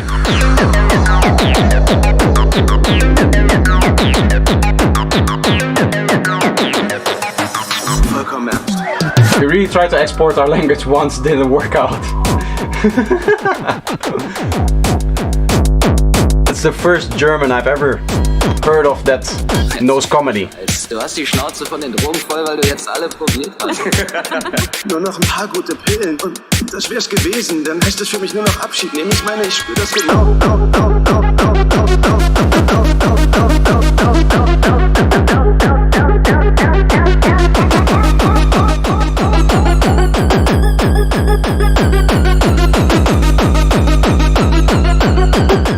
By the way, the stereotype of Germans not knowing comedy, the Italians are worse. The Italian comedy is basically just put on a funny voice.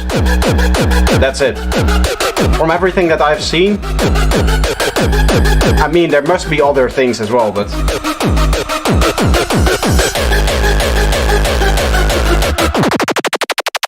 Now that's very Dutch, that last kick there.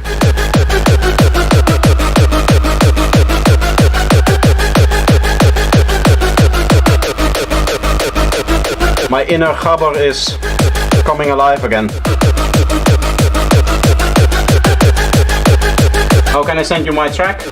Exclamation point feedback should get you in my Discord, and then you just scroll down until you see feedback on stream.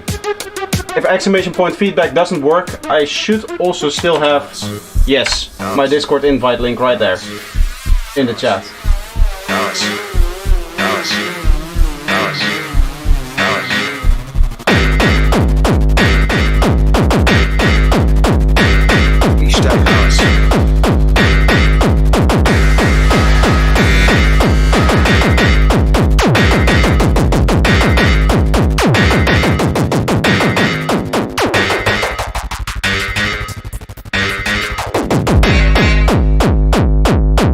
Hello Theo. Another recommendation, you can sterilize the mid-range and higher, not even the higher frequencies, just the mid-range of the bass part, I would say. Can be stereo. Completely mono just sounds a little bit boring. Anyway, great track, clean your kick and bass. As always. New version of the same song that you heard last week in feedback stream, now with the correction of kick rolls, vocals and some updates I made in the structure. Hope you like it. This is George Silva. George Silva is one of those kind of guys that, just like LT, hasn't been producing for that long, I think, but just makes amazing music. This is Dualism with Spiritual Experience 145 D sharp version 24.8. A very production title. I love it.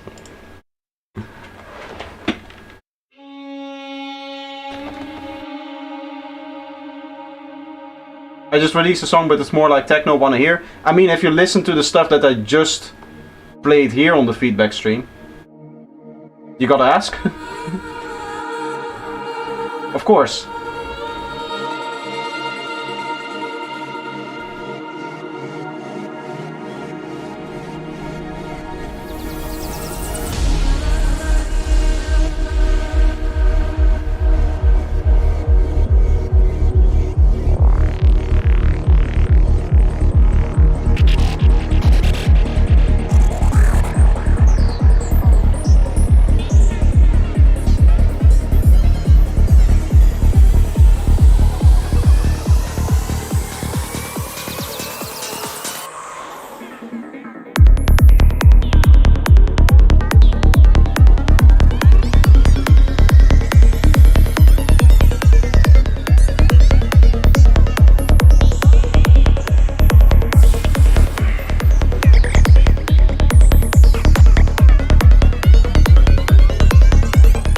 if you want, your kick can have a little bit more transient, a little bit more like knock to it.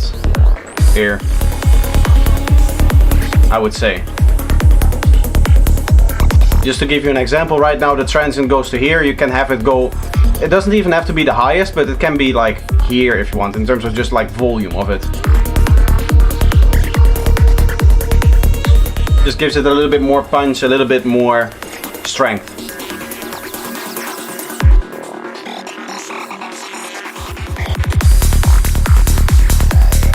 Kick roll is okay.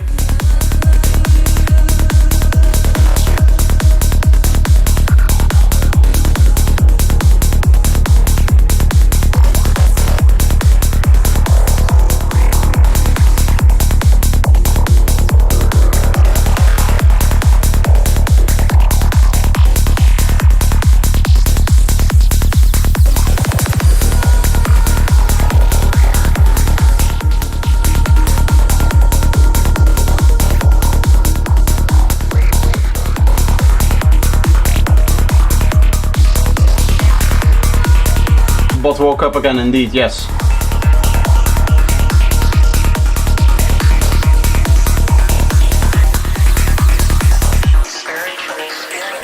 It has been a little bit sleepy the last few streams, hasn't it?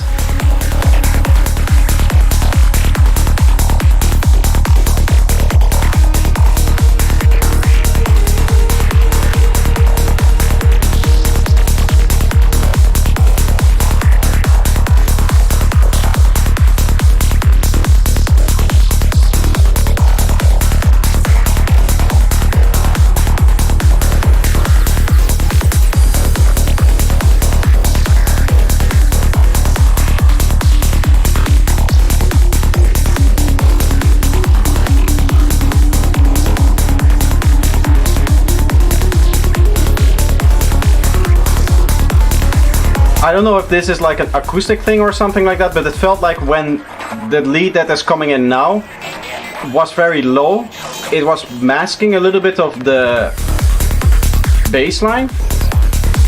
Can it be that there's still some low frequencies in that lead when it's playing like really low, when its filter is like that low? That's maybe something to look at.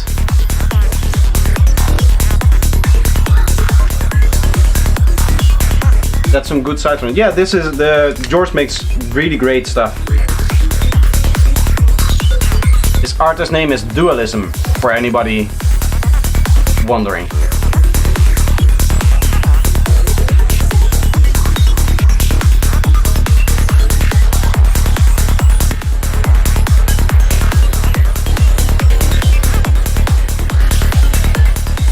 What I can also maybe recommend is, if you want your drum loops to stand out a bit more, is to, as opposed to just have your like classical hi-hats, the 909 open hi-hat, your like snare and all of that stuff, is to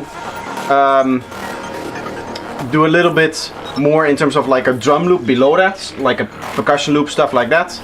Also, I think you've seen it, but your stereo field is a bit too wide here. You can see it starts to phase cancel. You want this, if you have a meter like this, you want it to stay above this middle line, right?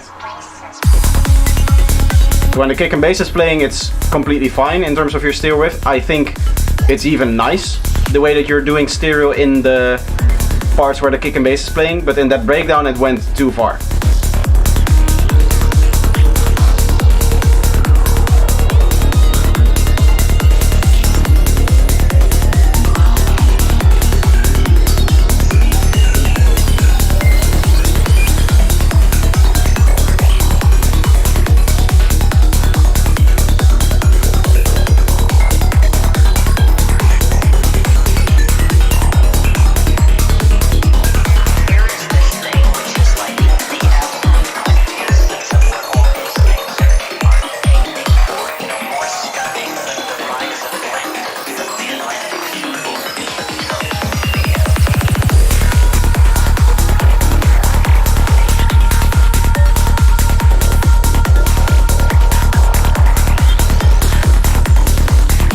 I like your use of vocals throughout the whole thing.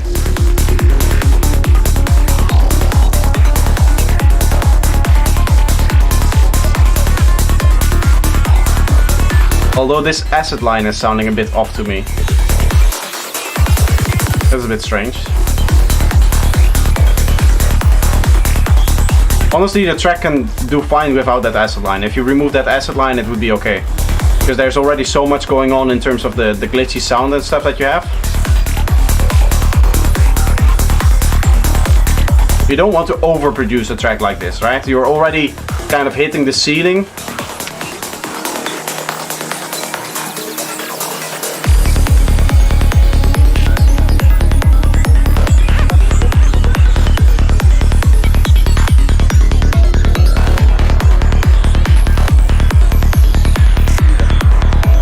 This is nice that you have a section where you're also going down a bit more. This is now the outro.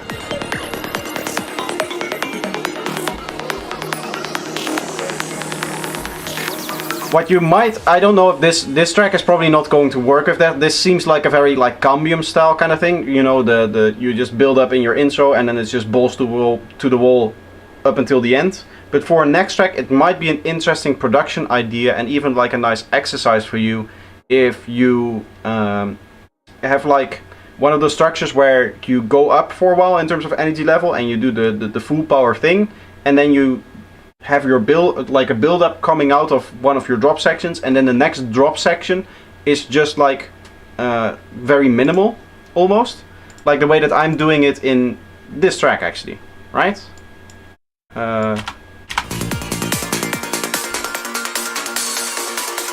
This stuff right here.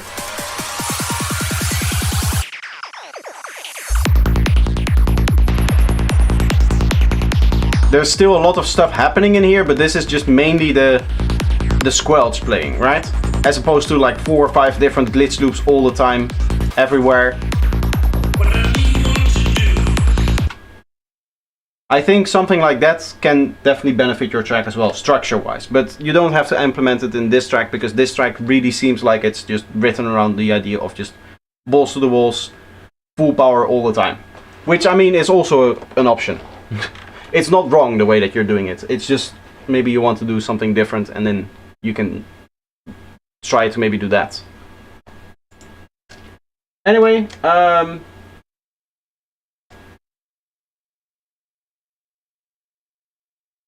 Virtual Instinct, I see that you submitted the same track twice. If you don't mind, I'm going to skip that one, because I don't want this stream to be too long.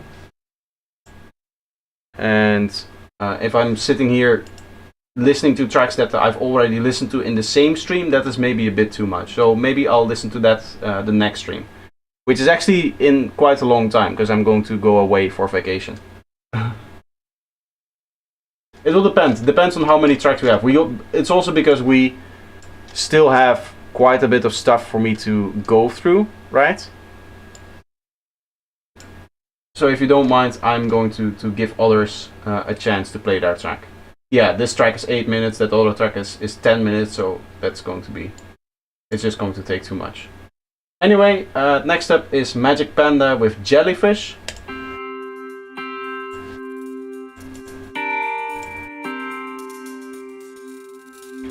A little bit more calmer than his last submission.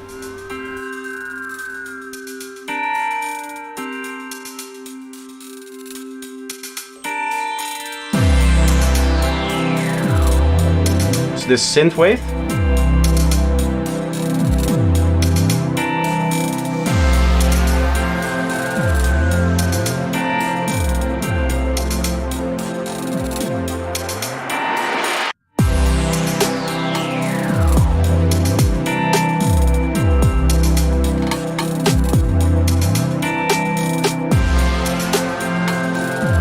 A lot more calmer than his last submission.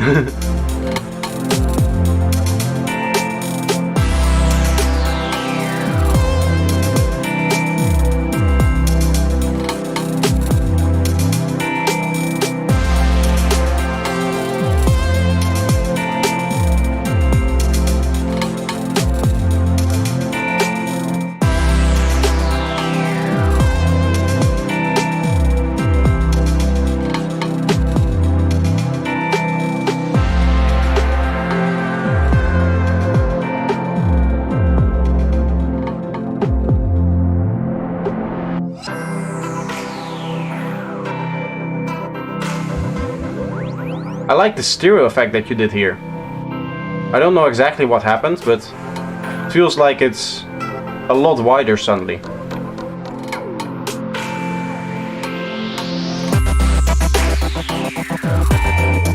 It will not be silent, let's hope it's okay. I make for track for people who are studying. I like it. You can definitely...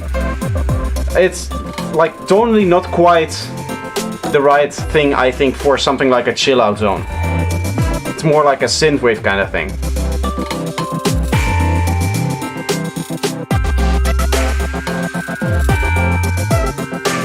Binaural. So that's what's happening here. Because even this part is the same as before and it's still very stereo.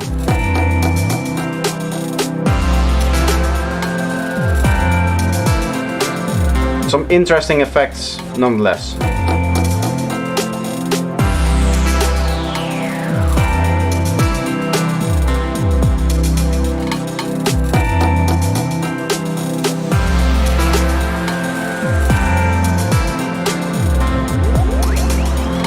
I have played with some binaural stuff. I think something called Dear VR Micro, something like that. Nice glitchy thing there.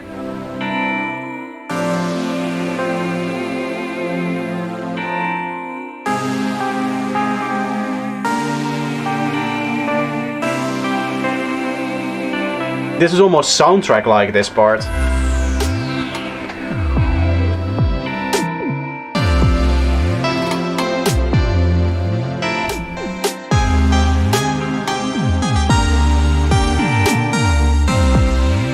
At least for that part that you found interesting. I'm going to listen back to it and analyze it a little bit better, maybe. Because there was really some interesting thing happening with the stereo field there. It did become a little bit wider, but I think the reason why this is more mono is because the bass is playing now.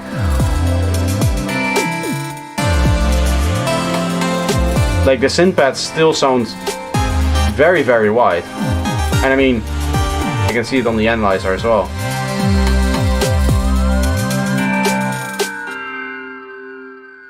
Either way, I really like it. Very nice. Next up we have Acid Monkey and his track Launch.mp3. We're going immediately back into something a little bit darker. Today really we had a very wide range of different music.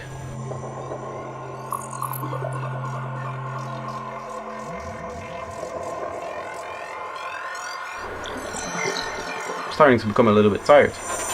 I still have so many more tracks to listen to.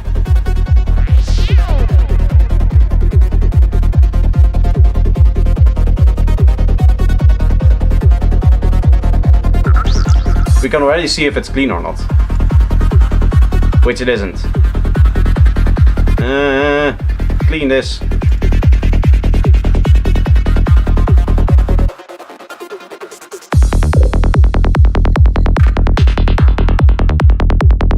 The tonality is there. It really works with the sound design that you have so far. Nice and dark. Like for a track like this, I wouldn't bother with stereonizing your bass line, right? That's a little bit more towards the progressive kind of sidetrance. This is kind of like your very dark full-on, I would say. Maybe even towards dark side. It's gonna depend on how the track progresses. Hello Alvin. Marathon, also welcome.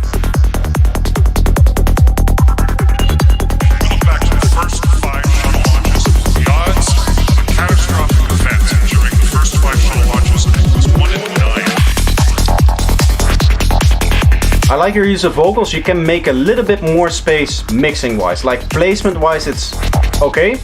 I also like how you're using a lot of the high frequencies of the vocals to really make the voice understandable. That's a good thing. You can just tone down maybe a few of the elements so that there's a little bit more space. Maybe you want to low pass the kick and bass there, something like that.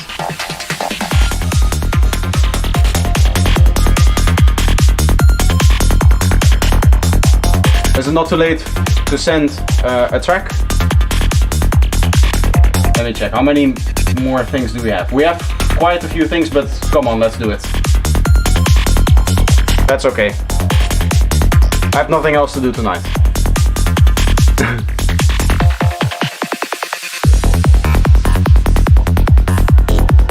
I also feel like your kick transient is lacking a little bit of high end. Like it has a lot of that punch, but it can have a little bit more snap, right? Around like the frequencies that we talked about before, right? The kind of 8K area. You don't want that super high end, the 10K and above, but 8K can probably help.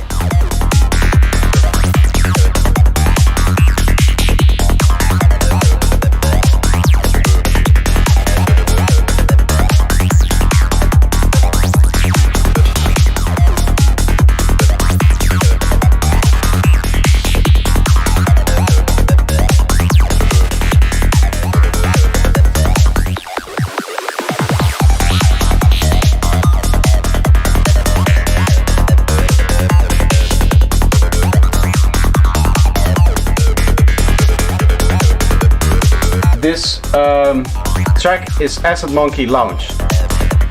I see somebody asking in the chat, where are we? That's where we are.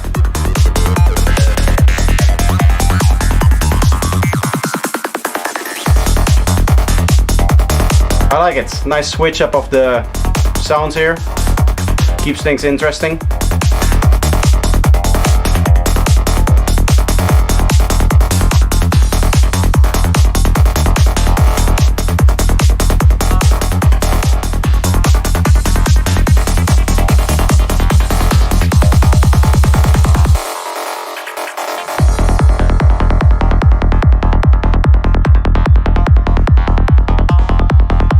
Here, this is one of those sections that I talked about before with the George Silva track, where you can really see that this track is kind of like slowing down for a little bit. It might go into a breakdown now, it might build up again from this point. But this just gives your track a little bit more like flow throughout the track, as it's not just balls to the walls all the time. Yeah, it's also a great way to go into a breakdown like this. Yes, this is Acid Monkey, for anybody wondering.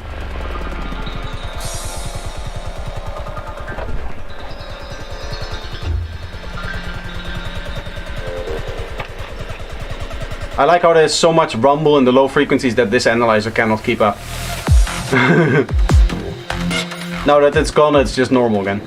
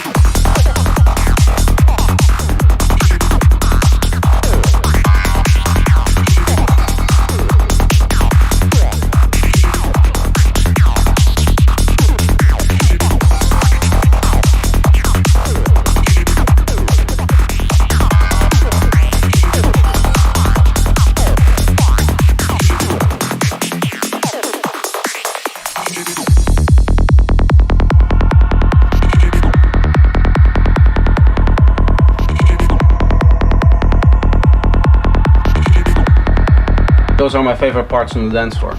I do really like them because the stuff that is left in terms of sound design, in this case it's not really like the type of lead that you would have here, but what you can usually do in terms of your like main lead that you keep, that is left, is that you can be really detailed in the sound design, which is what I like to do myself as well for those kind of things. This was Acid Monkey.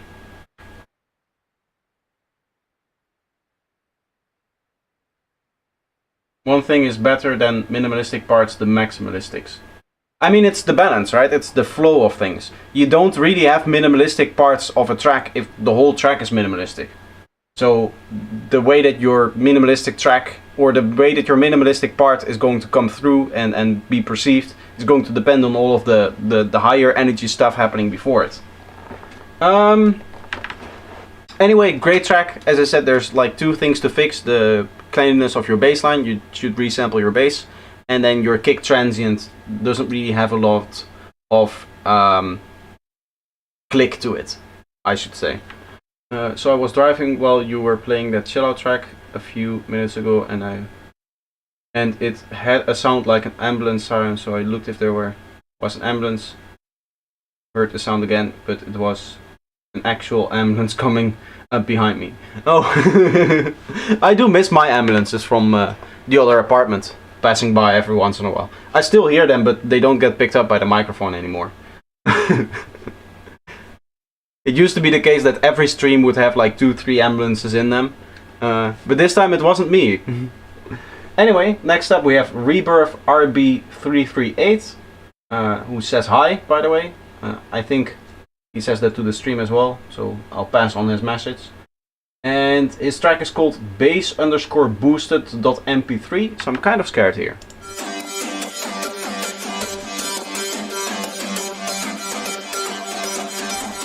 This is very stereo. This meter should be here.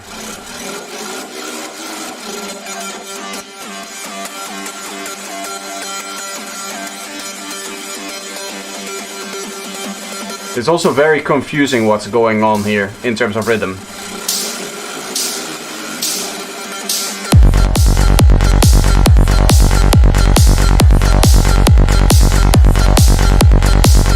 Your rhythm is not lining up. This rhythm should be on the kick or on the bass line. Your snare is very strange.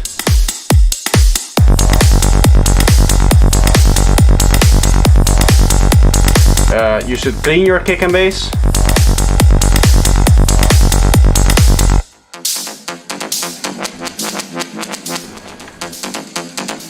You have a lot of very wide sounds.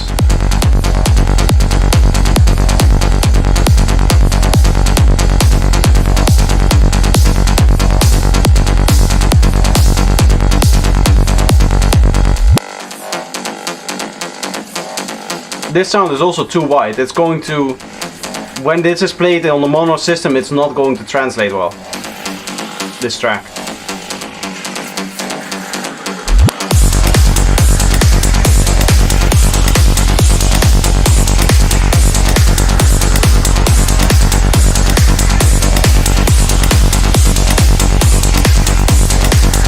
Wait, is the snare on the wrong beat here?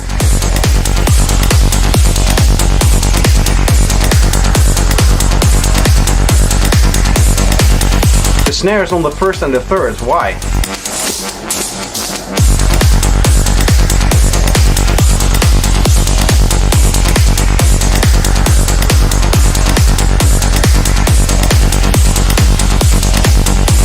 Everything is strange, but that's why I like these streams. This is, by the way, this is a guy that just started producing. Like, I know, I've talked to him, like, in my Discord. He posts many tracks for feedback, and I talked to him this afternoon and said, like, you should spend more times on your tracks, because the things that you're doing, you're, like, not improving enough. It feels like you're just pumping out tracks for the hell of it. This mastered, like, look at the way that this is mastered, even.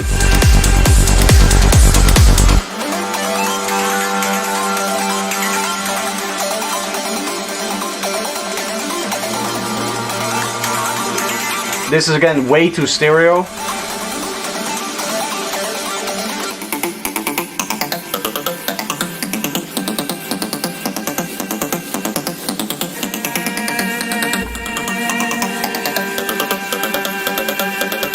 and it still feels over compressed, right?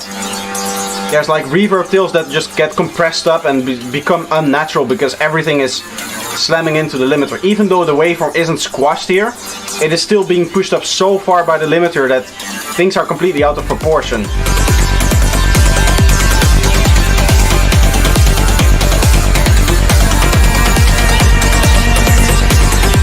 Not exactly stereo compatible. I know what you mean, but yes.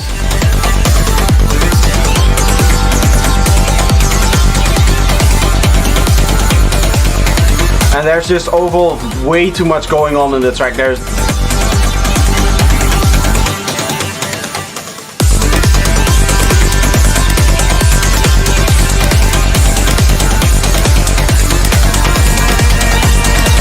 This is just not it.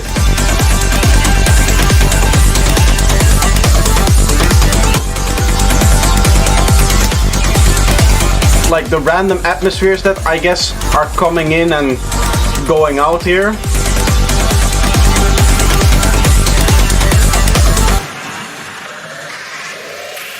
The stereo visualizer looks like it's gone supernova. Yeah, it's not good. It's too stereo, this track.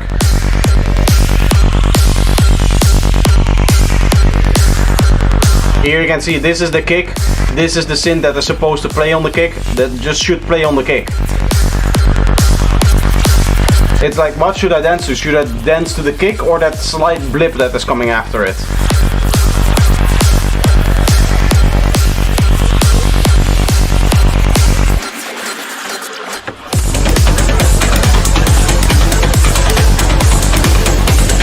This is what we in the industry call a sausage, because it's just flat. It is squashed to death, this track.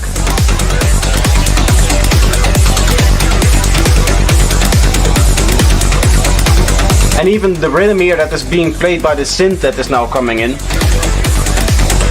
it doesn't really make sense with the track.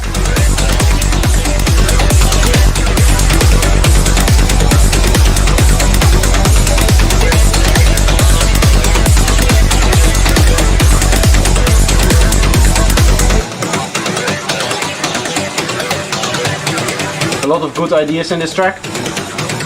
Honestly, I'm going to politely disagree with that. I know it's not really a polite way of saying this, but this is just not it. There's no thought being put into what elements should play, how they should work in the mix, and that is a thing that you're going to have as a beginner.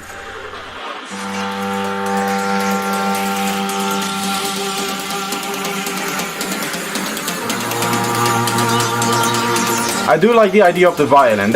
I'm gonna be honest there, but it should be a breakdown element, and it shouldn't be destroyed by this random plug coming in. Like, look at this. So this is the plug, and this is the bass transient, or the other way around. I don't even know. I cannot tell. Where can I send the track? In my Discord. !feedback. You get placed in the Discord, and then you scroll down to feedback on stream, and then you type here. Don't type in feedback on stream. I feel like I need to scream, by the way, right now. Yeah, it needs loads more work. Yes. But this is a guy that started like 6 months ago. The fact that he even knows what the master limiter is fucking impressive.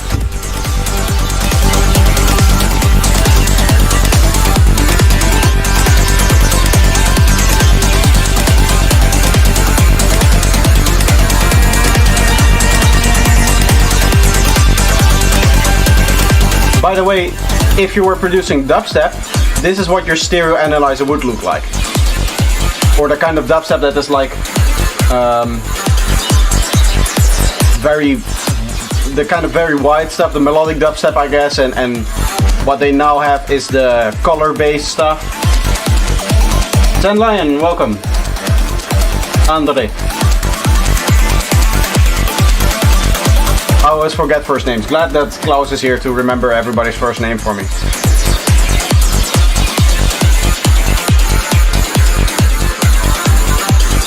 At least this offbeat bass sounds a lot better already. It could be a bit longer.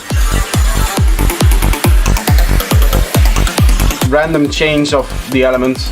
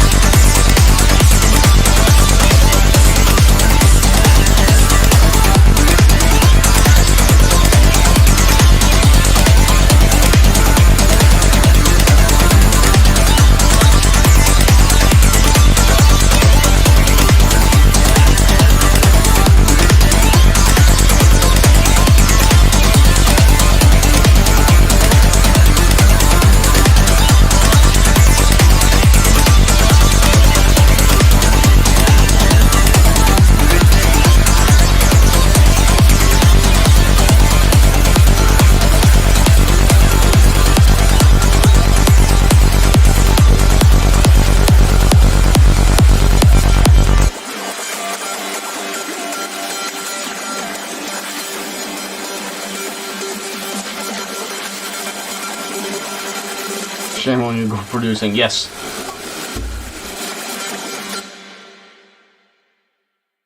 Okay, there's just a lot to learn for this guy, and I think that it's obvious. To be honest, the biggest thing that you can do for yourself is listening to reference tracks. That's the biggest thing, I would say.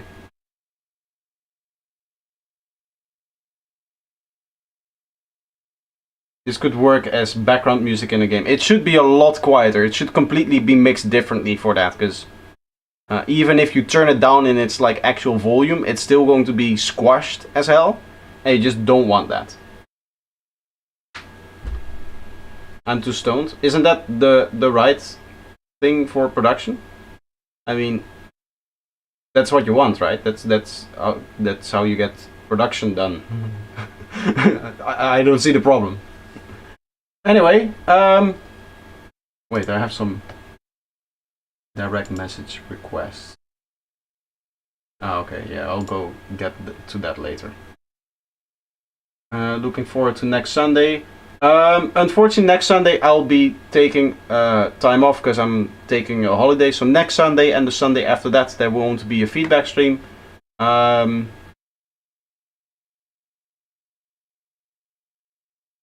That's why I'm taking breaks? Kinda, yeah. Of course. I mean, what else would you expect? Anyway, next up is Lunar Element. How many more tracks do we have? Oh, it's okay. Ancon se tu ne 160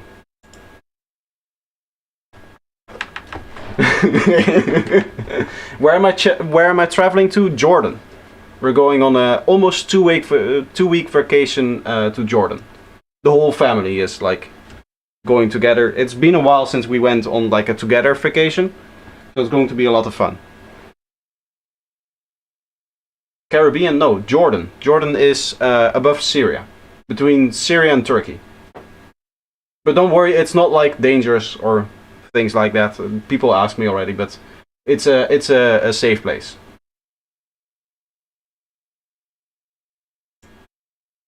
Anyway, Lunar Element with Ancon se tu ne 160E. Petra and stuff. Yes, exactly.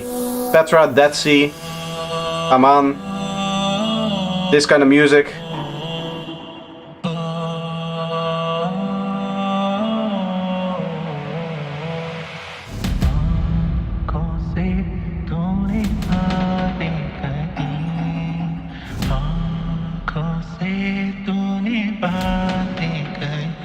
Okay, so here in terms of rhythm, you have a vocal, which is determining your rhythm for the drums, or at least should be determining the rhythm for the drums, right? You cannot just place drums randomly in a vocal line and expect it to work.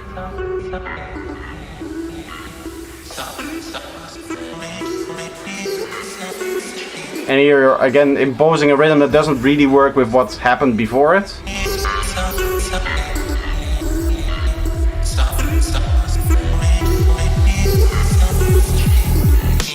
If you're using a vocal in the track, then the rhythm of the track bends to the vocal, not the other way around.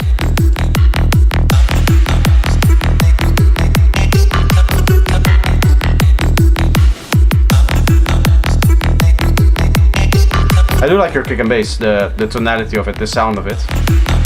I don't like the fact that you don't clean your kick. Or your bass line, I should say.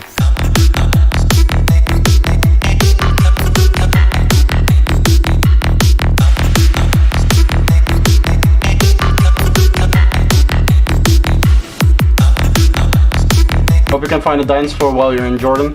I don't know if I have time to go to a dance floor there. Because we're doing like the whole country in 2 weeks. Which means we're every like other day we're in a car just traveling. It's not far traveling, but it's always being in a car.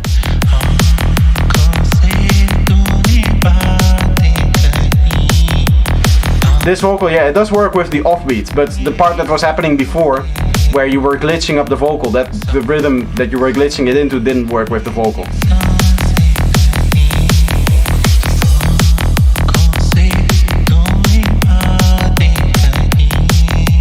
But even here, seeing as the vocal has short parts and longer parts, you can play with that and also have the bass kind of follow that rhythm as well. Part of the things that you can do, by the way, is warping, right? You can warp a vocal a little bit if it's slightly off a rhythm. Then you just warp it into the rhythm that you want, but you cannot completely bend it, for example. Can you do a link so I can find you on Discord? Here's the invite link to my Discord. You'll get, you'll get into the Discord, and then you should be able to find the channel here, feedback on stream.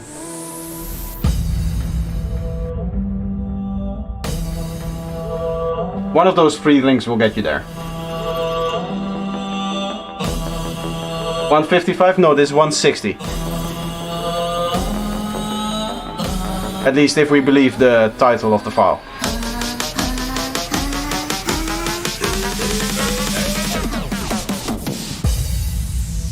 Oh. I was really expecting that to go into a drop.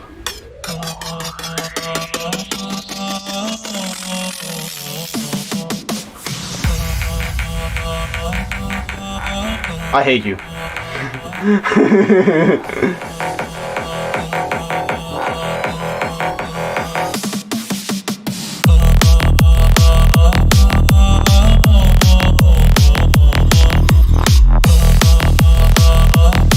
I mean, at this point, what I would choose to do is I would choose to build your pre-drop around the vocal and then just kick and bass without the vocal in the drop.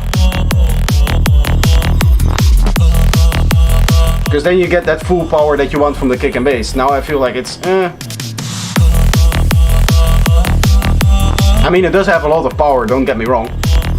But you can get a lot more by not having the vocal in there and just purely focusing on kick and bass at this point. And then short little elements. But that's something that will become apparent in the tutorial that I'm dropping in 2 days.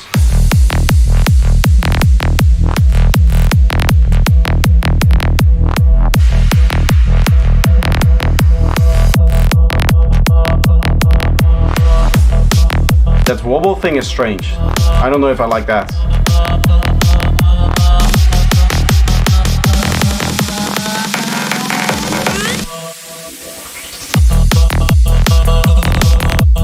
I mean, yeah, his kick and bass processing is really good, but the way that this guy structures, like what the vocal is doing here, this makes no sense.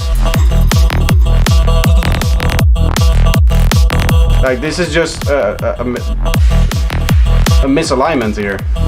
You can ignore this part here. This is an error in the analyzer, but this just doesn't line up with anything, right? And I'm maybe a little bit critical on this guy, but this is one of my ex-students, and we've talked a lot about things like combined rhythms, proper ways of arranging, and it's just not. I feel like it's just not coming through, because this is all the things that he's doing. He's like, yeah, you can mangle up a vocal, and then the vocal just does random stuff. At least that's what it feels like, and I'm just going to be 100% off here. Yeah, syncopation. It is, the syncopation is just off. The rhythm between elements. When you're writing a track, you have one rhythm, your main rhythm, right? And there are some elements that play on parts of the rhythm, some elements that play on other parts of the rhythm, but you're not going to have one element play one rhythm and then another element play something different and then another element play something different, and there be no correlation between any of those things. At least not in this type of music. When you want to make dance music, where there is a flow that people want to dance to, it is really confusing for one element to do one thing, and then you hear that vocal line on top and it's just like, hey, it's not doing the same as the way my body is moving.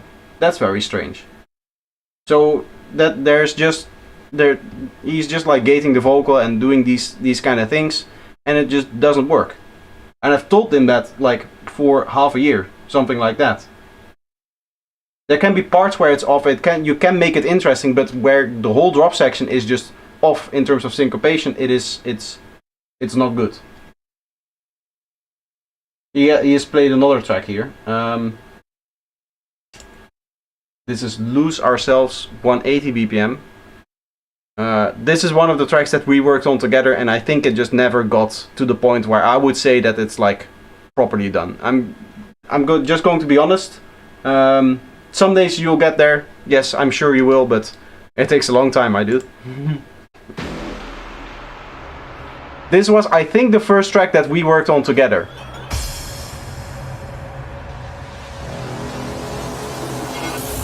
Maybe the second. And even here, I would say like, oh, dude, you go fix this, and then he would come back and suddenly it was like this vocal is in here. Right, something like that. He would come back with me where none of the issues that I would bring up were fixed, and there would be a vocal in the track. And I tend to be a little bit harsh on people like that, because if you're paying me $40-50 an hour to be my student, and then you're not doing, like, you're not using the time to actually learn, what are we doing? And again, his kick and bass, listen to his kick and bass, it sounds great.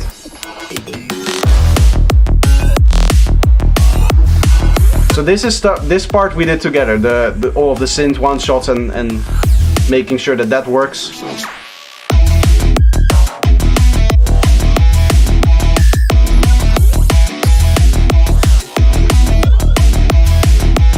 Under feedback, no, feedback on stream.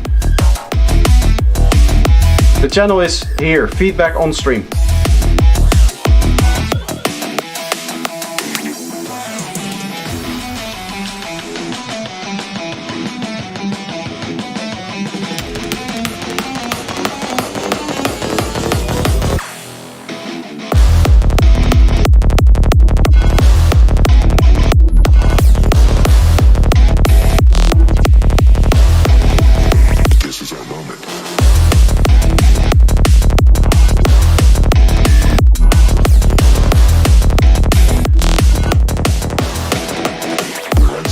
I do like how the brass and that stuff is working here. And this is also nicely syncopated. This part, yeah, this part is good.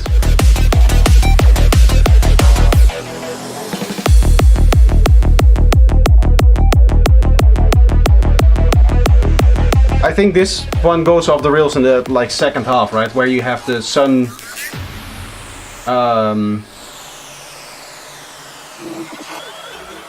sun slide bass, I think, something like that.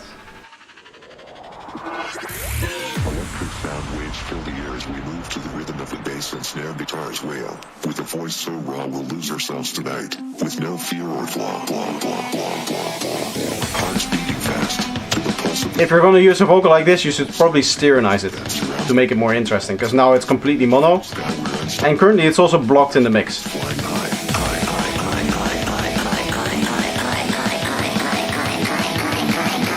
Like the second phrase that he said, I couldn't understand anything.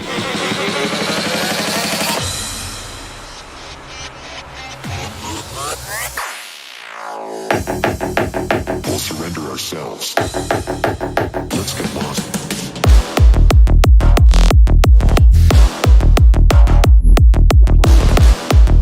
I mean, this is already much better than I remembered. I don't know if you worked on it more after we stopped working on it. We stopped working on this like, more than a year ago now. I think. Let's get lost. Right? Let's get lost. Clean vocals and clean kick and bass. Those are the two things that I like. I remember this track being much worse than it is right now. This is definitely an improvement. We'll lose ourselves today. Apart from the cleanliness, which... Where's my mouse?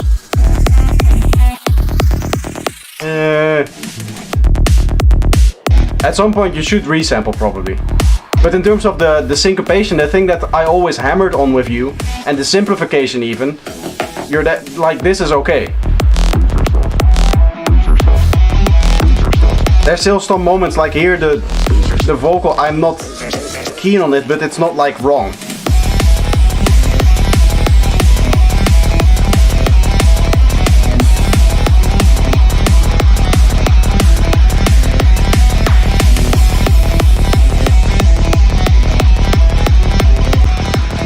So for example here, what I would say is that the guitar and the rolling bass line doesn't really work, because the guitar, in my opinion, is really a 1/8 note kind of rhythm, right? Pam pam pam pam pam pam pam pam pam pam pam pam pam pam pam. Whereas you have the rolling bass line, it's a little bit strange, right?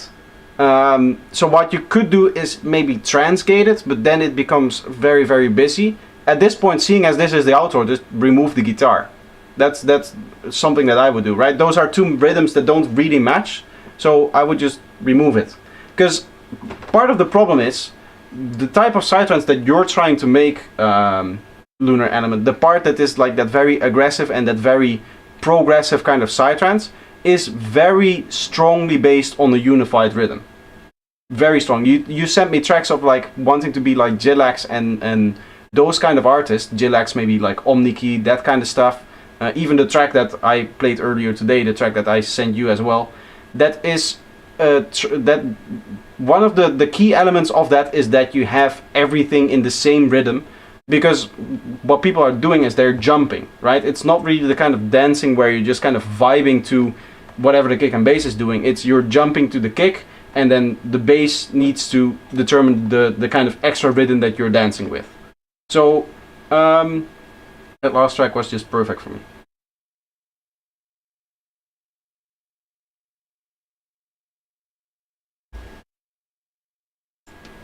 There's also the newest track, let's see. And the newest track, which I'm damn lost because the brass hits are all samples with no key written, so I'm trying to get an idea of how to add something to go with some parts. This is the last track from him, I think, right? Yeah. But it's definitely okay. I'll definitely tell you this: the track, this version of Lose Ourselves is much better than the stuff that you played like half a year ago or a year ago-ish when we were working on it. So there's definitely an improvement there. Syncopation is just very, very important, specifically in the type of psytrance that you're trying to make.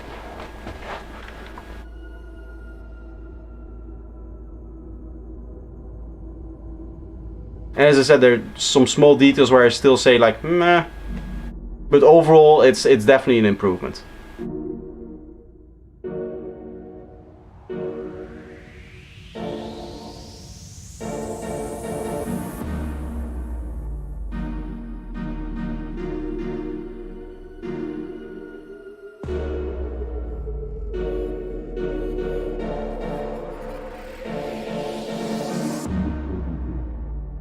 Everything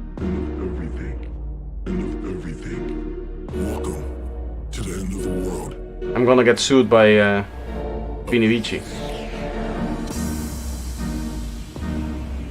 It's their vocal.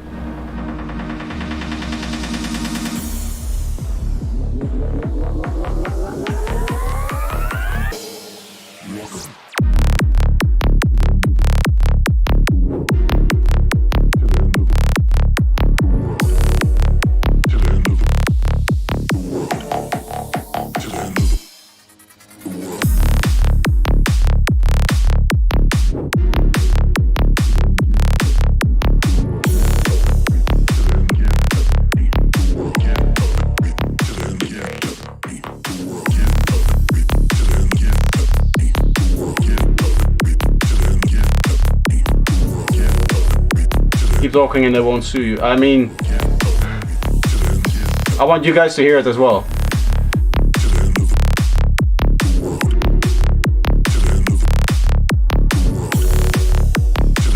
By the way, Magic Panda, I hope that you realize that the point of these analyses is not for me to use that to review the track. It's mainly so that I can explain things when it comes to like cleanliness. I can pause this thing.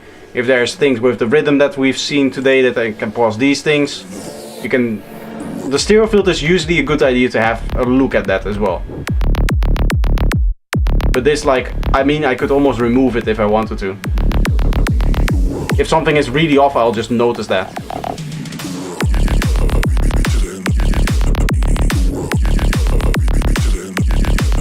So here, in terms of syncopation, you're lining up the clips, right? But you can see the vocal is actually playing later.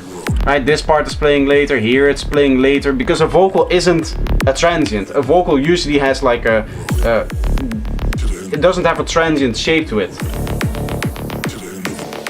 In my opinion, the best way to improve this track for you is to get rid of the vocal and the brass and take everything that is left and build a track around that, because the rest of the elements are already there. Like, in my opinion, this brass doesn't really add anything to the track. It doesn't really have the power that the rest of the track has. And the vocal seems to be causing you a lot more issues than it is helping the track, in my opinion.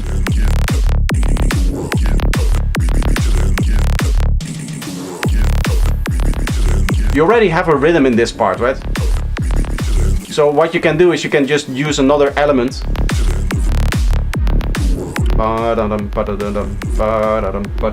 And just make your own melody play that. No finding a MIDI somewhere, no finding a synth sound anywhere. I mean, you can get like a preset for like a plug or something, but not like an audio loop of an already existing brass or an already existing preset. Can you describe your workflow from start to finish? Because I have a lot of started projects when I start a loop with sound design, but I started to board them every time and then start anew. What is this place? Welcome to the end of I'll do it after this track.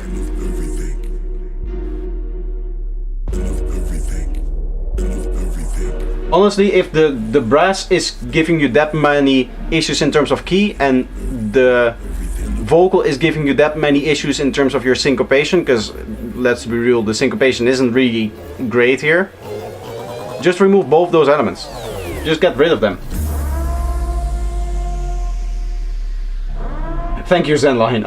I appreciate that. That's the best answer that I can give. No, I'll quickly chat on it, but if you want to see the whole thing, my masterclass is 24 hours and it explains everything.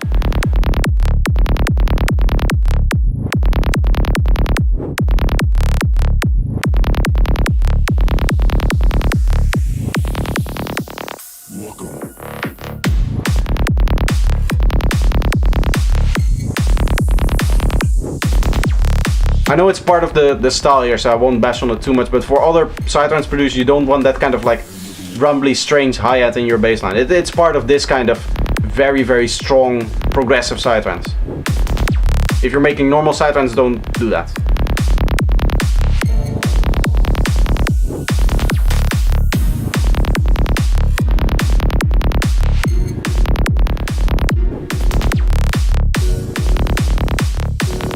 Guido, welcome.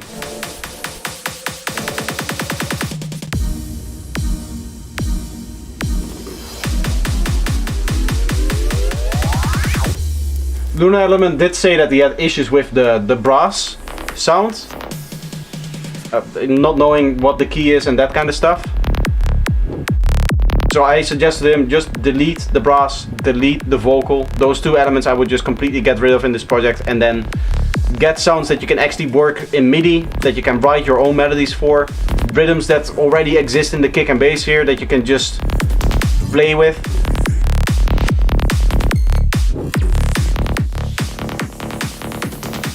Because I mean, kick and bass effects is already there.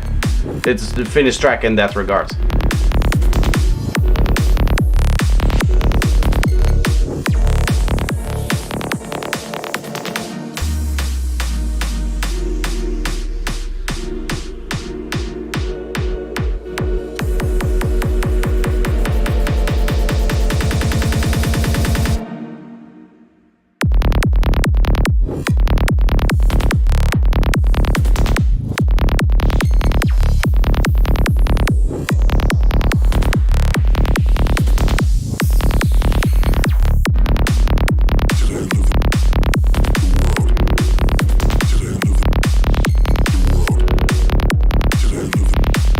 Do you really mean the bass or the brass? Because if you mean the brass, then I understand it.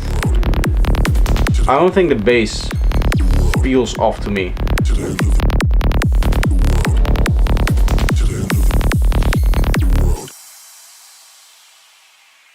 I would say the brass is off key here in this track, and that's something that Lunar Element said he had issues with at the beginning here, because all the brass hits are samples with no key written, so I'm trying to get an idea of how to add something to go with some parts.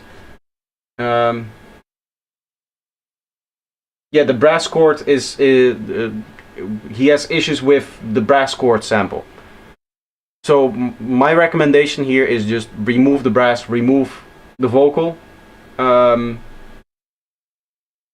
just use the rhythms that are currently present in your kick and bass to get some better, like get some different sounds in there.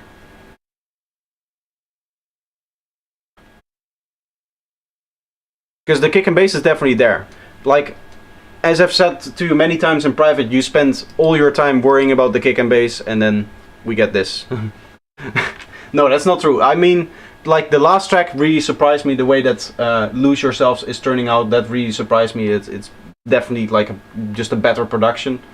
It's just something that you have a lot of issues with. The harmony between elements is like a general way of saying that, right? Now the thing with the key being slightly off, the thing with the syncopation being slightly off, and it's something that every producer needs to get good at, is finding elements that work together. If you listen to my first 5 years of production, nothing is going to sound in key, nothing is going to sound like it works together. So that's normal. That's something that we all start with. All of the basses are self-made. At least that is what Lunar said before. We have a few more tracks. I think I am going to close for today. There was somebody else who submitted in feedback. That's Lasse. I think he also submitted in feedback on stream. Yes. Okay, so then we have everything in one big list, so that's perfect.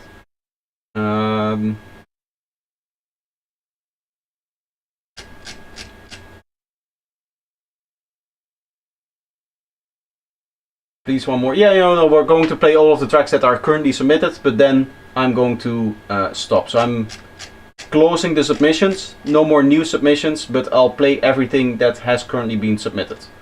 So now we have MP'd with A Better Future.mp3.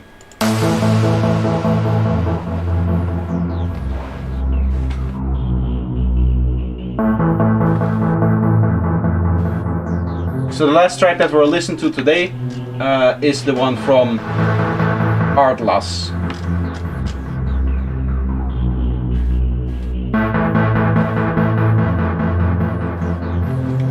Because I mean, I've been streaming for 4 hours now.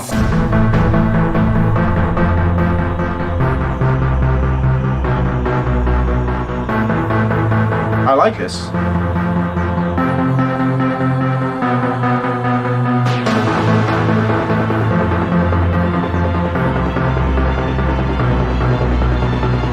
I'm getting some techno vibes from this.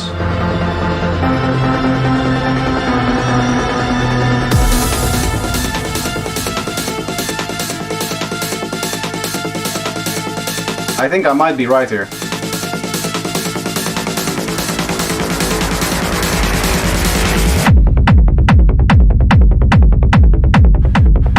There we are.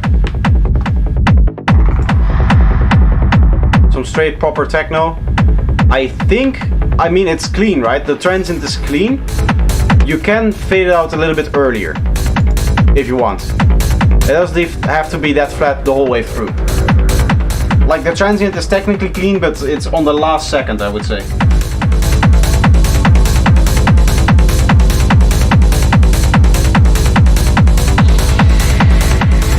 Uploaded MP3 because wave was too big. No issue. I mean, you can see the little drop off that you have here at 16K, but my audience tends to be a lot older than generally on YouTube. There's a lot of 50-year-olds, so a lot of people don't hear that anyway. That frequency.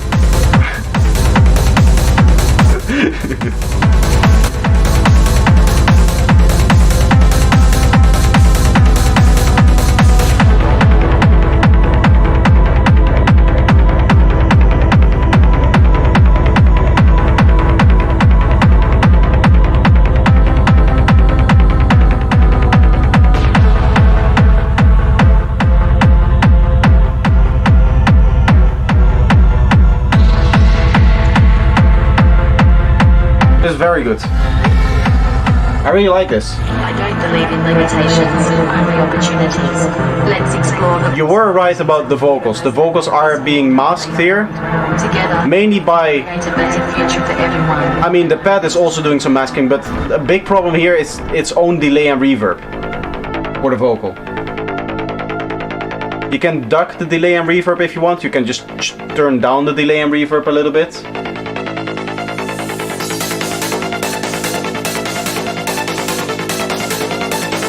But you were right in saying that that vocal is a little bit masked in the mix. Here as well.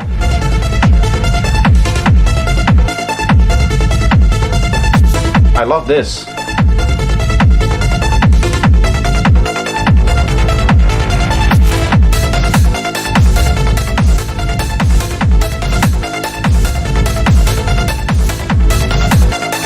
I'll try to have something for next stream. Next stream is going to be in 3 weeks. I'm taking a vacation. So that will be Sunday the 29th, I think.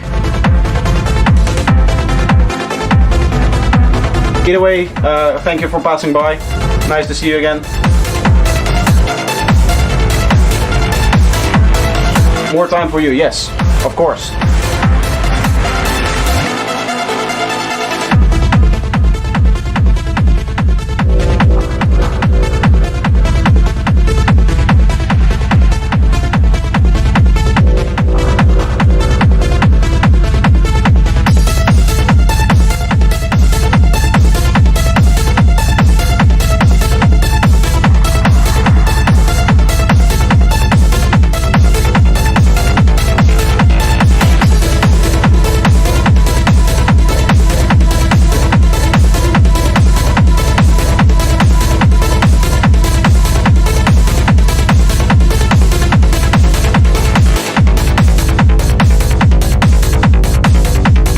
I like this plug sound here. It has a nice drive to it. Overall, your whole track has a nice like layer of saturation to it, but especially this sound has that nice grittiness to it. Right, you also have it in the kick transient. It's this knock thing that you have on top of it as well.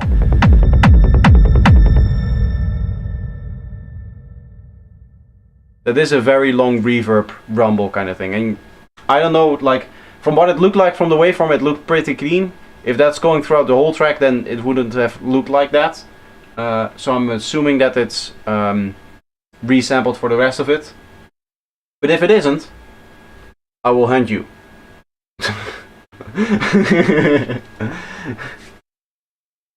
Anyway, I'm going to go through these a little bit quicker because I do want to finish up at some point.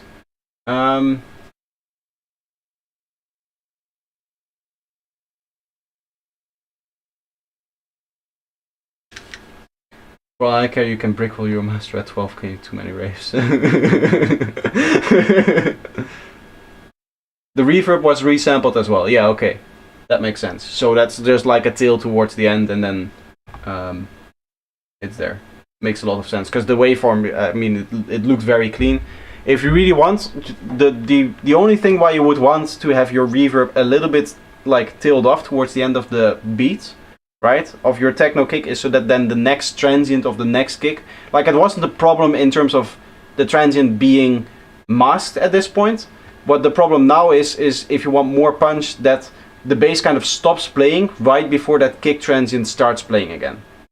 It's not so much a problem, it's like a stylistic thing. Do you want that continuous kind of rumble throughout the whole thing, or do you want that rumble to stop for a slight bit so that the transient kind of has a little bit more space to like slam into the listener every time? It just depends on the kind of style that you're going for. It wasn't wrong the way that you've done it, but you can fade it out a little bit earlier so that it just kind of slams into the listener a little bit more. Anyway, David, this try to pronounce that yourself, please. With unspokenthoughts.mp3.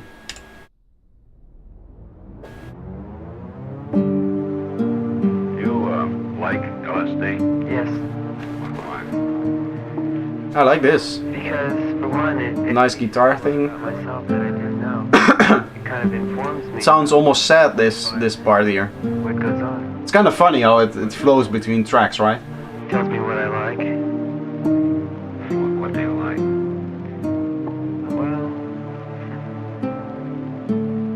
Well, I can't really explain what I like. Ooh.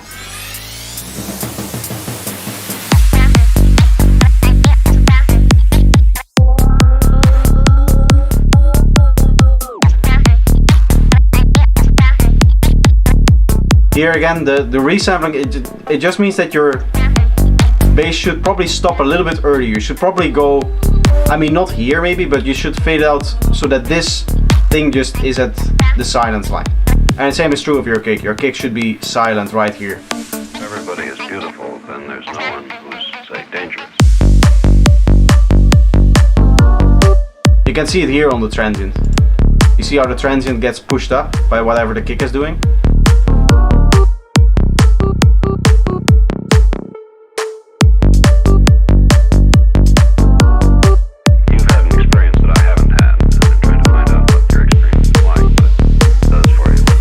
I love this vocal mix though. It makes everything a little unreal. And the uses of the guitar is also really nice because it reminds me of like Infected Mushroom style psytrance, which I really like. That kind of complexness to it. Right, gotta go. Thanks for the feedback. You're welcome. Glad you were here.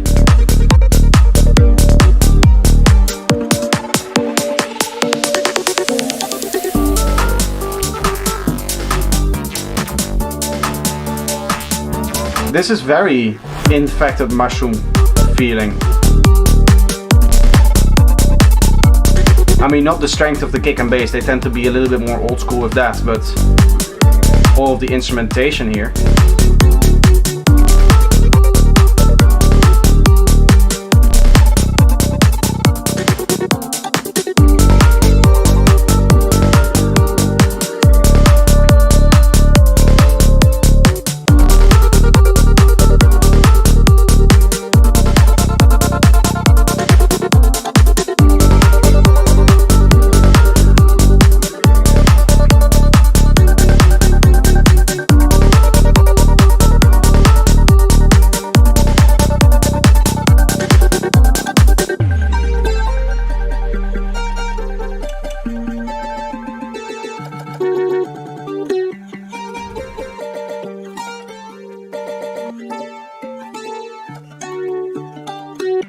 I can't describe to you the feeling that it gives you.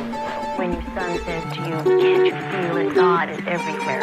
I'm going with God. I'm waiting for God to come and get me. It isn't a happy thing at all or an insight. It's a death wish. And I tried talking sense to him. I said, Jimmy, you don't see God till you die.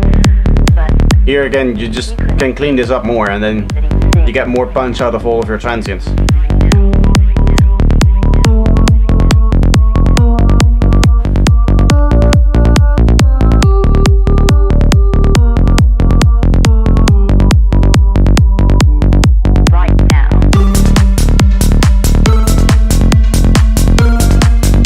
I do really like your instrumentation. The production, the way that you're using real world instruments is something that I really like.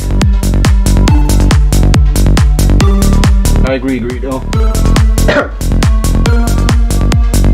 My voice is becoming destroyed. I was trying to agree with you, but I don't know if you heard that.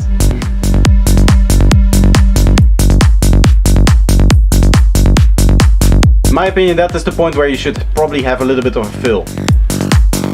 Maybe even something like 1 or 2 beats. There is a steady flow into San Francisco hospitals of young people who have freaked out.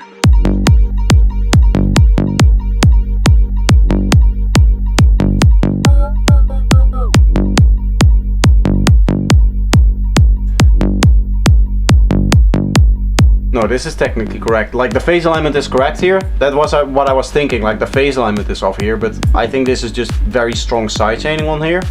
You can get away with a little bit less sidechaining, so that it's fading into it more, since this is properly phase aligned. But this does have like a wavy feeling to it, right? So maybe that's what you were going for.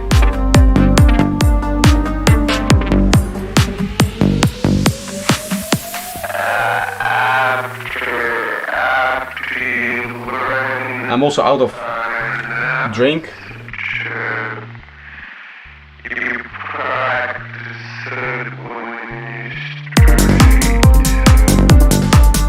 Yeah, here the things just kind of happen all suddenly. I think also the last drop kind of just came in suddenly. Maybe a little bit of like a low rumble. You don't want to disturb the vocal, right? With a very like high like fade in or something like that, like a riser or something like that. That's going to mask the vocal too much.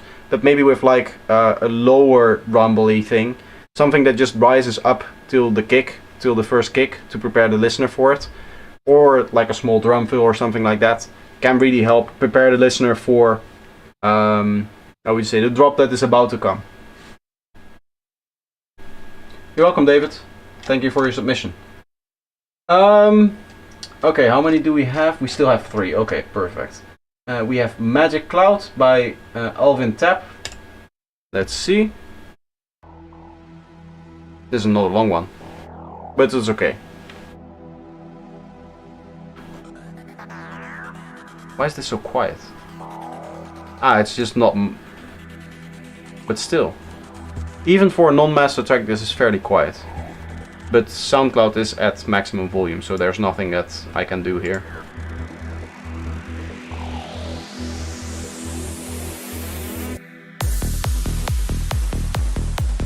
You just produce with a lot of headroom.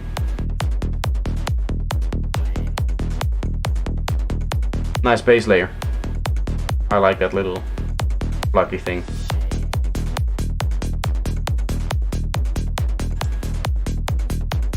My man, coming through with the clean kick and bass. Nice, nice. Good job.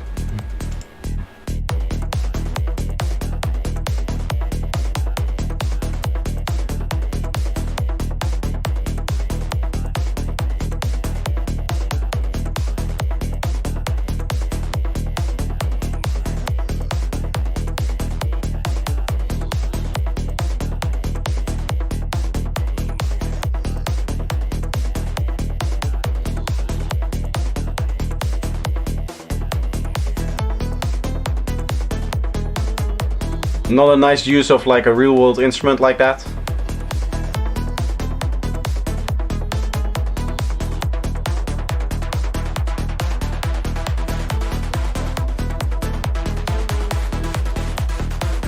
Here I like the syncopation that you have with, because of the two patterns that you have and your like double kicks that you're doing, there's a syncopation actually happening with the kicks and the thing that is technically like a polymeter or polyrhythm or one of the two. I don't know, you guys probably know better. But it happens that it has that tune tune tune tune tune tune. That last part, the tune tune, sometimes falls on top of like a double kick, which works really well in terms of a rhythm, because they both actually play the same rhythm in that part for a little segment there. So if Lunar Element is still watching, that's how you do it.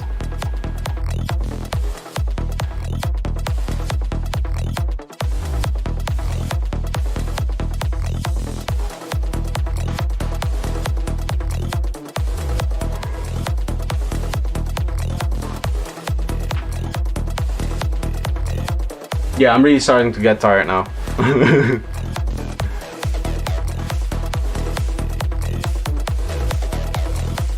At least the next track is gonna be calm. That's what,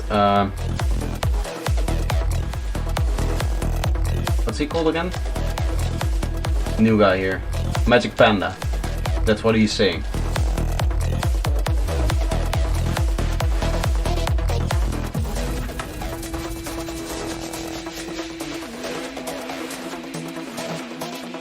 Already, yes. It has been 4.5 hours. It's not the sitting here and you know, listening to music that gets me. It's the talking and trying to think in English what I exactly want to say.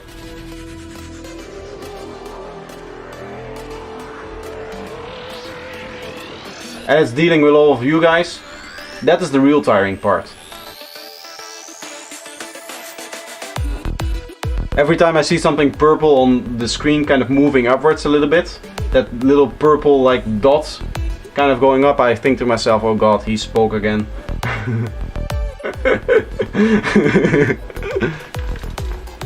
That's what's really tiring about streaming. It's not the length, it's not the listening to music part. It's dealing with you. Dealing with comments like those.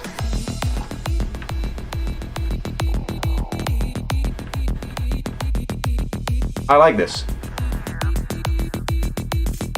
There you are out of rhythm there.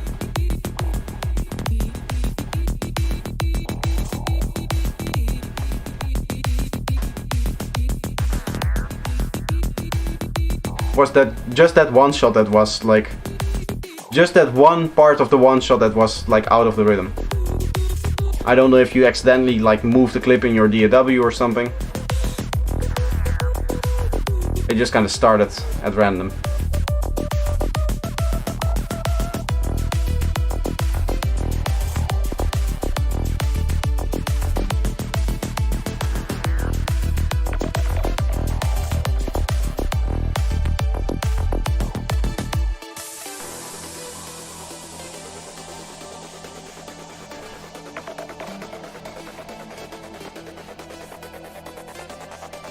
Okay, this is a bit strange. Here we have both triplet and normal rolling rhythms. Right, you would stop your triplet rhythm here, just kind of fade into a pad maybe, and then you would go into the rolling rhythm that you're building up now. Having the two of them kind of collide feels a little bit off. And it's again a syncopation thing.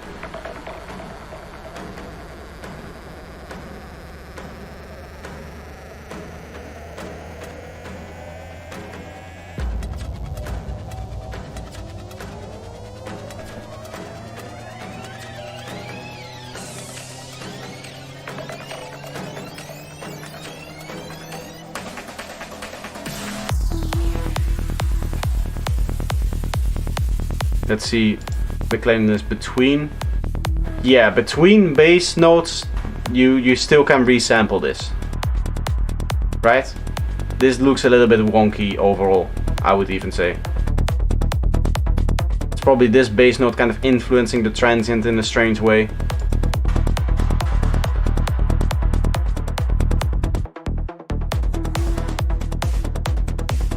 What was happening with the volume there? The bass volume went up. Thank you, Panda. I love you guys too. I might be getting tired, but it's never boring.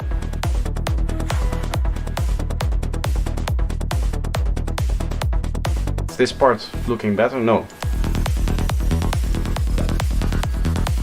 Hey, this is a different bass line.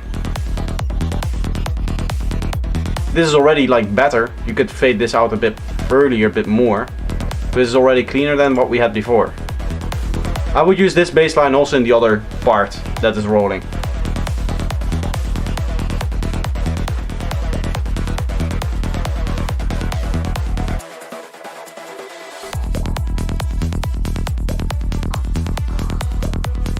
I like the little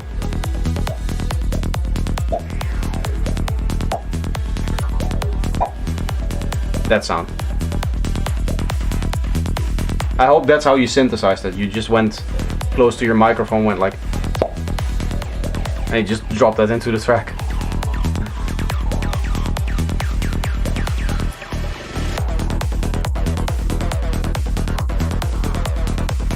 Lovely asset.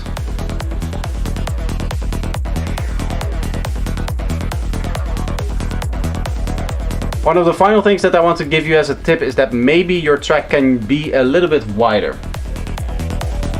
I don't know if this is partly because it's so quiet now that it's not convincing me in the stereo field. I see the meter is like, it's like okay-ish. It could be a bit wider, it could be like this. But I feel like a lot of the elements might just be completely mono, and then there's other elements being very stereo here. Maybe that's something to maybe look at. I don't know how far this is along even in like production phase stuff. Are you already like, is this already considered like a mix? And in that case, then I would really re-look at the stereo field of individual elements. If not, then that's something that you'll probably get to in the mixing stage, because that's like one of the parts of a normal mixing stage actually. Anyway, next up we have Dolphins 2 by again Kazebrot or Magic Panda. It's nice and calm, so I can sleep for a little bit.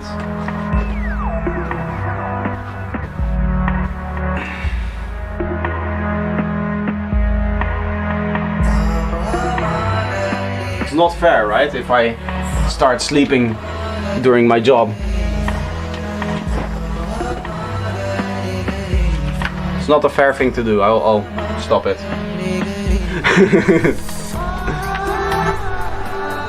I do really like these vocals.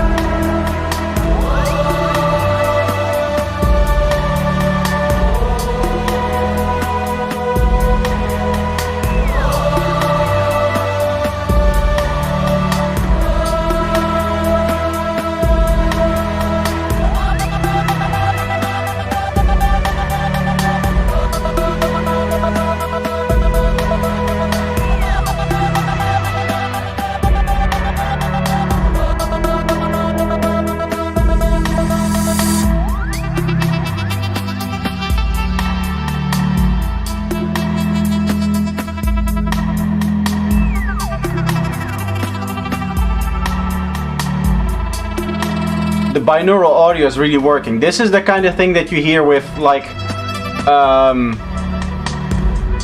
Dear VR or Dear VR Micro, I think. It's where you can basically position audio in 3 dimensions even though we're just listening in stereo. It's like some really precise comb filter tuning, I believe, but obviously that's all programmed into the plugin that you're using.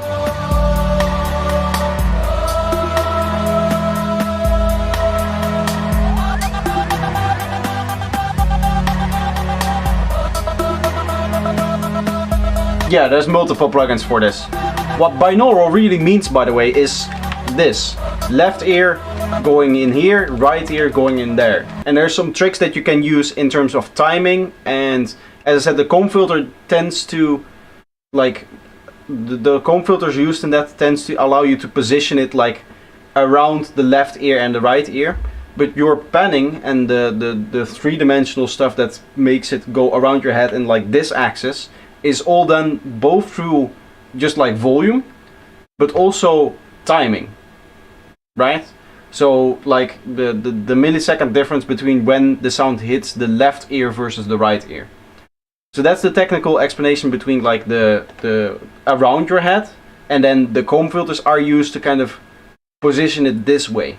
And there's special kind of comb filtering that you can do on both the left and the right channel in such a way that it actually kind of like almost psychoacoustically positions it in different places. Because I believe the way that it works is that it simulates the response that the sound has to your earlobes kind of being in the way. Right? Because if you imagine the sound behind you, if it goes around you, it sounds different because there's stuff in the way, which is like your earlobe in the way. Obviously with a headphone that's not really the case, because the headphone is like really either in your ear or right on top of your ear, but it kind of simulates your head or parts of it being in the way when the sound is playing. And through changing that you get that effect. If you were to just, it doesn't really work if you just place it like statically, I believe. Because that just, because then it becomes part of the sound. But if you're moving it, it really has that effect, I believe. It might even be different in that case. Tulos, I'm sorry, but I'm stopping with submissions. I know that you just submitted a track here, but I'm just going to listen to Artlas's track and then I'm going to end the stream because I am really getting tired. It has been almost 5 hours now, so I don't plan to do it anymore. I was going to say I'll listen to it next week, but unfortunately next week and the week after I won't be here, so you'll just have to hold it for us a little bit. Either way, this is the last track, Artless, Not Just a Dream. Let's finish this with a banger. Let's see. Starting off nice and dark. Thanks for having us though, you're welcome. I do really like it. Wasn't binaural initially just an offset between left and right by a few hertz, somewhat corresponding to brainwave frequencies? I think that might be the case. I think that's where the comb filters come in, actually, because a very low frequency comb filter does like a little pitch shift.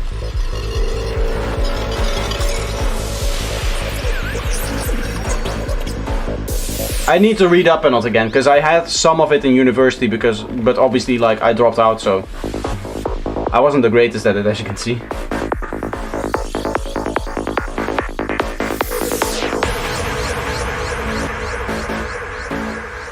Like we talked about it in passing in university, but never really studied it, so I would need to look it up more.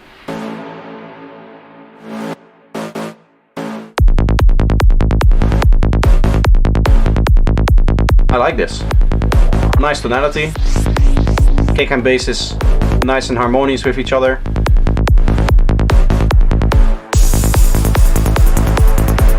I am going to quickly go back.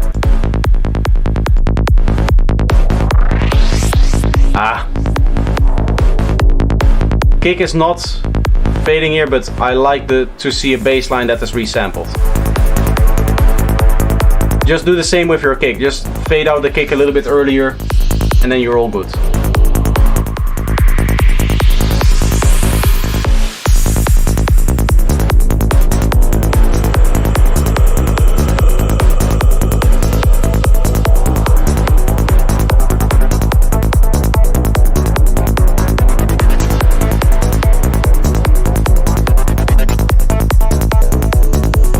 I mean, I dropped out of university because I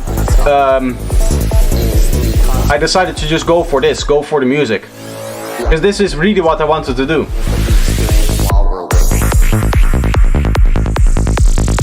Nice, I like the vocal mix, sits in there well. Hello my Logify, you're back at the very end of the stream.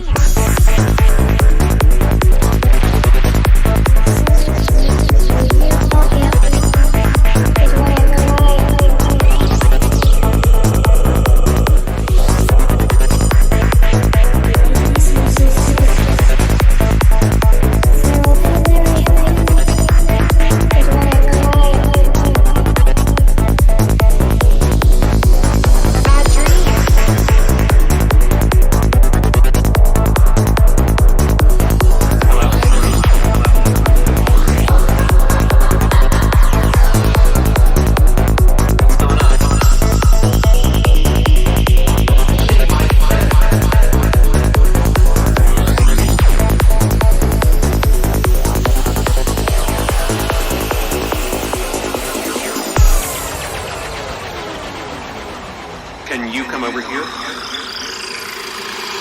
I think it's unfortunate. Most of us probably won't have one of these deep, profound dreams that lead us to these insights.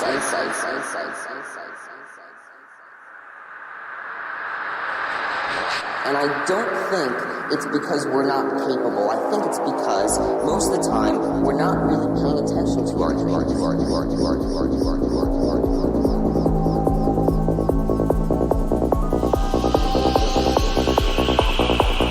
We don't really take them seriously. People think that dreams are just a bunch of nonsense and garbage.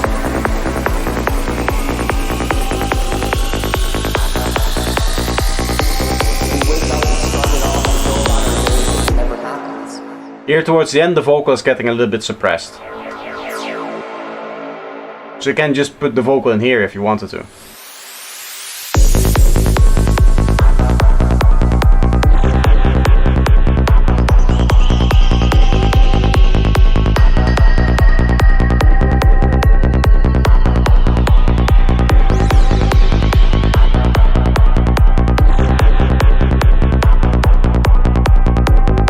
It does have a little bit of like Goa vibes with the synths that you have going on, right?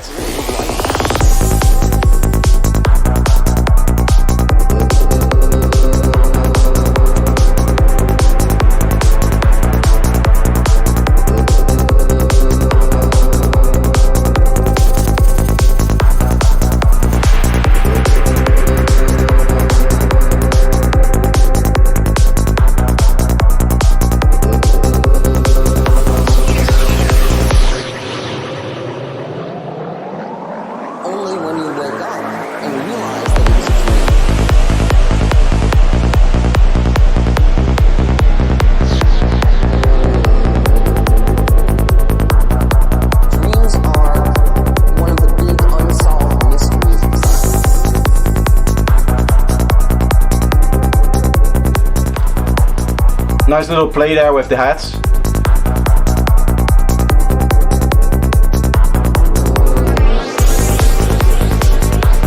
I do have to say, like, the sound design is getting a little bit boring at this point. Right? There's a lot of like individual one-shots, but I feel like the synths have been the same for quite a long time now. And it's kind of the vocals and maybe the one-shots a little bit that keep it interesting. But the main synths that kind of sit in there as a whole sequence, you can replace those at some point. The quote is, most people are either sleepwalking through their waking life or wake-walking through their sleeping life. I mean, like you're doing here.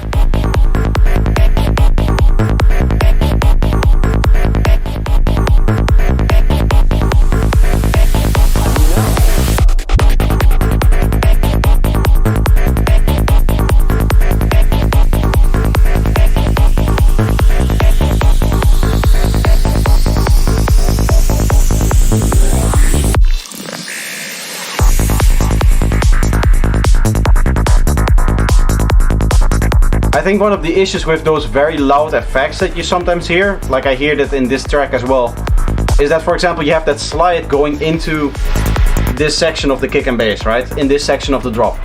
And it just feels like the first kick transient just doesn't have any power because there's so much high-end kind of sliding into it.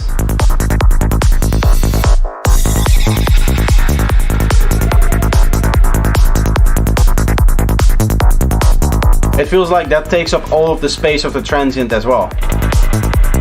But in a different way than your like unclean kick and bass would do it. It just takes so much attention because high frequency stuff is high energy stuff, and that just grabs your attention. Whereas the low frequencies, they're more there to move your body. I guess the high frequencies are more there to concentrate your mind to. And even like the mid-range is kind of like that, but the high frequencies, in my opinion, still have that a bit more. Speaking about high frequencies, your hats are mixed perfectly, I would say. Nice little bump there, just to get that kind of air that you want out of it. I guess that's the reason also why we mix hi-hats the way we do in psytrance. Is because in that case, the hi-hats are supposed to grab your attention a little bit. because they indicate kind of the level of energy that is happening in the track. Like, is this the very high energy part, the very high intense part, or is this more the kind of relaxed part, that kind of stuff. Anyway, great track to end on. I hope you guys enjoyed the stream. I'm sorry, Tulos, that I couldn't get to your track. I will be